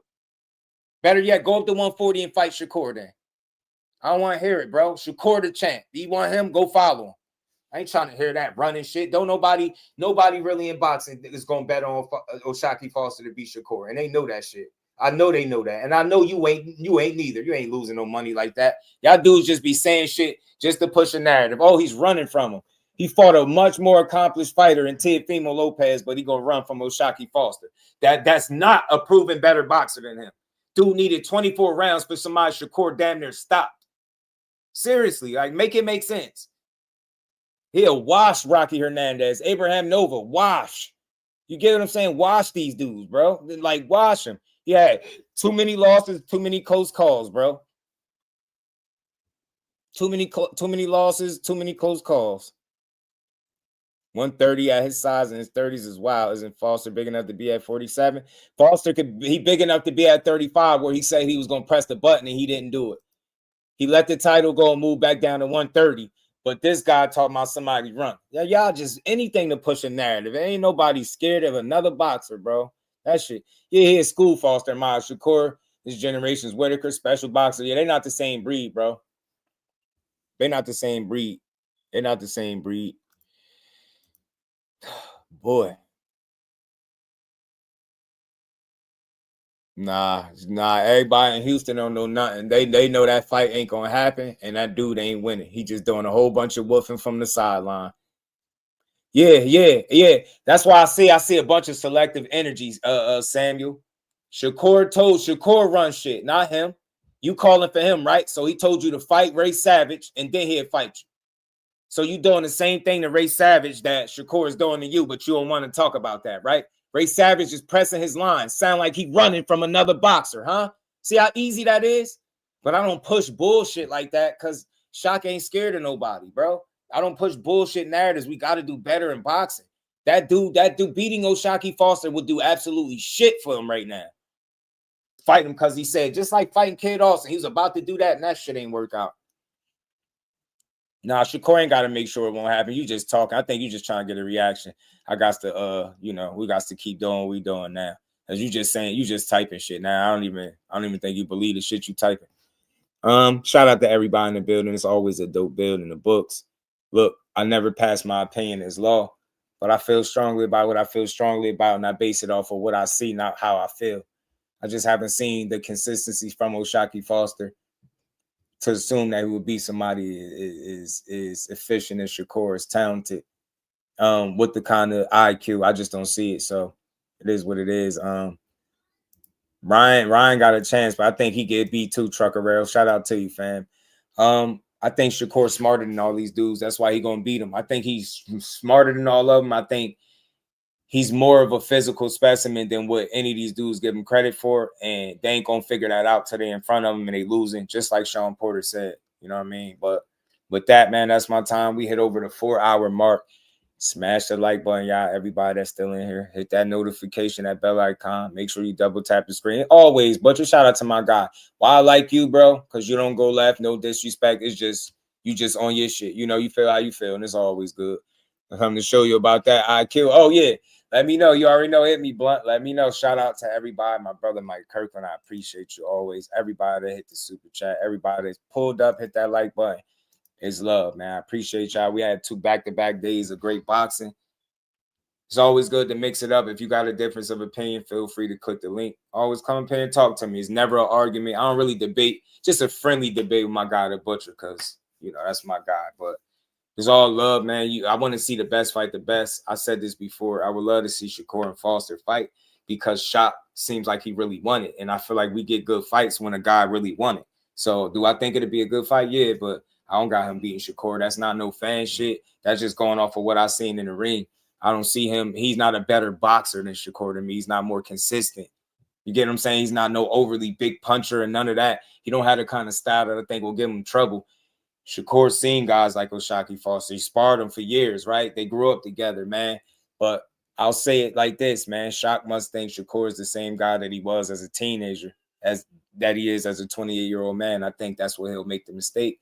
I think Shakur has gotten considerably better than he was when they sparred, when they used to work. And I think he'll be in for one if they get in there and fight. You know what I'm saying? But we'll see. Hopefully, if he can't find a better option, Shockey is available. You know what I'm saying? We'll have the 50-45 version. Let's show you how versions need to be fighting boots. I'm telling you, they better. Shout out to Zoomverse. But look, much love to everybody, man. It's a good Monday to start the week off for boxing. We got a lot of snow, y'all, but we're going to be right back to build on this boxing like we always do, man. Much love to everybody, man. Y'all make sure y'all enjoy the rest of this good Monday. And we're going to be back tomorrow. We got a lot more that we're going to talk about that I didn't even get to. It's a lot of clips and stuff. We're going to have some fun with it like we always do. So with that, y'all, we're going to get up out of it. Foster name big enough for Shakur to fight. Ryan's is, yeah. And Foster, look, again, he should have stayed at 135. I could respect it more. He went right back down to 130. He went right back down to Yeah. Shout out to Ishmael. My thing is this, bro. While we still in here, y'all, we need y'all to know this. I'm not big on debating because I'm not trying to force my opinions on y'all when I'm up here talking. That's why I dropped the link. My link is always in my community section for y'all to click it. Not to argue, but come up here and state your opinion. If you see something different, come talk to me. Most people like to argue. I'm not into that because I don't want to be aggravated just to talk boxing, right? Everything I say ain't law. When I do speak facts, I'm going to say facts. When I'm giving you my opinion, I'm going to say my opinion. But I don't agree to disagree. I build. If you like to build on boxing, if you like to tell me how you see it, feel free to click the link. Don't be shy. Don't be scared. Come talk to your boy. This is one of the best channels this is the best channel you could come to if you don't want to argue, if you want to get your point across, and you don't want to be insulted or argue with just to have your opinion. You're in the right spot. So shout out to Ishmael, my guy Mike Kirkland, and the rest of the gang, man. I will see all of y'all tomorrow. Peace. Representing Brick City, Shakur. Finding those levels too. Look at that 4-punch combination. It's a masterclass right now from Shakur Stevenson. That's what you're seeing. A masterclass. Right hand, and Shakur meeting him with a straight left hand. Oh, there's a knockdown scored with the left hand.